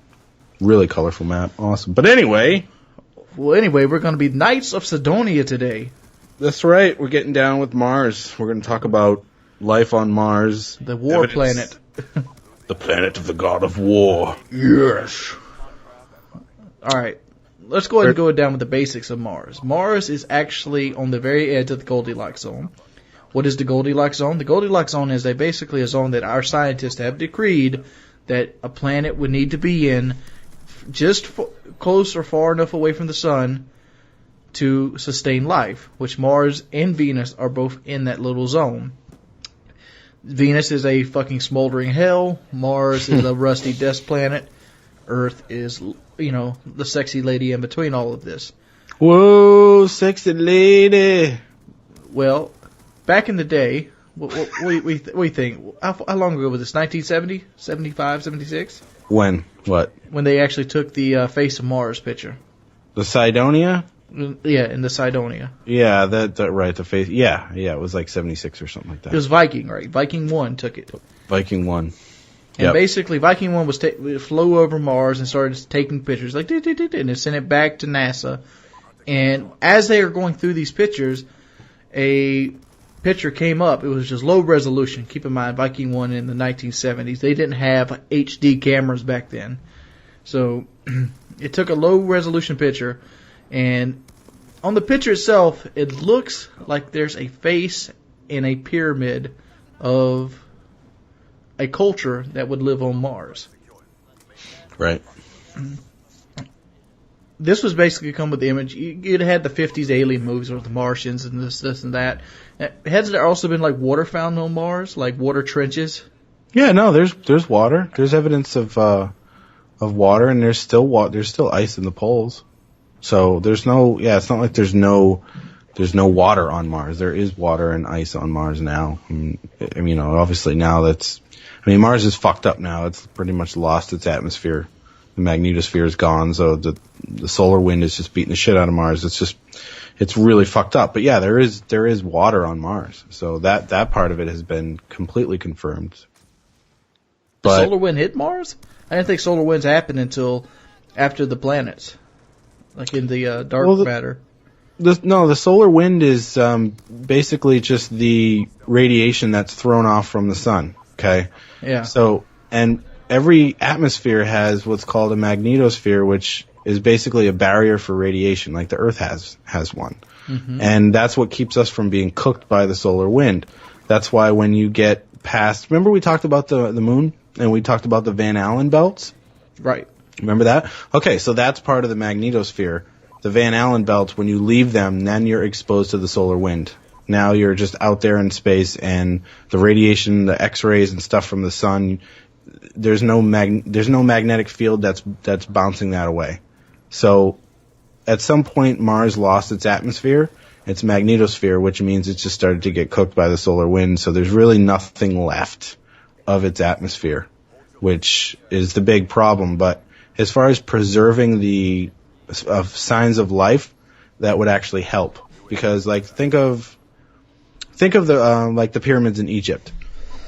Okay, and when we go back to our first chaos theory, we talked about Giza and how much it's been eroded, right? In just a few few thousand years.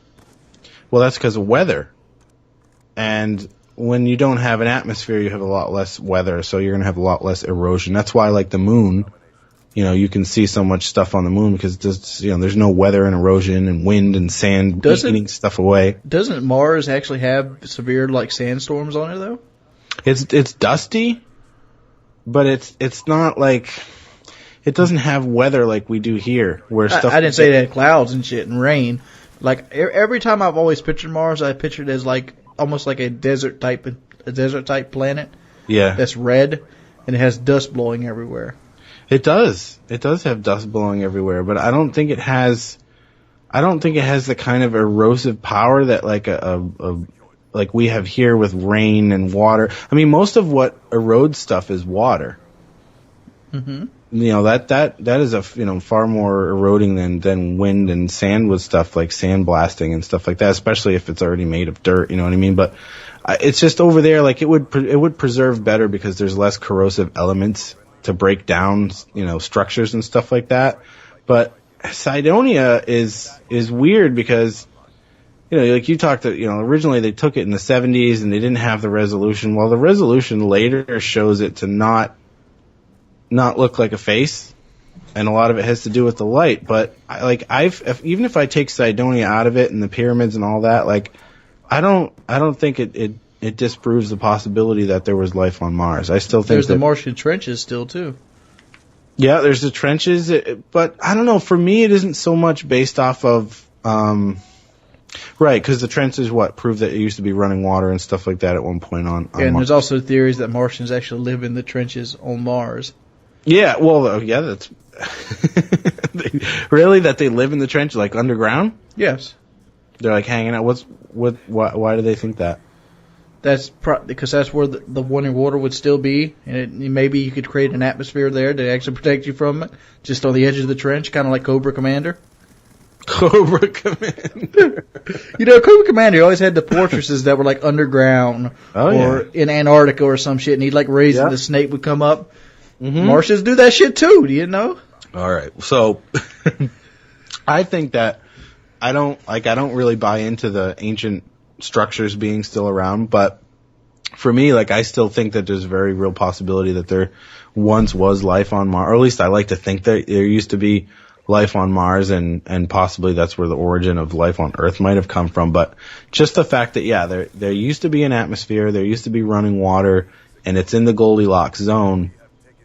Some shit could have happened to change things that we don't know about, but I still think that there very well could have been some sort of life, and maybe even intelligent life on Mars, because that's sort of the distinction you also need to make. Like, well, maybe there was some, bacteria and very, very low level organisms on Mars, but that's not to say that there was like, intelligent, bipedal, life beings or, running around or making spaceships or anything like that. It could have just been bacteria. Here's the thing though, all right? You just said that there's no weather to erode things. If there were actually living, breathing people on Mars, mm-hmm. wouldn't there still be evidence of like their buildings? Like we have skyscrapers and all this thing.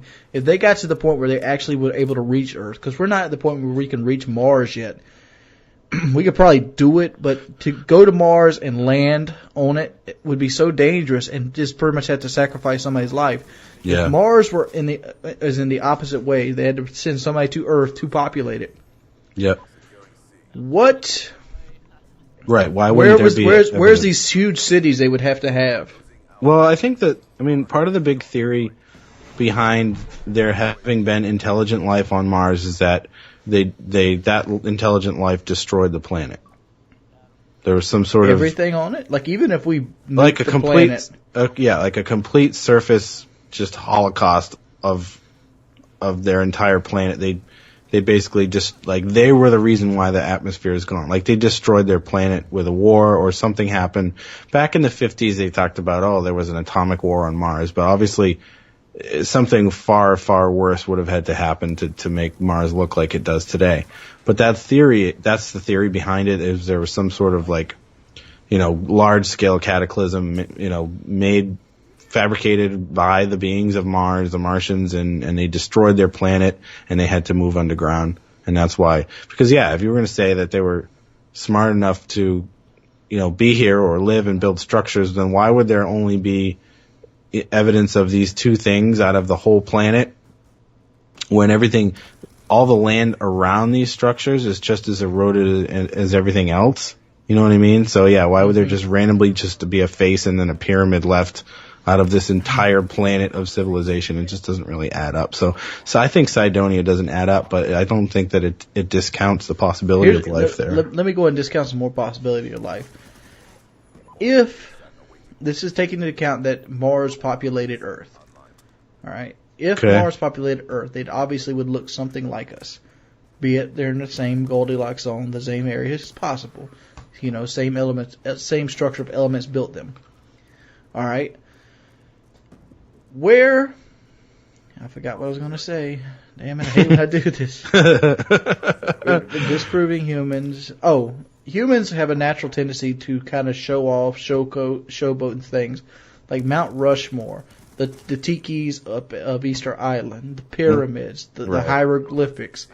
Why isn't there some of the rocks in like Cydonia and areas outlining Cydonia that has some kind of carvings or markings or anything on them? Well, that's just that would survive a nuclear holocaust. That right there would. Exactly. Why would this pyramid and the face survive and nothing else and everything else around it would be destroyed? It just doesn't. I think that proves that human life never existed on Mars.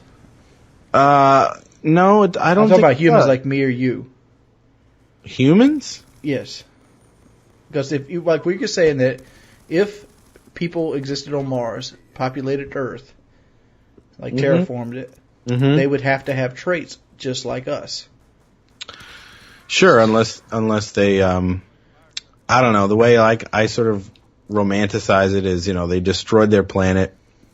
They basically realized we ruined our whole planet. We ruined our whole species. We destroyed our own civilization, and they, took part of their DNA, and they were able to at that point be so advanced that they isolated the parts of their genetic makeup that made them so go down that path, and so they tried to get rid of it, but they couldn't get rid of it, and that's why we're traveling down the very same path that these theoretical Martians would have been to destroying their planet, which is exactly what we're heading towards. As far as our own ability to live on it, we talked about the fact we don't. Here's an idea.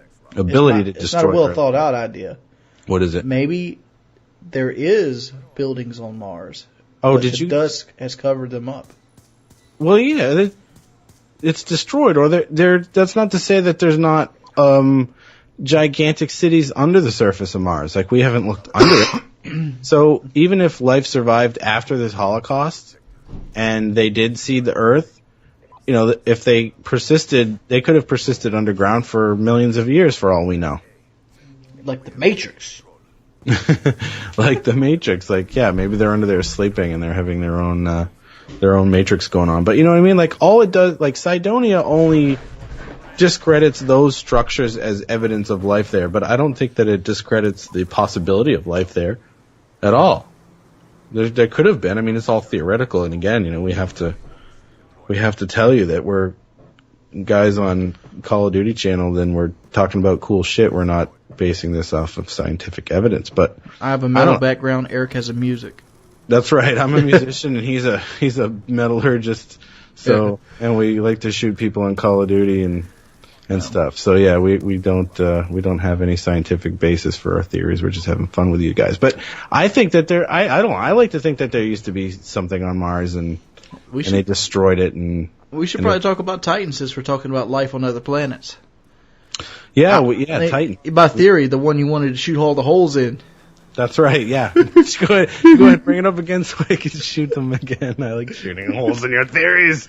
Go and salt all in my game. I'm like the stealth chopper on your theories. I'm like pooping all over your theories, dude. Well, I've always had a theory that Titan, which is one of the moons of Saturn, and Titan is basically a big, big ball of ice. And I've always theorized that under the layer of ice was a ocean, like a secret ocean, that would allow fish and other aquatic life to live off of. And in my head, the core of the planet was molten, and which was enough to keep the water hot enough to allow fish to live off of. That would be cool in my book. That would be cool. That would have been cool. But then I pooped on it. And you and Wikipedia pooped on it. That's still poop, isn't it? I said, well, let's find out about Titan's core, but it turns out it's ice. But what How do we know it's ice? How do we know it's ice? Have we tested?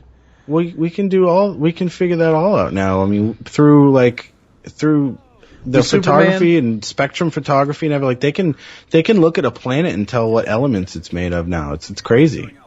Like, they know that its core is made of ice. It's weird. How we got motherfuckers on our planet that think our Earth is hollow still? You know why, and we can't do that video. Wink, wink, wink, wink. Wink, wink, nudge, nudge. Say no more. But yeah. But what I ended up saying though was that Titan could be a landing zone for travel out of the solar system, or a place for us to go after we make Earth inhabitable for us, if we had the technology to move. Not like we talked about, like light speed travel. Like, no, we don't need that. We just need to be able to get to Saturn, which we could totally do. And we have all this giant water supply on Titan, and we have all the other moons of Saturn that could provide other minerals and resources like that. We could theoretically move to Titan and have all this water and just build a bunch of nuclear reactors to create heat and keep us warm. Basically, all we could do is fuck at that point. Just fuck. And we were saying, like, if Earth got to the point where we had to abandon planet, wouldn't dirt be one of the biggest commodities in space at that point? Yeah, we need carbon, and we got the water, but yeah, we're gonna need to grow. Or we're going to need to make organic compounds and grow things, and we're going to need dirt to do that. Yep. All sorts of shit. But I'm pretty sure we could scrounge it all up just based off of all of Saturn's moons. I'm sure there's enough elements to, at that point, we're going to be able to fuse together and make atoms of, whatever we probably need to, right? Oh, yeah. That's the theory. That's the theory of Cydonia, the face of Mars. So there could be motherfuckers under there right now. Yeah, it's bullshit. Big steaming piles of bullshit. No, there's Martians under there, I tell you. Did you see the forums when NASA released the high resolution photos? Of what? Of the face of Mars. Like, it took 20 or 30 years before they actually released a high resolution photo of it. Yeah, it looks and it's like it destroyed people's dreams. It's like, oh my god. It's like, there's no fucking face right there, dude. There's no face at all. And the pyramid, it just looks like, when I look at the pyramid, it just looks like lava flows. It doesn't look like a pyramid. What kind of shitty ass pyramid is that? Hold up. I found something here. What? Let me send you this link. We're getting shit breaking down while we're doing the video. This right here clearly states there is a subsurface global ocean. Whoa, wait, ladies and gentlemen, let's get right to the evidence. What do we have here? The layers of Titan. Global surface ocean. Hydrosilicate core. Organic rich atmosphere and surface. So what is this trying to tell me? There is running water on Titan. There's running water on Titan. Under the ice. Global subsurface ocean. Okay. So you're saying what? That there could be life there? Yes. Like Titanic fishies? Yeah, like Titanic fishies that live in 179 below zero Celsius. Yo, man, you gotta try these shrimp, man. They from Titan. They delicious. Freeze your fucking stomach to the core. Better put them on the fucking oven. But that would be cool as shit, dude, if there's just fishies swimming around under all that ice and oblivious to everything else. Man, them fish are just cold. Ice cold. But wouldn't that be cool? Like there was there's just a whole atmosphere on Titan that we don't even know about. And they don't know. Yeah, and it might not even be fish. It might just be some crazy looking life form. It could be bacteria. It could be. But water is what we call nature's milk, and when you have water, usually life goes right hand in hand with it. Because most of Earth was created from bacteria and water. All life was. Yes. Yeah, at one point it was just this toxic boiling soup, and next thing you know you have bacteria. But so yeah, there theoretically could be totally some crazy ass shrimp swimming around in Titan's subsurface ocean. That we could go and, we're going to run out of fish here, so yeah, we might want to start looking at some sushi from Titan. That would be some expensive shit. Like, fuck the blowfish, dude. Give me some of that Titan sashimi. You have the fucking sea shepherd out there surfing in the Titan Ocean. Pass the wasabi, bitch. No, you ever seen the Sea Shepherd? The Whale War show? No, I haven't. There's a show called Whale Wars, and it's basically these guys from America. They have this boat called the Sea Shepherd, and they go out to the Antarctic Ocean to try to stop the Japanese whalers from killing whales and taking them back to market. Oh, okay. And they are the most dumb motherfuckers I've ever seen. They have no way the right to have a vessel of that out in the Arctic Ocean. Because the first season, they put a boat in the water with like 6 people in it. And before they get it detached from the ship, it turns over, capsizes. In Antarctic waters. Yikes. They take a helicopter, and a blade is chipped on it. Like, bling, a piece of the blade's fucked up, and they still let the guy go off with it. No. So what happened? Nothing ended up happening, but that's dangerous. Oh, shit. Nothing happened. Okay. Nothing happened with the helicopter, but that's dangerous. You know that? Yeah, that's very dangerous. Helicopters are perfectly balanced on their blades, and they have to be to create the perfect, down, Yeah, what we're looking for. The create lift. Right. But, yeah, Face of Cydonia, bullshit. There could be little fishies on Titan. And I'm betting there's fishies on Titan. Yeah, okay, so you're betting there's fish on Titan and there's nobody on Mars. Right. Okay. All right. I guess that's fair.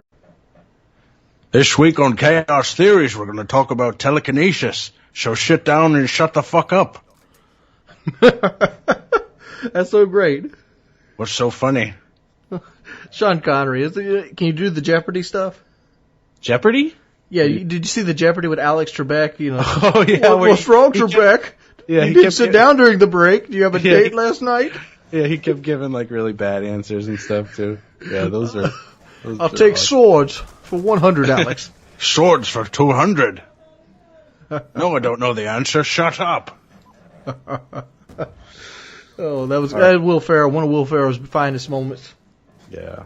Oh, that guy had so many good ones. But so yeah, what happened last night? Oh, I don't know. we kept pushing it back. I was supposed to actually go get Brandy because Brandy is a little bit on the poverty-stricken side. Yeah. So she was wanting to come to my house, but she didn't know she had enough gas to get to my house. She actually lives like 45 miles away. Oh, wow. That's quite a hike. So I'm like, here's the deal. I have to be here tonight to do Chaos Theories. Yeah. So I can't come to your house. So I do have gas cans. So how about we try to meet at a store in the middle, and I'll get you gas there if you can make it. If you can't, I'll go bring a gas can to you. Yo, baby, we're going to meet up at the 7-Eleven with some gas, alright? Well, I didn't know what to do. Like, I wanted to see her. She wanted to see me. But Daddy's got to work. But Daddy's got to work. Got to bring home the bacon. So then what happens is, I sent you an iMessage, and you're like, yeah, I'm probably going to have to be around midnight or something. So I'm like, all right. At that point, like, I was upstairs basically just, like, laying in bed with my wife, hanging out. And well, I gave you notice. I'm like, we got to push this back a little bit. Because we've been trying to pull it forward so we don't do this at 2 o'clock in the morning. Right. Because we keep ending. Because if we do random ass topics, we get done. It's like 2 in the morning or something. So basically you got back and I was waiting for an iMessage to say like, okay, I'm ready. Well, I sent you one. No, you fell asleep.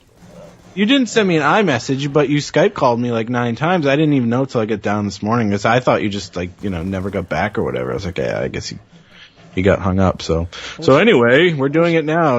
Yeah. But we're doing it now. We're actually going to do something that's not really a conspiracy theory, but just something that's fucking cool. This is Chaos Theories, not Chaos Conspiracy Theories. That's right. And we're going to talk about the human psyche and the mythical powers that sometimes bring with it. You see Miss Cleo. You see these like the New Jersey medium and all these ghost hunters and these people that claim that they're in tune with psychic powers. Yeah. What do you think about that? I think that, I don't know. I mean, I sort of believe that there's a lot of untapped potential in the human mind. And I do believe, scientists have said, we're only using, 20% of our brains or 15% of our brain power, and that there's all this. I think they disproved that already, though. I think we use 100%. We just don't use it all at one time. Well, but then there's like untapped parts of the human brain, though, where when they map out where the activity is, there's parts of it called that gray matter. Well, I don't know like if it's specific, like parts. I mean, gray matter is just all of it, isn't it?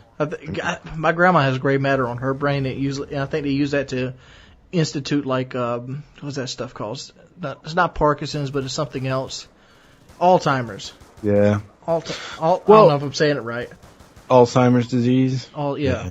Well, You I'm forget stuff. talking about just like, they talk about the third eye, and like we touched on it briefly, I think, when we did Slenderman, where just you sort of have this ability to sort of perceive things that you can't actually perceive it. That there's no way that your senses are actually picking up on it. So, I guess I would sort of link it to that, but I don't know. I do feel like I don't know. It's really hard to explain because I can't really give a scientific reason why I think it would be possible for telekinesis to happen. Like how could you actually, with your mind, manipulate molecules in space? But have they proved brainwaves? I think they have. I think that they have picked up activity like that they can't really explain, or like really subtle like movements, disturbances in space-time, like they can actually measure stuff, but I don't know. I mean, like, did you ever see the movie The Lawnmower Man? Yes, I did. I love that fucking movie. Isn't that an awesome movie? Like, Yeah. I remember when that first came out, like how, cutting edge it was with the whole virtual reality thing had just sort of happened, and I must have watched that movie 15, 20 times, but there's a point in the movie. I am God here. Yeah, I am God here.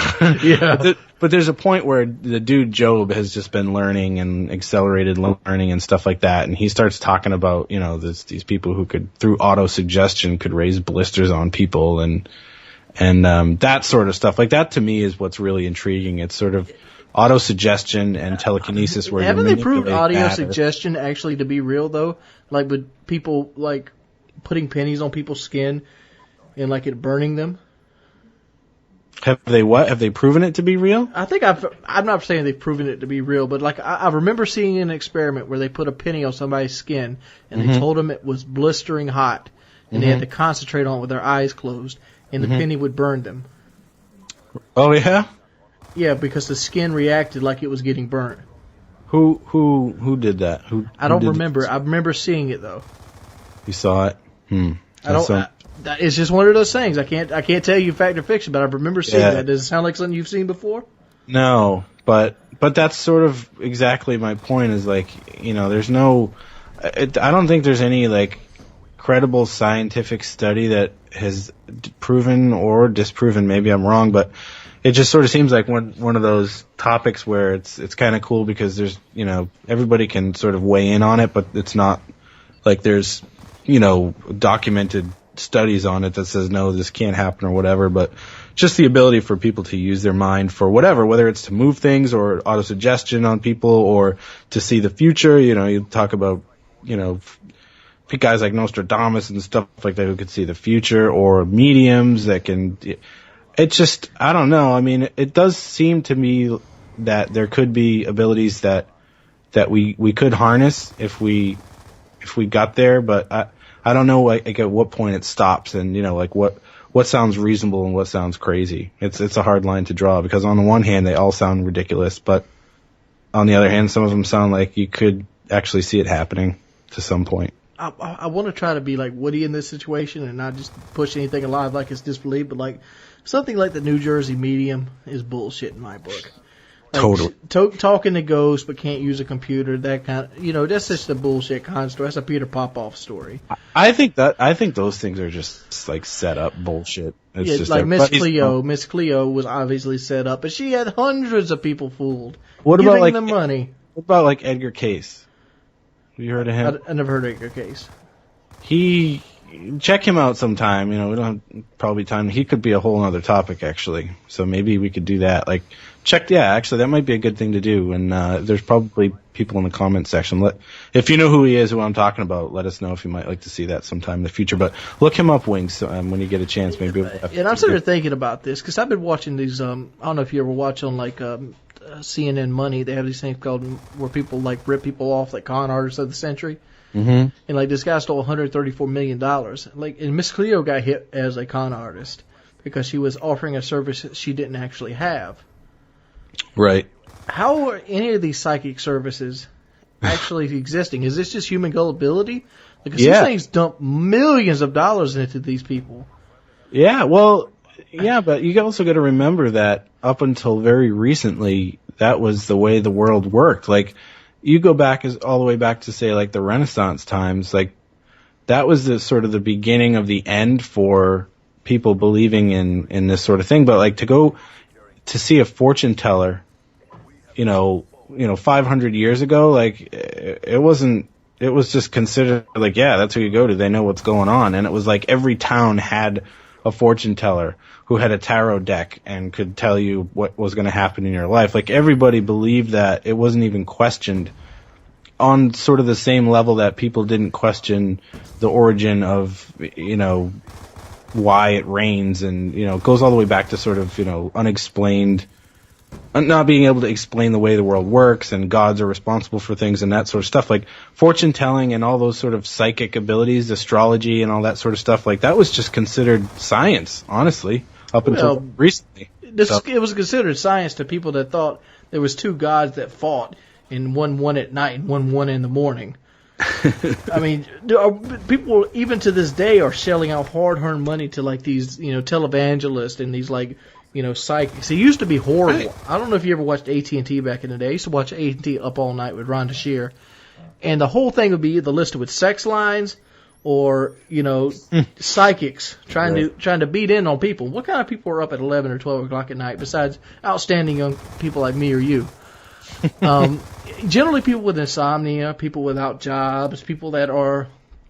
Yeah, people that are easy to take advantage of. People to take advantage of. That's why they list them at late at night and not in, primetime television.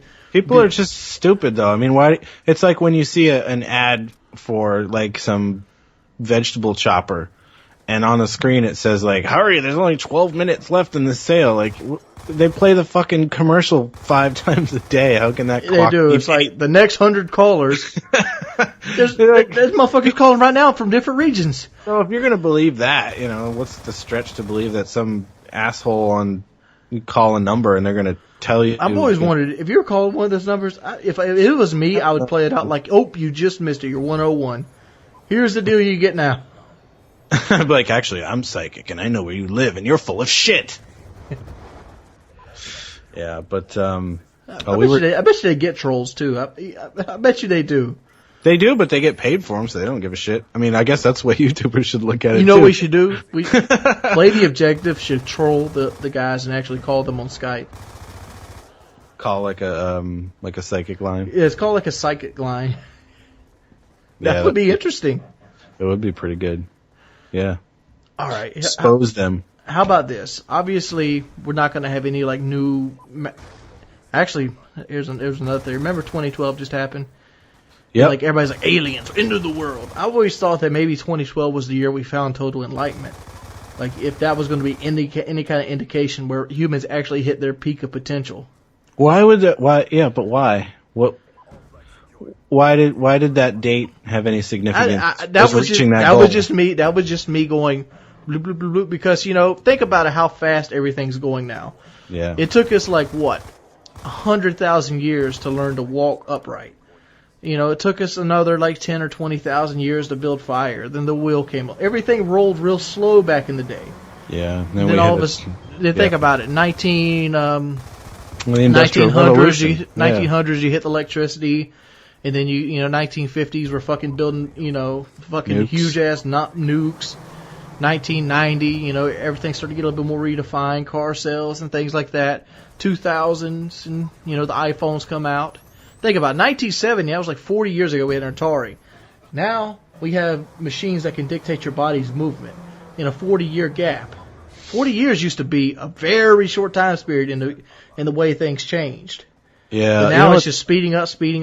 Now you can't even buy a computer part without it being outdated in the next month. But that's making us stupider, not smarter. It's making us more ergonomic. It makes us weaker as a human body, but stronger as a mental. Yeah, I know, but you know what I mean? Like, I think the Enlightenment part has to come where we find a balance between, our intellect and not, again, I'm going to reference the movie WALL-E. How like everybody was just these sedentary blobs that just like watch TV all day. Like that's basically what we're turning into. I don't think enlightenment can happen unless we find some sort of balance between the physical world and the virtual world. Maybe enlightenment's Job. Maybe, remember how Job, he wanted to leave his physical body and go into the virtual world? Yeah. Maybe Yep. that's where we're headed. Maybe we're going to be the battery packs for the machines. Some like the days, Matrix. you know what? Some days it doesn't sound that bad. Other days it doesn't. Nice summer day out on the lake. I'm gonna pick this one, but there's some days where Here's the the thing- Matrix doesn't sound too bad. Here's the thing about the Matrix. It obviously is artificial. But why is there fat people in the Matrix? Because that was their digital self. Some people just felt that way. Yeah, but like, I don't know. If it was me, just clue me in I'm in the Matrix so I can be, like drop 100 pounds instantly. Yeah, like you just go to the gym one day and then you wake up and it's like, oh, all right, I'm done. Speaking Thanks. of psychics, maybe that's how psychics exist. Maybe we're in the Matrix now, and the psychics are the ones that figured it out. There is no spoon. There is no spoon. Yeah, they know. They know that we're just in the Matrix right now, and that would explain telekinesis too. Like Neo could do everything, right? Yeah, because he understood. He understood the parameters of his world, and he could take advantage of it. That's because he was the one. Whoa. I know can't Kung let you Fu. die like this. Trinity, I love you. I was happy as shit when Trinity died. Yeah, she was annoying. We're getting off topic here. What would you- else is new? Yeah, what would you do if you had psychic powers? I would pick telekinesis if I could have any sort of psychic power. That would be my pick. I would want to be able to manipulate matter with my brain. You could pretty much get anything you needed done accomplished with telekinesis.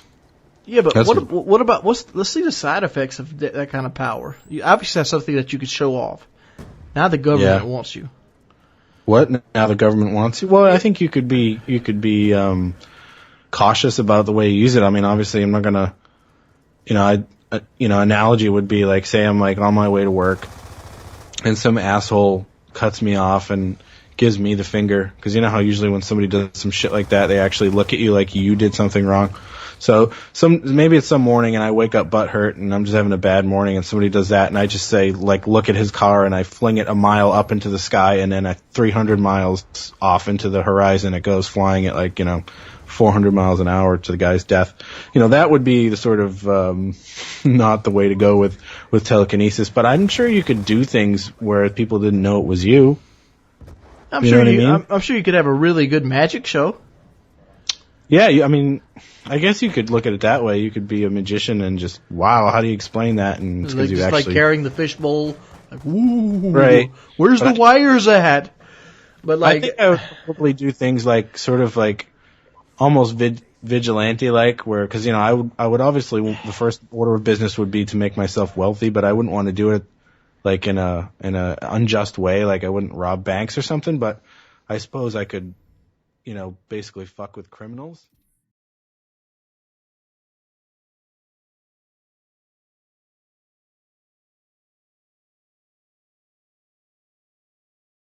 Well, but And- what happens when you get to the Chronicle? Remember, we've talked about the movie Chronicle. Like you just said, the car thing. Like, you push a car off the road, you throw a car. Well, what if it's like that, where you got I've like daydreamed about doing that so many times. where you actually got to use your brain as a muscle, because it is a muscle. Right, and you can overextend it. You can overextend it and stuff like this. Yeah. Like, you'd have to get to the point where you can move the car. Well, okay, so I would practice in the woods for a couple of years. That's You okay. s- Nobody needs to know. I mean, you could do that in your office, right? Well, you could do that as a magician, and people just wonder what the fuck's going on. Like Yeah. right in the like Starbucks, just like pick a pencil up and just Yeah. pretend like you're doing something with your hands. Yeah, I would. Yeah, that would be cool. What would you do if you could have a power? I would think this suggestion would be better, like just playing Obviously. ideas in people's heads, like Inception, Yeah. because that's a power they Mind can't control. measure. Because what are you going to do? Oh, you're going to lock me up? No, you're not. How many people would you be able to control at once? That's like the Jedi mind trick or something. Yeah. I guess that would be just like the other thing, like how heavy of something you could pick up in your world. Like same thing is like how good you use the muscle, and how strong of a brain you could break. I don't know, but I feel that would be a more cool power to have because it doesn't show off. Like you don't have to get wealth at that point. You can ask for it. Right. People will just give it to you. You could just walk up to a rich guy's house. Hey, give me your fortune. And people would wonder why he gave you your fortune, but as long as you did it legally, they couldn't do nothing. Well, you could auto-suggest an explanation into them. Yeah. You know, you could He make gave me his wealth because I had an amazing penis. It was so beautiful. What a beautiful penis. Take my money, please. Yeah, and you don't even have to fight girl. I guess it would make life boring though at that point if you could do that. You ever see the Twilight Zone episode where the guy wins every fucking time at the slots and the blackjack and anything he wants to play, he wins every time. And the one thing he loved in life was gambling because he loved the win, but he never lost. But there was no, offset of losing, so it got boring really quickly to him. Yeah. What did he do? He ended up shooting himself. He ended up shooting himself. Jeez. Yeah. Okay. That sucks. But just saying, all the money and all the wealth, you have anything you can obtain. I guess that's why these millionaires are real eccentric. I guess, yeah, you get to the point where you got bored. $200 million, you don't really need to work no more. There's no need to ask for a thing. You can pretty much have most women that you'd want.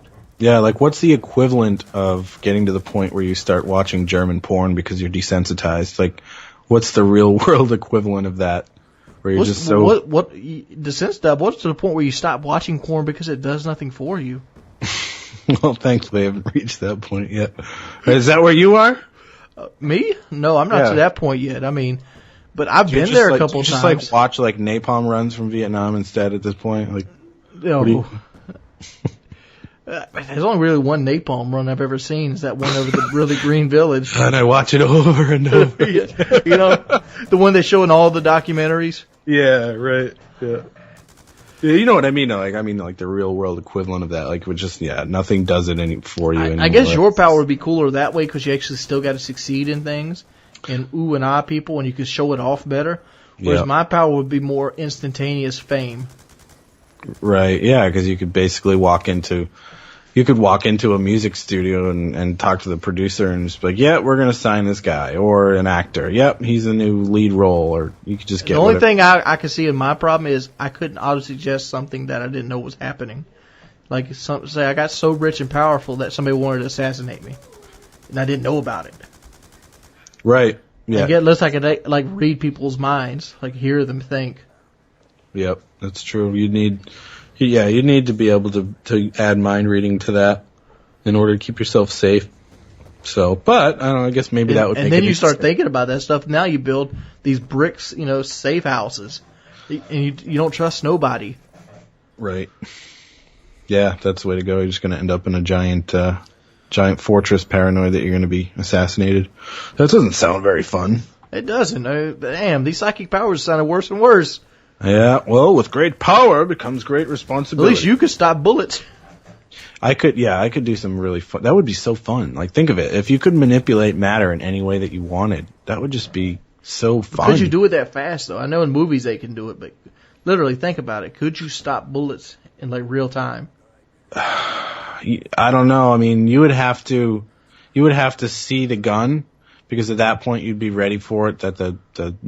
Once you saw the muzzle flash, you were just... You have milliseconds at that point. Right, because if they're standing anywhere near you, the thing's going to be basically on you right away. So it wouldn't make you invincible by any means. No. Not unless... Well, actually... What about those movies where they can project the shell out? Well, that's what I was going to say. Is what you would have to do at that point is if you could manipulate air pressure.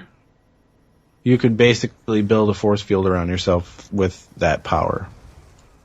You know what I'm saying? You basically, at all times, you would have this insane air pressure situation around you that would repel anything that came within that space. Or maybe you could do something with magnetic fields. I don't know. We're reaching, but I don't think you could be invincible with telekinesis now, because like you said, you'd have to see shit coming first. You know what this commentary has made me think about the entire time? What? Now, you ever seen the movie Phenomenon? Phenomenon? No. With John Travolta? No. I did not. He has a brain tumor in that movie, and it opens up all the pathways of his mind, and he becomes really smart. Mm-hmm. and like the FBI take him in for questioning, and they're like, please name all the mammals that you can know in 60 seconds. He's like, would you like them alphabetically? He's like, ninja, please, I got that. He names every mammal in like 60 seconds alphabetically and like backwards. And like, this is what this commentary's got in mind. It's just paranoia. Is it a good thing? How about spontaneous combustion? Could you manipulate somebody to like burn to death? I don't know. I mean, that would be reaching, because at that point you would have to superheat the air. No, to superheat atoms. Because the atoms combust. That's the idea behind spontaneous combustion. You can control the atoms to your core till they actually split and combust and stuff like a bomb. Well, I don't think. No, I think spontaneous combustion is just I mean, because if what you're talking about is creating a nuclear fission explosion, which spontaneous combustion is just when people just catch fire, right? So that's just some sort of chemical reaction, not necessarily an atomic reaction. Where the body heats up to the point the clothes catch on fire. Exactly, right. It's a chemical reaction where, there's just a huge temperature increase, chemicals in the body that react with each other. But no, it's not on an atomic level. But even if it was either of those, I don't know that, at least telekinesis, you'd be able to do that, because you can move matter, but because that's what telekinesis is moving things. Mm-hmm. You could move skin cells. You could flay people alive, but I don't know how you would heat them up. That would be fucked up, just like ripping a person's skeleton out of them.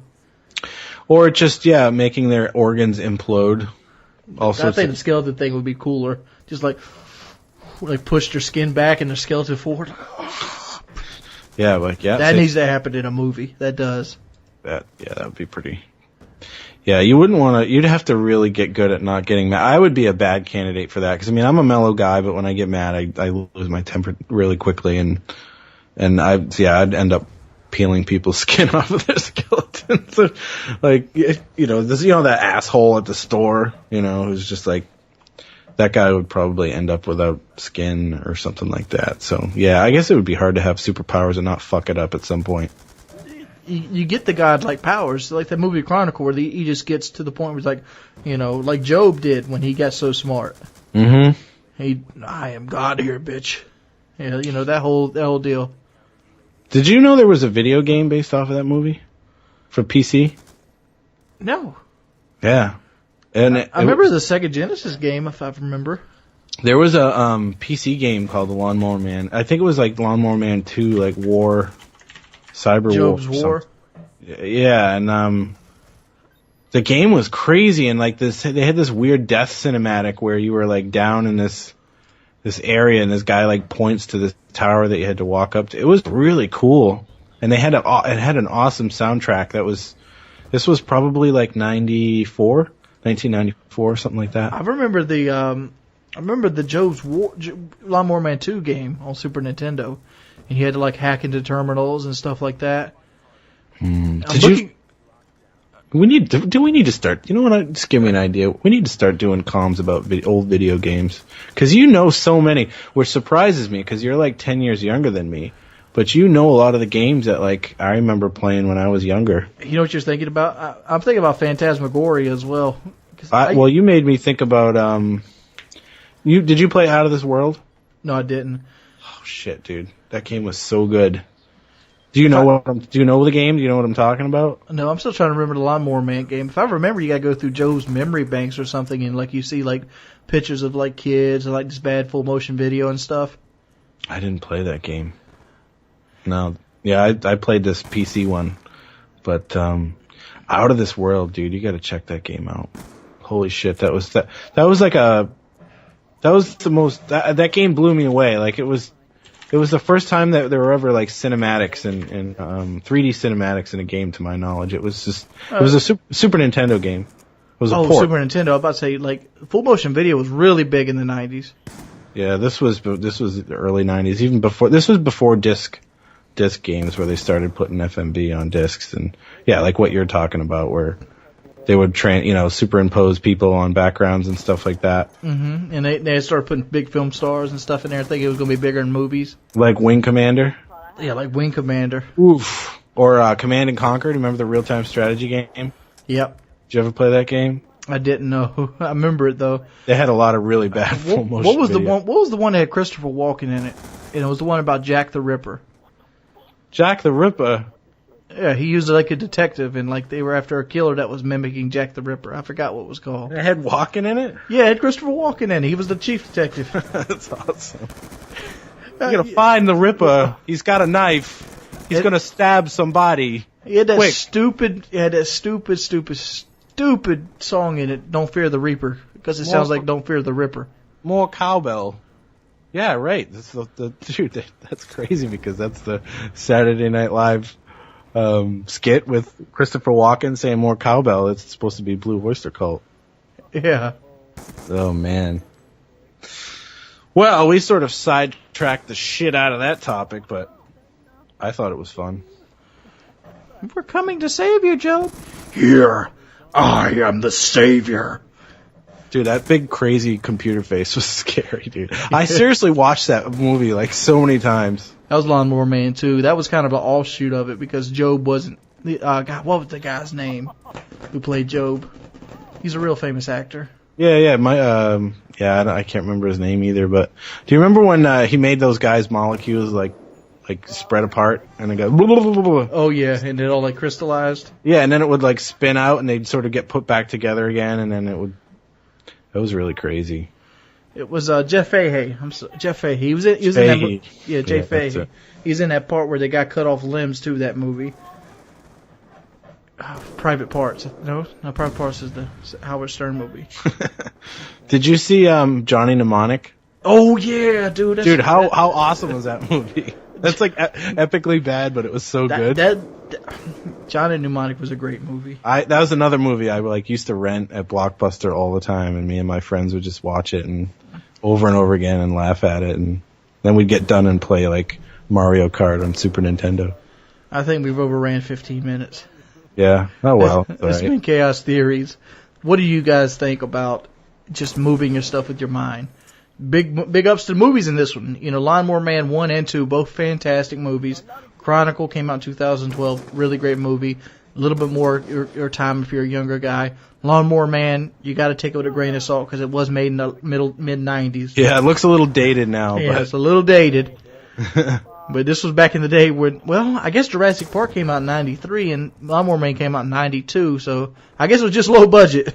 Yeah, but well, back then though, it was like cutting edge technology. I mean, the Lawnmower Man, the CGI part of it was like so amazing. I mean, I just had like the biggest nerd boner watching that movie. But this was back when people expected you to put on the big goggles and the gloves to go into virtual reality. Let me put it this way: at this point, like I remember, so '92, I was a junior in high school. Okay, woof. Mm-hmm. And I remember saying when I was a senior, so this was like the end of '92 before 1993. I remember saying like, why the fuck would you want to go to Coke.com?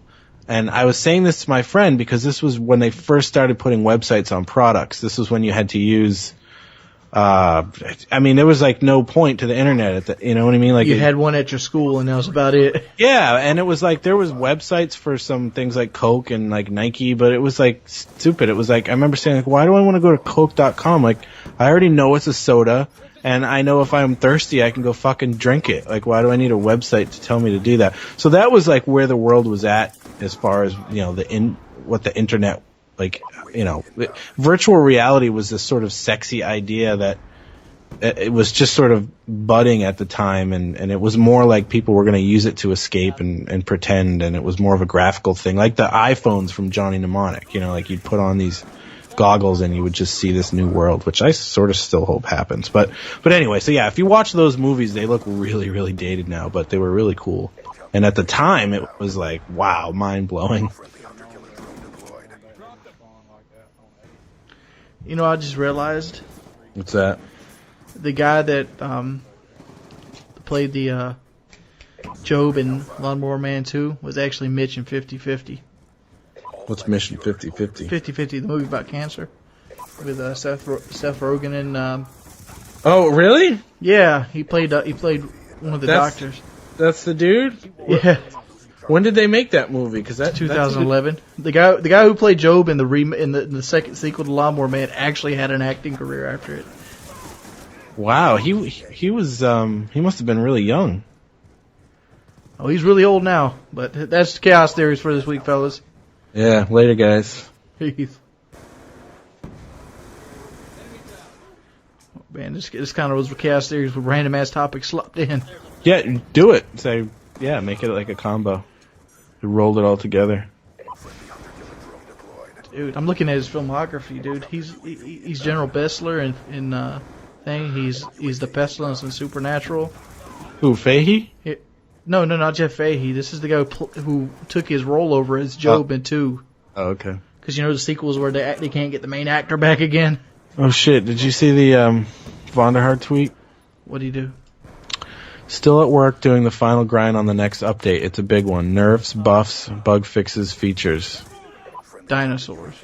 Yeah. I wonder what they're gonna nerf and buff this time. Oh boy. Hopefully it's the shotgun. Hopefully they're gonna make grip work. Hopefully it's the shotgun. All right, you want to roll for a bit? Yeah. I wonder if he's going to change the B flags. The grip technically modifies ADS center speed scale for view kick. May don't understand the impact of view versus gun impact on accuracy. Using the grip. Oh, What are you reading? reading his back tweets. Oh, 14th of January. See, working on postmortem. Using the grip is a big difference and is always immediately observable, especially if you don't know what you look for. Grip typically modifies ADS center speed scale for view kick. What it basically does is like it moves the gun less if you like have iron sights on. Yeah. Which I don't use any optics anymore. Well, You know how use assault rifles either. Right, yeah, remember how I was always rocking the reflex in Black Ops? Yeah. Yeah, I don't use any They optics should have now. run the reflex back. I like that one. I loved it, dude. People used to always say, why do you use the reflex? I'm like, I just fucking like it. Fuck you. It gives me tunnel Right? vision. Like the same reason I use That's the target and finder. that's right. You focus on what's in the sight instead of worrying about your peripherals. You know, sometimes you'll die from it. Yeah, I'll admit that, but most of the time you don't.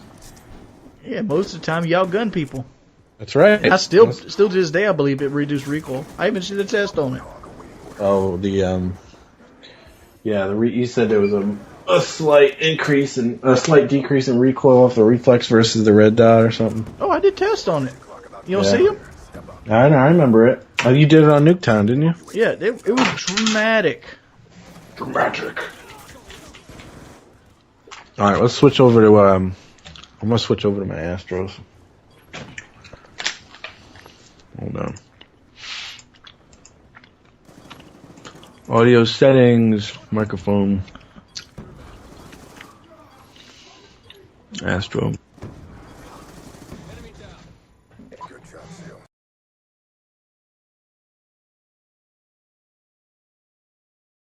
What's up, everybody? It's your boy Wings of Redemption, and we do not have any Sean Connery interest today. We are short on Sean Connery today. Yeah, Fresh out. He had a date with Alex Trebek's mother. Alex Trebek's mom. Yeah. People say Sean Connery was the best James Bond. I disagree. Maybe it's because of the time where I grew up. Me, Pierce Brosnan was the best James Bond. You like him? I have to say Daniel Craig is by far the best one. And I'm older than you, so when I was growing up, Roger Moore was fucking James Bond. You know, go back to Octopussy and Moonraker. Those are some old stupid. Remember the one with Jaws? That guy with the metal mouth. That's Moonraker. Yeah, right. So that's what I remember. So going way back, but Daniel Craig is, I think, just bam. That nails it. I think the modern James Bond movies are the shit. Well, I think it's more because I was so influenced by Goldeneye as a kid. Yeah. I mean, those ones were cool. They were definitely a big step up, you know, as effects, and they were like Michael Bay movies, basically. But as far as realism and grittiness, I like the new ones. Pretty badass. Well, we're not on James Bond. We're on Atlantis this week. Yeah, we're on Atlantis, and guess what? Forgotten continent. We just sidetracked before we even got started. Before you even told them what we were going to talk about. That's record chaos theories right there. New record. Ding, ding, ding, ding, ding, ding, ding. Take that, life. Gommel. Good on my level. All right, Atlantis. This is something that we're actually torn on a little bit, to a degree. Yep. I'm gonna go across what I think Atlantis is, and what a lot of people see it is. Atlantis is one of those tall tales. I think I just told you this in private. It's like the Chinese dragon. You gotta just stay with me here. The Chinese dragon, it looks like a big snake with wings. And I picture like some European explorer walking through like Southeast Asia, in the swamps, in the jungles of Southeast Asia, and they come across this huge python. Mm-hmm. And then they don't have iPhones. They don't have any kind of communication. They ain't got a cellular phone they can pull out their ass. They see it. They stay away from it. They go back to the pub. They'd be like, crikey. That's not a European guy, but... Whatever. The Australians came from the British, so... Yeah. Close enough. And they talk about this huge reptile-like creature that just lunged at him out of the swamp. It had wings, and and as the years got on, it probably got worse and worse and worse and worse, and the Chinese people adopted it. That's not what probably happened, but that's how I see it happening. Mm-hmm. If you tell somebody on one side of the classroom, it ends up being something else on the other side of the classroom. Well, yeah, that's how legends grow, and that's how half of the shit that we talk about on this series happens, is people tell a story, and then they tell it to someone, and they get a little drunk, and then they retell it and add a couple things to make it cooler, and you extrapolate that out into the point where you have these ridiculous, legends and monsters and all that sort of shit. So yeah, you have elitist, and you have Atlantis. If Atlantis exists, Atlantis is probably the first chaos theory that we've done that I could almost see happening. Because islands, continents, that stuff happens. Look at Pangea, for example. The world being one, that's, it's technically it's a theory. But you can see how it fits together like a puzzle. And Atlantis being like this hub or this like small island continent, that's plausible too. But like a lot of people, there's obviously the Pillars of Hercules, there's the Pillar of Heaven, and all this mythological stuff that people talk about is inside of Atlantis. You have these huge like alien-like race of Aryan people that supposedly inhabited the island of Atlantis, and everybody was fearing them. They have like record of kings fearing the the top powers of Atlantis. Mm-hmm. I see Atlantis as this. If it existed, it was more of like a port. It was like a really, really convenient port in the Atlantic Ocean that people could come from Africa, Asia, wherever, stop over, get some rest, get some pussy. Merchants would peddle their wares, and it came, anonymous with like having the best of the best. Do you understand what you just described? I just described what? You just described like antiquity's version of Las Vegas. That's basically what Atlantis is. The Las Vegas of 360 BC. It's the oceanic Las Vegas of antiquity. I like that. I mean, could you not see something like that happening for like an island back in the days? Yeah, well, for sure. I was looking at it more as like a rest stop, and this is back in the golden age where Christianity hadn't come in yet.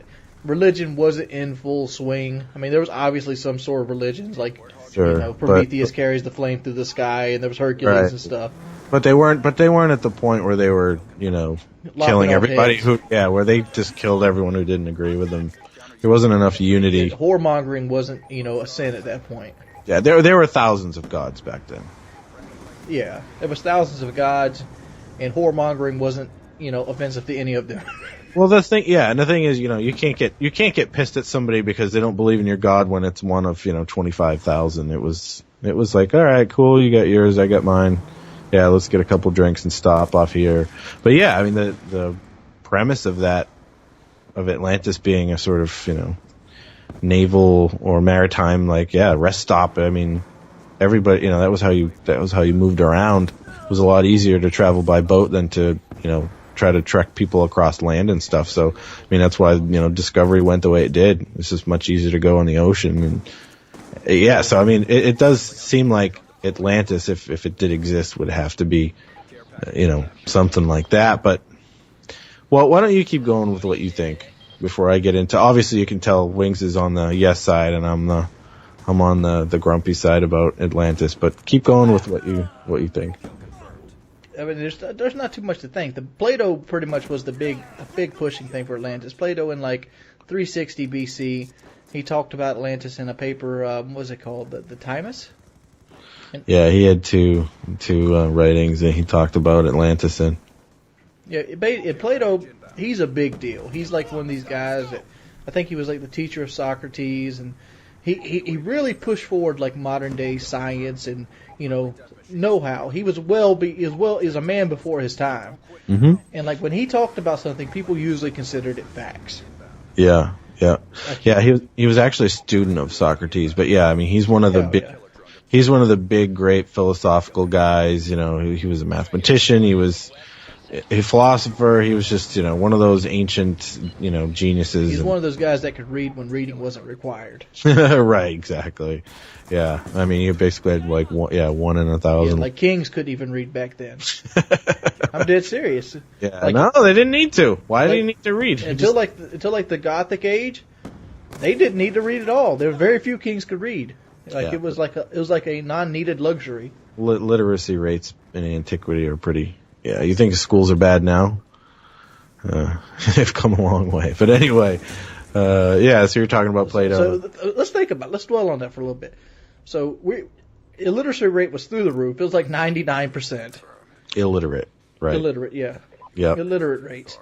And this guy writes books about Atlantis that only like 1% of the population could read. So only all the other smart people could agree with him. Yeah, right. I mean, basically, anyone who was above the, you also have to look at it on a caste level, right? Because back then, that's the way things worked. You had, social classes were, what really defined your life. I mean, it's sort of like that now. You have your financial position dictates who to some level what who you're going to be. Back then, I mean, if you were part of an aristocracy, you were part of a family with money and influence, then you were going to learn to read and you were going to learn everything. But if you were born into any, most of the families which were poor and farmers or servants or slaves or whatever, you're not going to learn to read. So the people who were reading about Atlantis back then were other educated people for sure. And like I said, I'm kind of swinging both sides of this. The reason I brung this up is because it just popped in my head. Mm-hmm. How's to say that one of these papers just wasn't like a swing of fiction for a guy that was bored? Okay. Thank you for the segue. So, right. I mean, there's a lot of evidence to believe or speculation to believe that Plato was making he was using Atlantis as sort of a vehicle to tell a moral and social story, and that because doesn't the gods like sink it? Well, yeah, dude. I mean, and one night, it just has that sort of, ancient god like ring. I mean, it was very involved with the Greek gods and all that sort of stuff. So, I mean, like the legends behind Atlantis, and include Poseidon. Basically, that was his continent. Okay, and it sort of stems out from there. So you get into the whole, Greek mythology and all that sort of stuff. But Atlantis is one of those things where, like you said in the beginning, I mean, it was more than likely just, a big island that could have been an earthquake under it would explain it disappearing, but, it would have had to have been much, much smaller than it's been portrayed, and it's been exaggerated over time. And I'm sure, even back then it was big though. Like the biggest problem with Atlantis is the landmass, like all the descriptions you're talking about with Plato and the ancient descriptions of Atlantis, the thing was a fucking continent. It was huge. So Pangaea, which, I mean, there's science behind that. You should probably explain what Pangaea is. Pangaea was basically a supercontinent. So before continental drift started, where, the tectonic plates started to move and land masses started to move away from each other, Pangaea was basically just all the continents we have now stuck together. And as they broke apart, they drifted away, and if you look at a world map, you can sort of see, how Africa fits in between South America and North America, and, it all fits together like a puzzle. So there's not room for a giant continent-sized island, for Atlantis, and for it to have disappeared and not be, really evident. I mean, they said it had mountains and stuff. Okay. They had a gold pyramid on it called the Pillar of Heaven. Yeah, I mean, I'm sure they had, you know. I don't know where they got all this damn gold, but Yeah. you know. Well, apparently they mined it. I don't know. I mean, that's the thing. Like, you have to think of Atlantis. Like, when I think of it in my head, I think of it as a pretty small place. But the way they described it, it was huge. It had mountain ranges and shit like that. So, continental drift, we'd be able to see it. Now, if there was something that would have lowered it, that, like, how do you lower a continent and not lower all the other continents? You know what I mean? Like, that doesn't make sense. Now, that's not to say there aren't mountains under the ocean. There are, but how would you sink an entire continent and not affect any of the other ones around you? You can't sink a continent because it would create. It would actually increase the water level. Right, it would displace water. It's just, and you that big of a geological event. I mean, if it was as simple as it sunk, all you would have to do is find out when around the time that people expected it to sink and time a tsunami being reported, and you figure out right where it was. You could trace the tsunami back to where Atlantis is. Right. Yeah. So the sinking idea has to be is no good. No. I mean, what could have happened? I mean, now we're getting into like some extreme theories that if Atlantis exists, how could it go somewhere? Extreme theories. Extreme. But I mean, I've heard so much bullshit as like Atlantis was from outer space, a civilization. Yeah. You know, had, nuclear weapons before its time and ended up blowing itself in half. Some people believe that, there's islands. What's that one island's name? Let me give me a second right here. Saturtoni in the Mediterranean Sea. Santorini? Santorini, yes, Santorini. They believe that is Atlantis after a nuke went off in it. Oh, really? I like that. That's pretty cool. And I mean, there's all kinds of conspiracies about Atlantis. I've even heard that Atlantis isn't in the Atlantic Ocean; it's actually in the Pacific Ocean. Right, and it's just because it was named after Atlas. Yeah, but the fact is, if it would sink, it would displace water. That's the reason we're fearing the ice shelf so much. I mean, that's a real threat. That's not a conspiracy theory. The ice shelf falls in, we lose South Carolina. That shit is falling in too. Yeah. It's going on for real already, but yeah, okay, so let me say this. Yeah, the two reasons why I don't think that Atlantis on any level existed the way that it's been, foretold and talked about for centuries and centuries is A, the sort of, like, Plato wasn't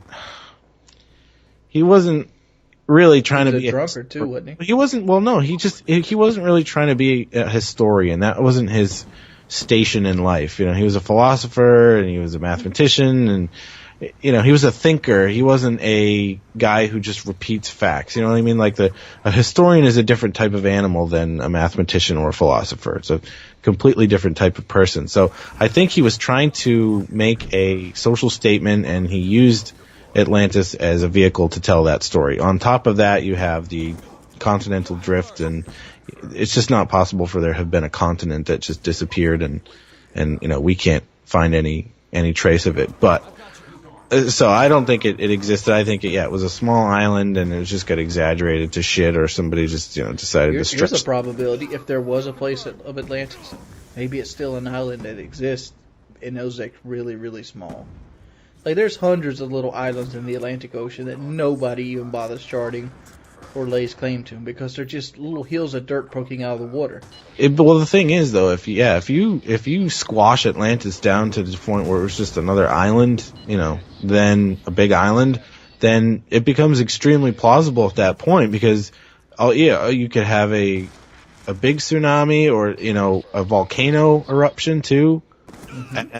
And stuff like that could cover up, evidence of a place. You could lose a place. There could have been something that happened. It could have been a meteor strike, right? I mean, that's a whole other thing. Back then, because they say, in one day and one night it disappeared from the earth and, they destroyed themselves or whatever. Because it was full of sin and the gods didn't like it. Well, yeah, and what is more, a thunderbolt from heaven than a meteor strike? I mean, Like think of, yourself back in antiquity and believing in all these gods and stuff.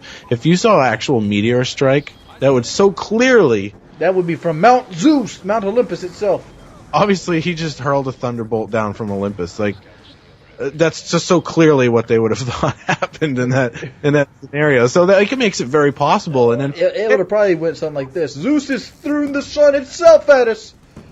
Yeah, exactly. He took a chunk off of the sun, and or maybe he pulled it out of Apollo's chariot or something. Yeah, and he threw it at the ground, and he destroyed Atlantis. He destroyed a lot more in Atlantis if that was actually what happened. But yeah, the fucked shit up big time. But I used to think about Atlantis when I was younger, though. Like, I used to, my imagination would go crazy with that. 'Cause, we've talked before. Like, I grew up playing Dungeons and Dragons in the 80s and stuff, and we had Nintendo, but it's just, you relied a lot more on your imagination to have fun back in those days than you do now. Everything's done for you, but I'm not to say people don't. I didn't get a Nintendo till like '91, dog.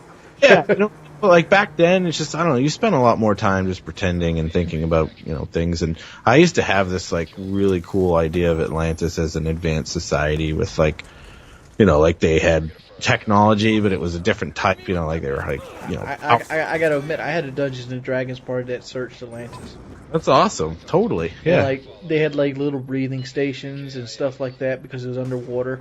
Cool. Yeah. Get some bubbles. Yeah. Like Sonic. Exactly, right. Or you probably had some sort of spell that, underwater breathing, of course. Any 12th level mage can cast that spell. 12 level. I was about to say, I thought you said 20. I'm like, a 20 mage? You better run. Or a lich.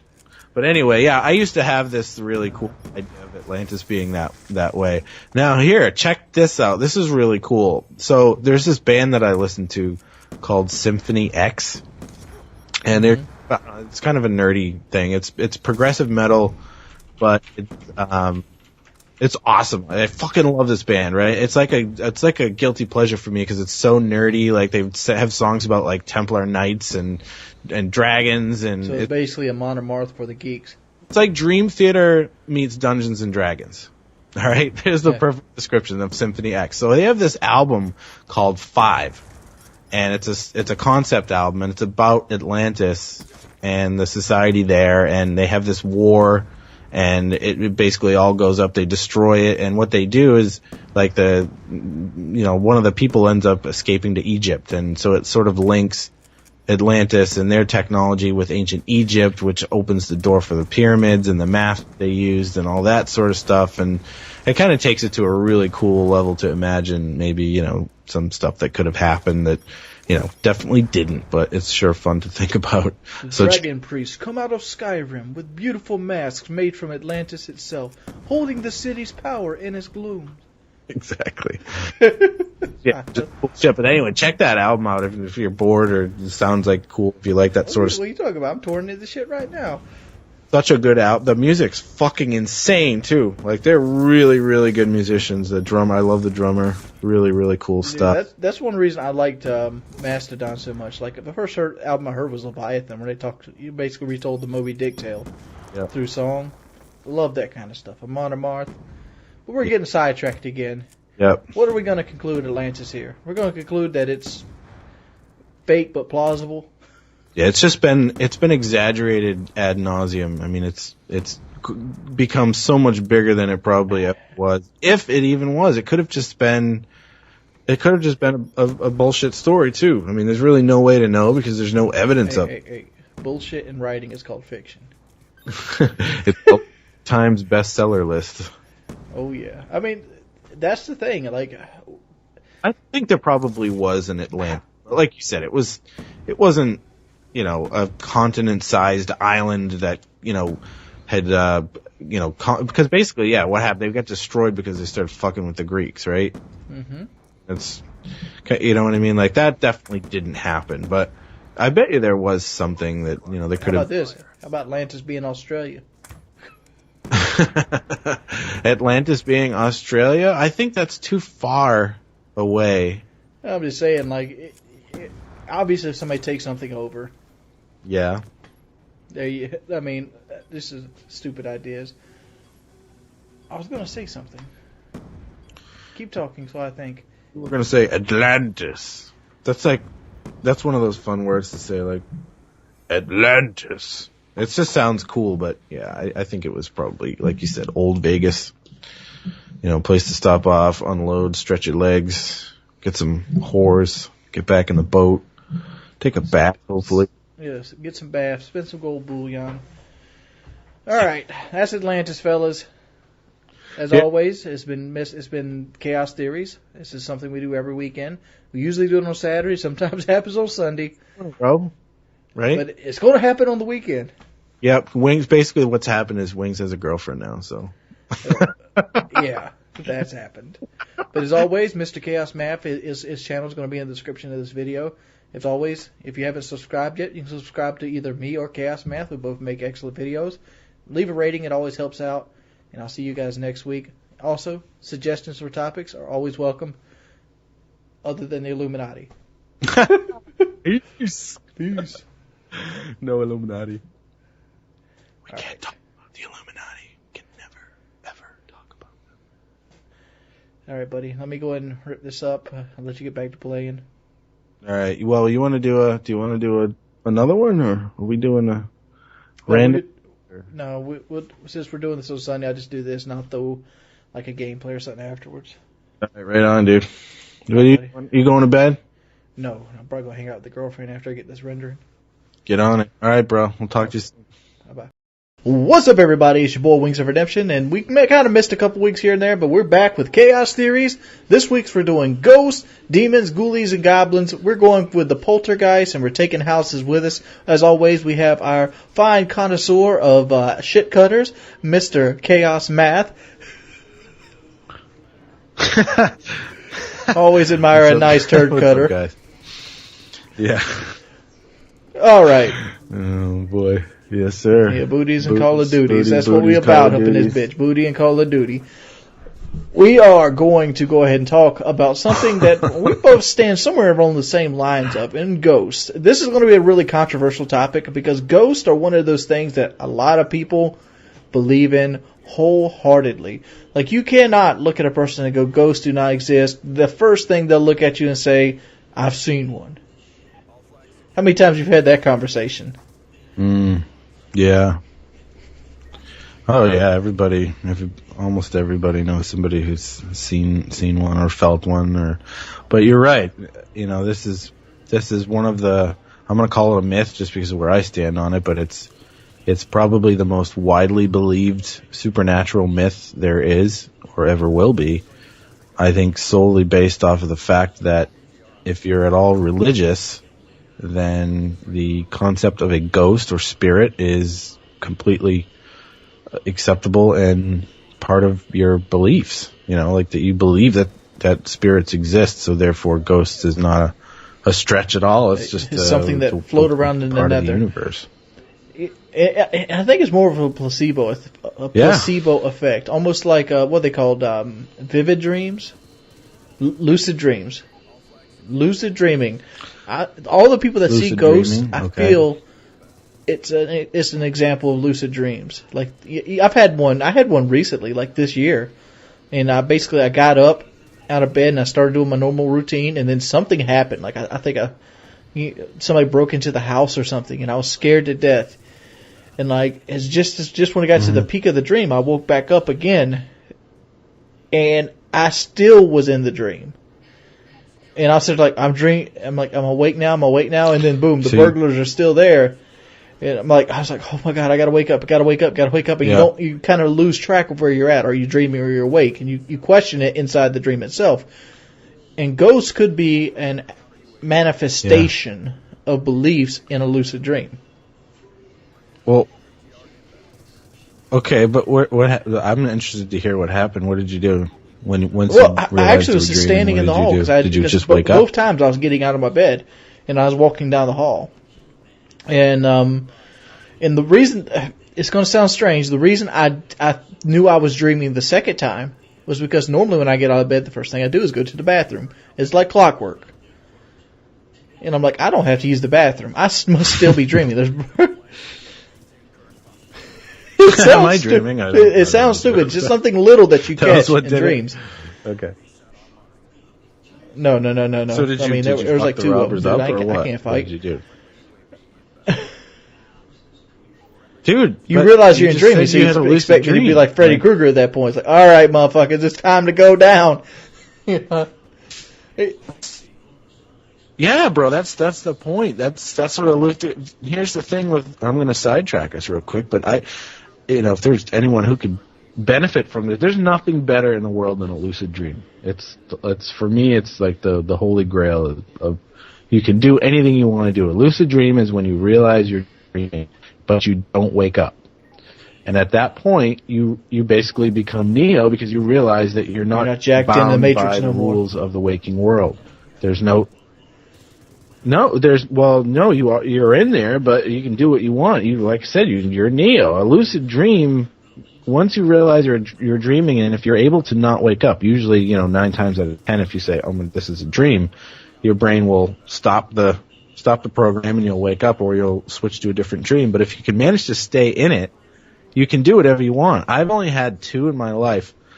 I think I've mentioned in previous episodes, I'm one of those people who remembers all their, not all of them, but I remember dreams from every night, and I remember dreams from when I was a kid and stuff like that. Only 2 times have I ever achieved a lucid dream where I was able to stay dreaming. And the first time, the one that I remember the most, I flew. So I realized, like, I'm dreaming. Let's fly. And it's amazing how realistic it felt. But, man, if you could ever achieve that, if you realize you're dreaming, try not to wake up. Try to stay in the dream. I couldn't and you can wake basically up. do whatever you I want. was like, so, you start doubting yourself at that point. But I would have pulled a Yeah. BMG With a 5000 chainsaw out of my under pocket barrel? at that point. Ghost. Hell yeah, dude.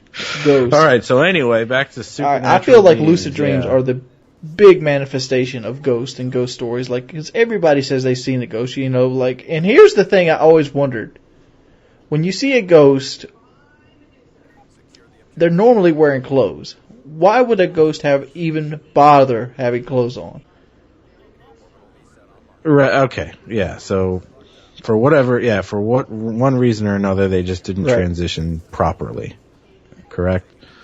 And so when you see them and they're wearing clothes or whatever, it's because it's this projection of them, at the point that they died before they were able to transition to wherever the hell it is they were going. Yeah, but wouldn't a And ghost that's be a why you see spirit? them with clothes on and stuff like that. Correct. So you're born naked. ghost Why is wouldn't a the ghost be spirit. naked? I mean, clothing doesn't have a soul, so clothing couldn't be like you couldn't have like a pair of Jordache jeans rocking it in another world. Jordache. Dude, 1986 wants its jeans, its Yeah. dungarees back. Did you just say Jordache? They even fucking make Jordache jeans. 27, How yeah. old are you? What are you, 26, 27? Shit, what were you, like 4 when the last pair of Jordache were Yeah. manufactured? That's with a horse, right? Dude, I remember like girls in 7th grade wearing Jordache. Well, it's the jeans. fact is, Oh, my you goodness. know, the corduroys and That's the Jordashes, they died off in the 80s. What? Yeah. Why are the ghosts wearing pants? Yeah. Why is or I they don't know have where a the hell sheet that and came they from. I rattle actually chains? looked that up. It's not like the I old guess, school I mean, British version I of the don't, ghost. I don't understand the whole chain rattling in the ghost. The Like- chain rattling was basically to instill fear, but I feel like it's 100% a movie prop at that point. Some sort of, I don't know, man, I just think of some sort of 17th century Britain. The rattling Dude, chains, I guess it's from like ghost. Britain in the dungeon. People that died in the dungeon. Yeah.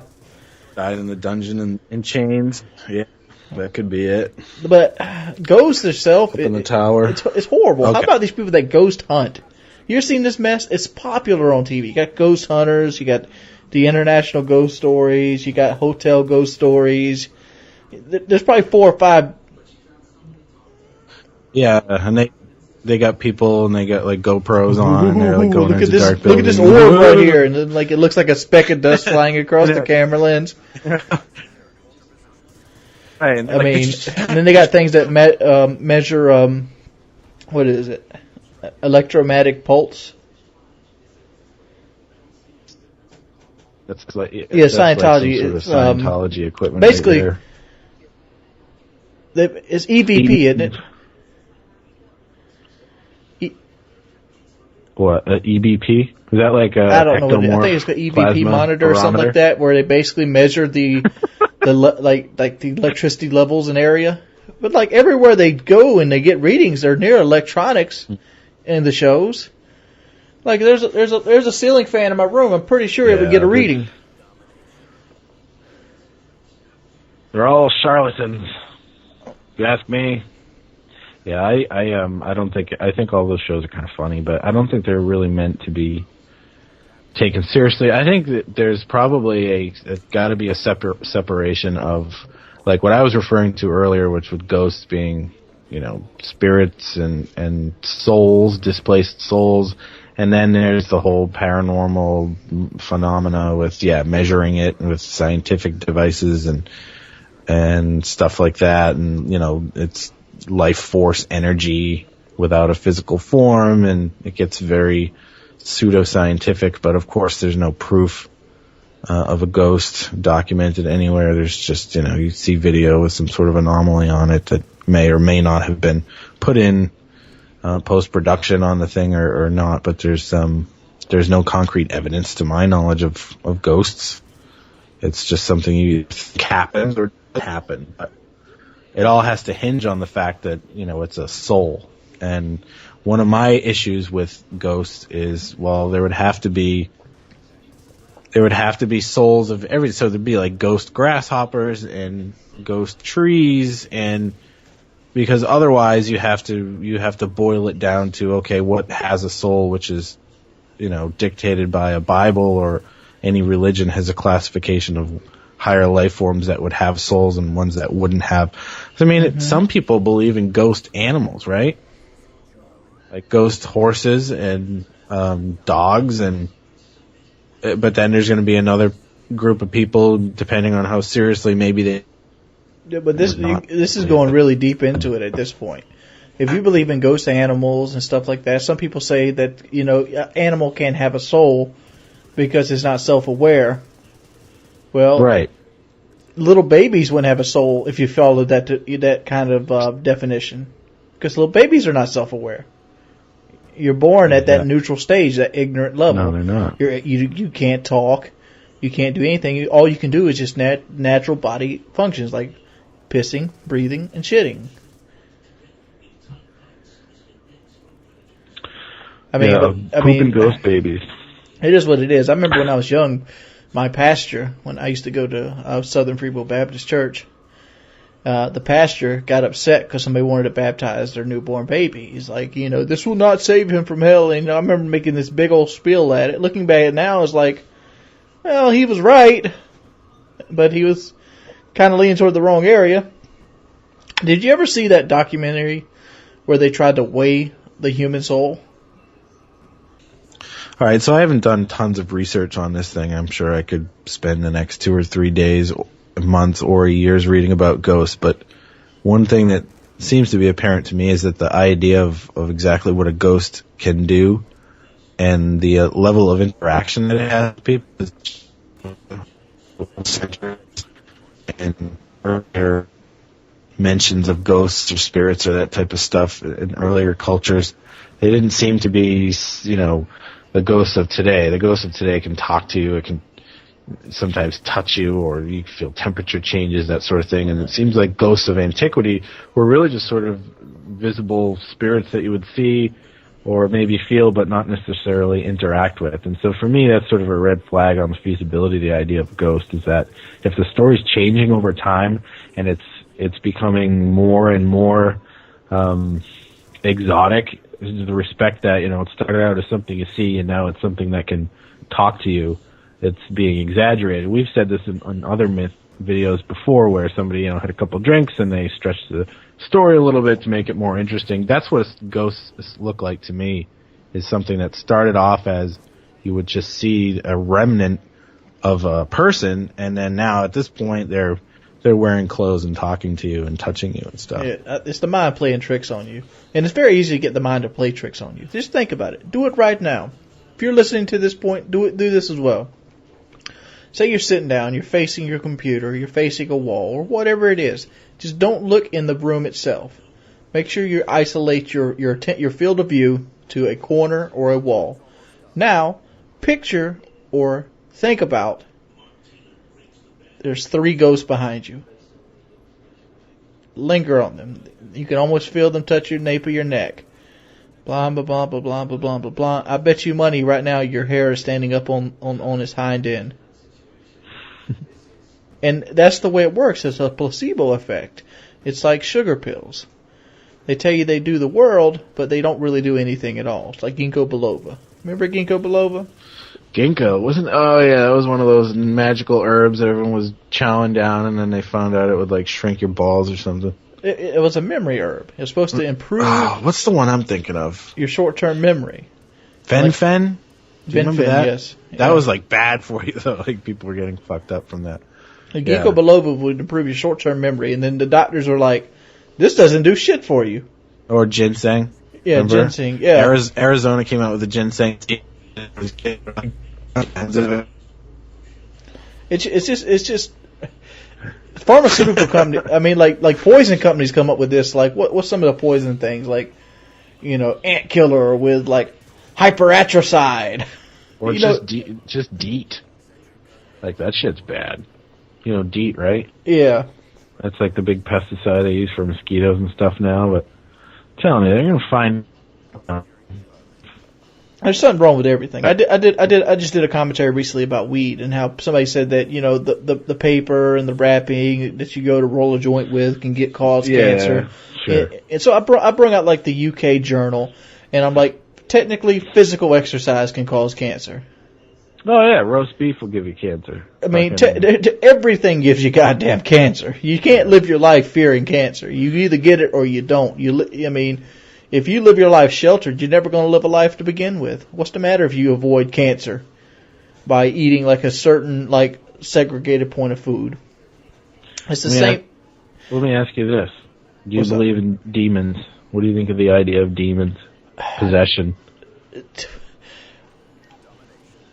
I remember we did a chaos theories 3 or 4 weeks ago, and I showed you a little girl that her mother basically pimped her out. Like she fell into a coma after falling into a pool at the age of 3, and she ended up living like till age 15 or 16. Oh right. This horrible coma. And her mother would take like fried greased chicken oil and like rub down Jesus' face of statues and look like Jesus was crying. Some type of oil, and she became really, really popular over that. I feel like that in itself is a form of possession. Like she's trying to say that Jesus possessed her child and was looking over her and wept for her condition. But in the same time, it's showboating. It's just like people talking in tongues on TV. Mm-hmm. The reason tongues doesn't sound like nothing, it sounds like gibberish, because it is gibberish. Yeah. Oh, there's like some of those. Yeah, I don't even know like what denomination they are, but I know that there's some of those deep south snake charmer sort of ministries that are really fringe, and yeah, they talk in tongues and they get all crazy, and the laying on of the hands and all that sort of stuff where they're like, come closer and feel this, and they like, then they push them back and they fall down and they get up and they've like miracle cured. And you're talking about Peter Popoff now. Yeah, well, that's the sort of feels like the same sort of thing to me. That's what Peter Popoff made popular, where he's like, "This man has never touched the ground with his own feet. He's been in the wheelchair 45 years. Yeah, this man has diarrhea every damn day, and I'm gonna take it away. That liquidy diarrhea, the Lord's gonna sop it up. The Lord's gonna take it all away. He's gonna take that poop back. There's no more diapers for you, my friend. Come give me a hand." Yeah, I mean, that's what... You're not a chain to the porcelain demon anymore. That porcelain Satan. Yeah. But yeah, possession, that sort of stuff where people are like, they were clearly possessed by the devil. Like, no. It obviously is possessed by the devil. But here's the thing with demons. Like, why the hell is a demon always considered a monster? Why is it always monster-sized? Right. It doesn't even define what a demon looks like. You automatically assume. It doesn't, but it doesn't even make sense to me, and here's why. I mean, again, demons are a byproduct of religion and religious lore, right? So what is a demon? Is a fallen angel, right? Mm-hmm. Okay, so why would they look any different than an angel? I mean, I'm pretty sure it doesn't say anywhere in the Bible that, like, when they decided to follow Satan and they left the upstairs for the downstairs, that it, like, disfigured them, or they went through, like, you know, in Star Wars where the Emperor was like, ultimate power, and he starts frying Samuel Jackson. Yeah. And his face starts melting, and he goes from looking like a normal guy, and then he looks like shit. He looks like the Emperor when he's done. Like, yeah. You know, is that what we're supposed to believe happened? Is, you know, they decided to leave the Archangel's son to become Emperor Palpatine. Yeah, right. They're like, they turn into. I have satanic power. The angels will burn at the gates of St. Christopher. And they have to hang out with Hayden Christensen, endure his terrible acting for all eternity. What a fate. Anyway, Palpatine's a pimp, though. He was a badass. Yeah, Star Wars sidetrack.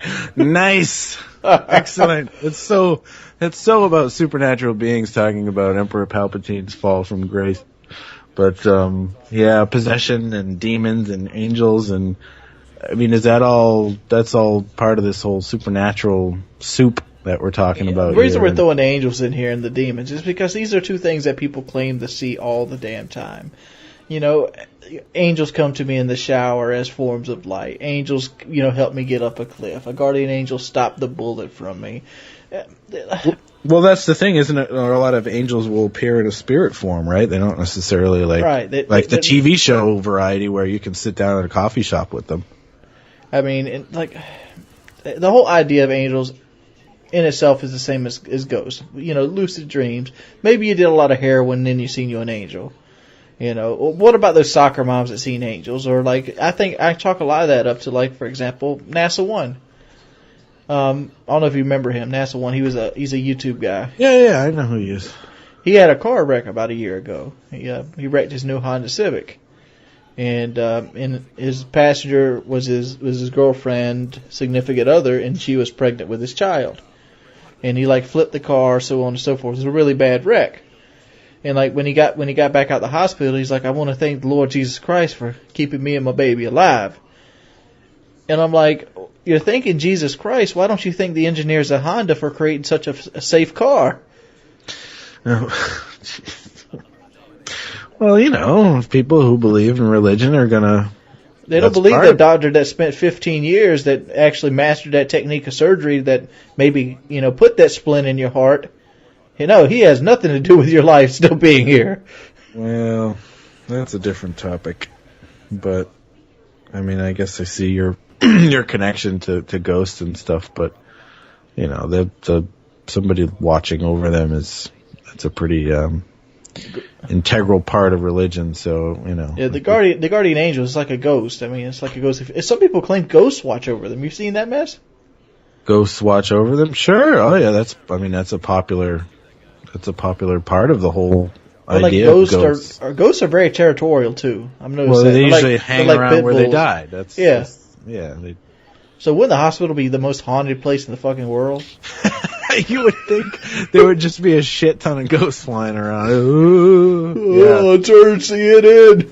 I know, like you wouldn't like think about it. Like every single like room in the hospital would have like 50 ghosts, because you know if like how do they get out of there? So like people just what do? They die in hospitals. So say you're in the ICU, right? So a lot of people die in ICU. It's where you go when you got really fucked up. Mm-hmm. So how many people are dying in an ICU? You know, like every room is going to have like hundreds of ghosts all pushed up with their like ghost elbows next to each other. Like, you there? Yeah, I'm here. Okay. Yeah, but they're scrunched up with the ghost elbows. That's a perfect thing. It's like somebody should do a comic strip on that. Like, oh, this ghost shit might not be real. Like, yeah, I mean it's much easier to buy the whole mansion with the daughter who fell down the stairs and broke her neck and now she's forever floating around in the foyer, instead of hospital rooms of packed with ghosts, packed like sardines in there because people are dying every 3 days. But okay, so let's say this then. We don't think it's real, and there's no evidence to support that they are real other than faith-based evidence. Correct? That is correct. There's no tangible evidence to prove that ghosts exist. Yeah. So I guess we're gonna call this one a myth. Bullshit. Yeah, bullshit. Ghosts are bullshit. Throw them in there with what? The Lochness Monster and Sasquatch. El Chupanibre, the stink, Chupacabra. Yeah, the stink monkey. We haven't even done the stink monkey. The fuck is a stink monkey? You never heard of the stink monkey of like the Jacksonville, Florida, the Everglades? Get the fuck out of here. The Everglades has a stink monkey. The Everglades has their own super... Their own Sasquatch called the stink ape or something like that. A smelly ape? Everglades might be the wrong place. Right. Stink ape is a North Carolina. I'm sorry. North Carolina? It's called the skunk ape. Oh, I think I heard Onslaught talking about that once. I'm just kidding. He's from North Carolina.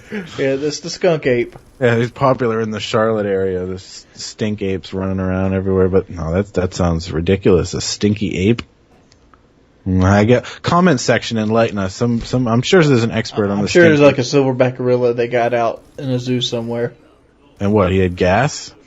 I don't know. People that claim to get around the skunk ape, they can smell him for like miles. Maybe he just needed a fucking bath. Maybe he needs to find his way to a river in North Carolina. You know how you have like monkeys and their asses always look wrong? Like it looks like there's something wrong with their asshole. Yeah. Like it looks like somebody punched it. It's like this giant fleshy mess. Maybe it's because they fling shit too often. They stick their fingers up it all the damn time. Stop scratching your ass, you stupid monkey. Look at it. It's a mess. Leave it alone. Ooh, it looks like a pussy after a 30-man gangbang. Come on now. All right, here comes the old... Somebody just yanked us off stage with the old loop around the neck. All right, guys. Talking about apes bungholes. We got sidetracked between ape bumholes and Emperor Palpatine on this one. Star Wars and monkey butts. Nice. Always a pleasure, Wings. All right, buddies. See you next week on Chaos Series. Leave suggestions.